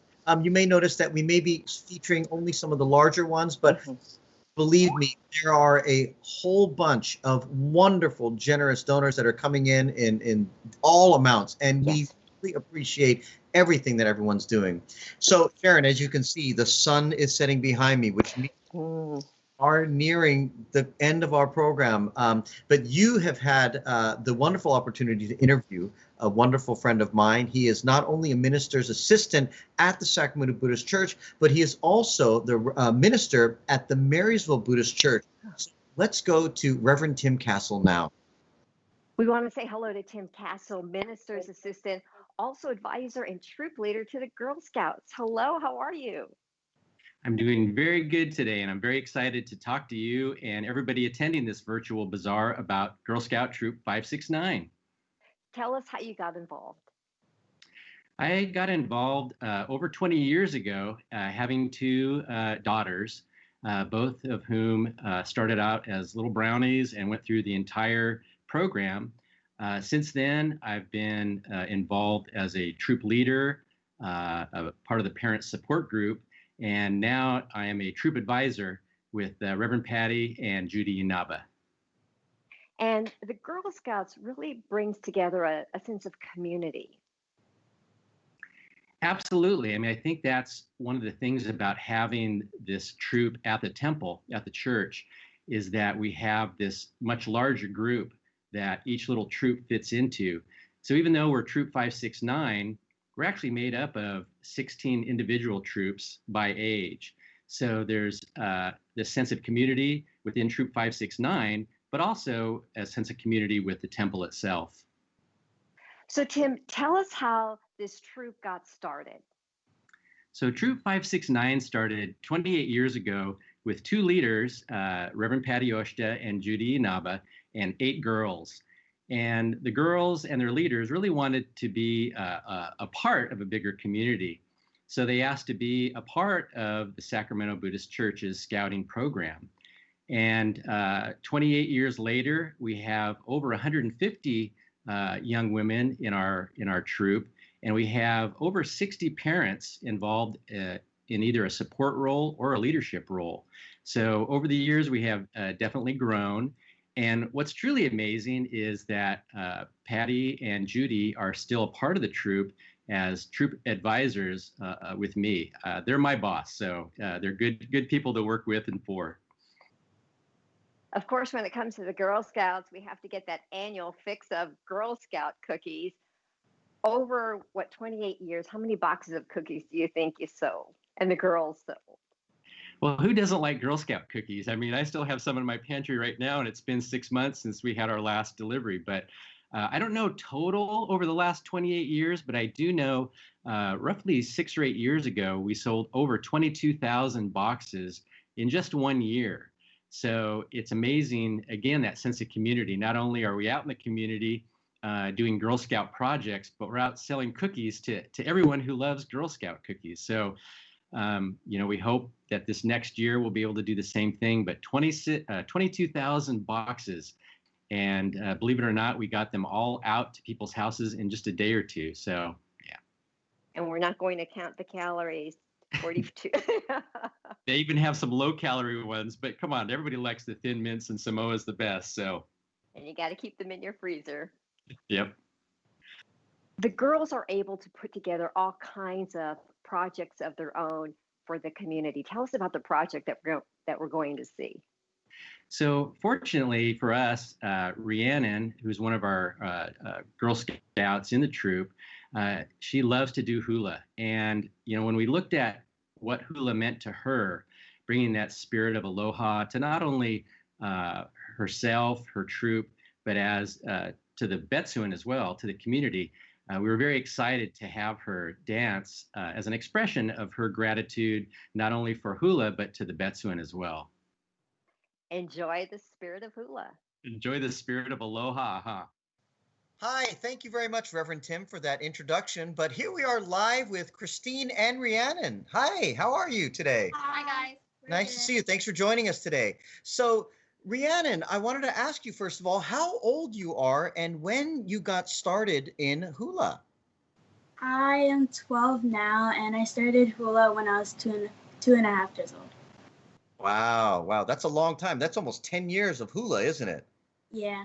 Awesome. So what got you started and interested in performing hula?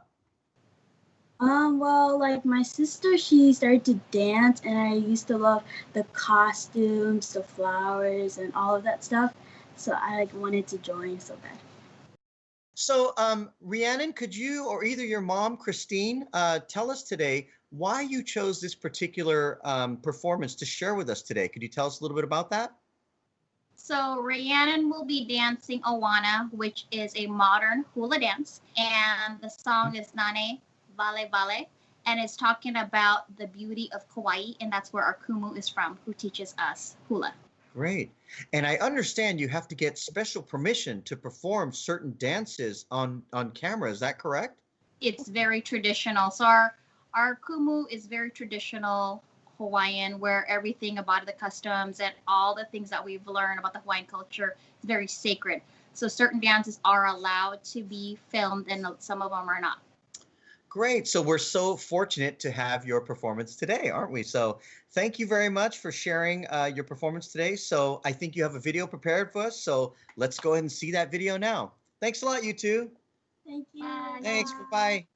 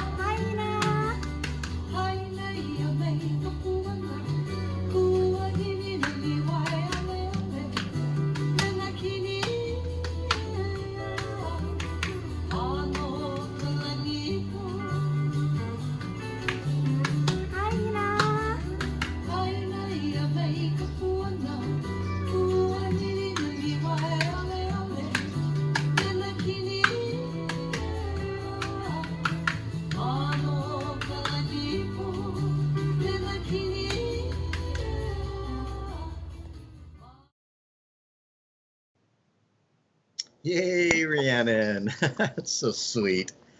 We want to tell you, and yes, thanks to the Girl Scouts. Nice job there. We want to tell you how this whole Bazaar at Home edition came about, because it truly took a community effort.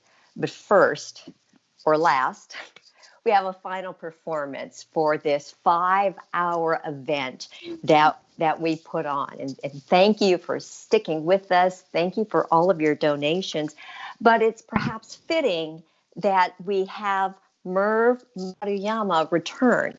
He is with the group Grateful Crane Ensemble, and they have a motto, and that is performing out of gratitude. So here now is Merv Maruyama.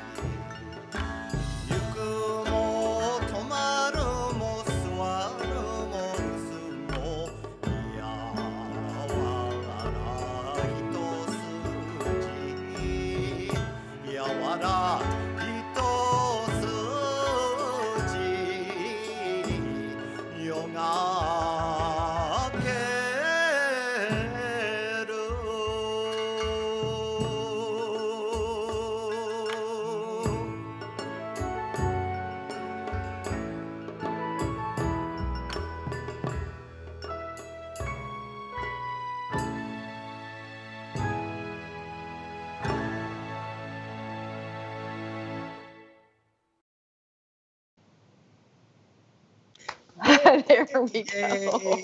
Oh, Merv. Oh. Sharon, I cannot believe it, but we have actually made it through the 5 hours of this amazing first time ever 2020 Bazaar at Home Edition Telethon event. And the phones are still ringing, I understand. I think so. So please, you can keep calling in. The staff is still there ready to take your calls.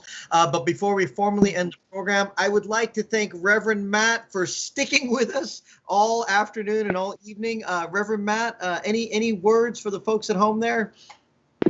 I just wanted to say thank you again. I know you mentioned it a little bit earlier, but we're so grateful for all the donations. It doesn't matter if you gave $2,000, if you gave $20, if you gave $2.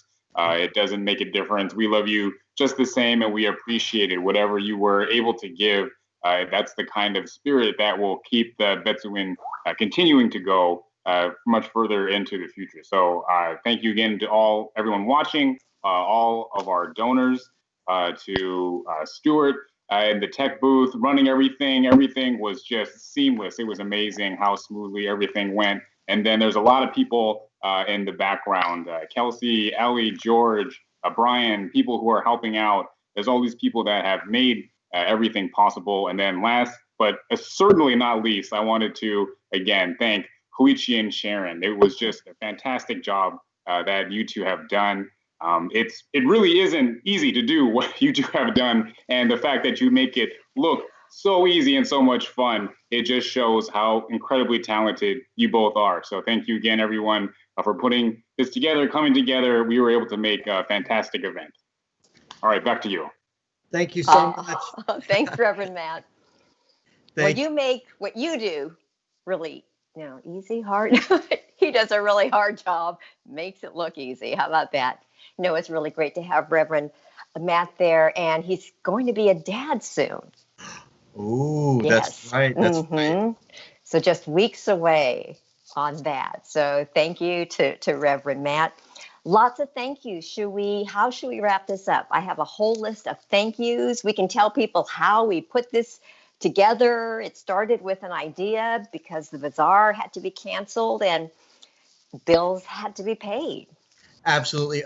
Sharon, before we thank all the other people, as Reverend Matt mentioned, I just wanted to thank you as well. This has been such a really fun event, and I was so happy to have been able to work with you.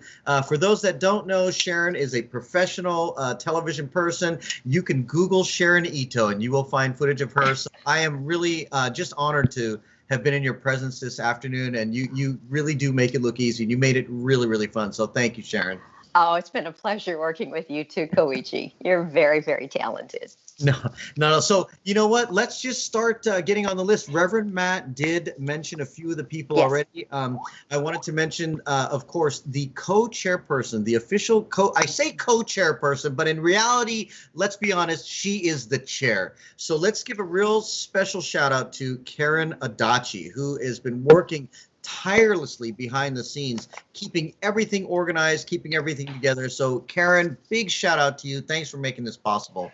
And then the director of our show who put all of the videos together, editing those, who was at the controls all afternoon, Stuart Ito, thank you very much. And by his side, Kelsey Ito, a number of other thank yous, Brian Hatano, Sandy Kataoka Fong, Audrey Seo, Michael Watanabe, Cindy Kitade, Mika Mitayoshi, we have Kelly Morioka Sato, Jennifer Nita, Stephanie Fong, Kayla Itagaki, Aaron Matsuda, and Wayne Kuwahara.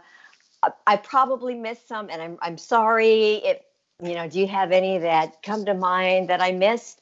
Yeah, so I just wanted to say, Sharon, the last people you mentioned, Stephanie Fong, Kayla Itagaki, and Aaron Matsuda. The reason they're so special is they were the high school students that designed yes, exactly. They made that design. They collaborated together. And I think that is a huge part of what made this event successful. They helped with all the promotional materials, and they really got it out there. So I'm so proud of them for just participating and being so creative. And there are commemorative things that you can buy to remember this event. So there's the t-shirt that has this design on it. There's the t-shirt, there are the aprons. You can get a set of decals too. If you go online, you can purchase those or order those all the way up to August 15th. If you made a donation today, you will receive the I supported decal. And it's going to be fun seeing that around as we, go out and about soon, seeing that decal. And although Reverend Matt already mentioned this, the most important people that we want to thank, of course, are all of you watching at home. Many of you are Temple members, but many of you are community members that come out each and every year in support of the actual Food and Cultural Bazaar.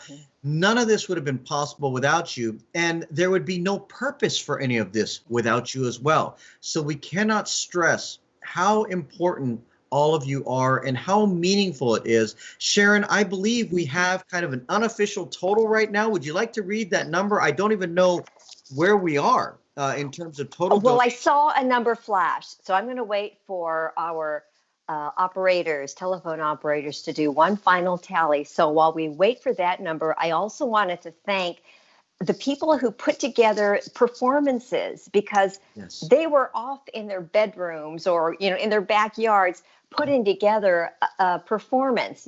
For example, Kendall Ito in New York in her bedroom taping a couple of songs. So thank you to all of the people who, put your heart and soul and contributed to the event in this way.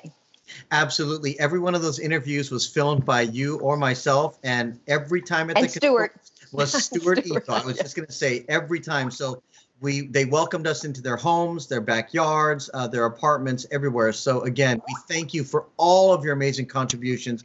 And I think what a wonderful way to not only earn money for the Betsuin, but a wonderful event that highlighted all of the amazing organizations and people that make up our amazing Sangha. So $148,555. Yes. Oh, amazing. Amazing. Thank you. Thank you. Thank you so much, everybody. Oh, that exceeded all of our wildest expectations. So thank you for that. And Sharon, we wanted to remind people that as this broadcast replays on Facebook, that donation link will remain active. So if you are not watching this live, if you're watching this the next day, please still feel free to hit that donate button. You can still mail in. Again, we appreciate everybody so much. I can't even begin to express it. So all 5 hours are going to be online? Yes, Sharon, all 5 hours are going to be online. Every single mistake we made, every misstep can be played back in perpetuity. That's the beauty of the internet, Sharon. Just as I was getting used to turning the microphone on and off. But again, Sharon, I guess one final thank you to everybody. Thank you all for making this not only an amazing event, but a fun event. And we just hope all of you enjoyed it. And maybe, just maybe, we may see you again next year. One more thing. You're a minister's assistant. Can we close with Gasho? Absolutely. I think that's wonderful. Everyone, please join us in Gasho. Namo Amida Butsu. Namo Amida Butsu. Namo Amida Butsu. Namo Amida Butsu. Namo Amida Butsu. Namo Amida Butsu. Thank you so much, everybody. Thank you, Sharon. Thank you. Have a great Bye, weekend. everybody. Thank you. Bye.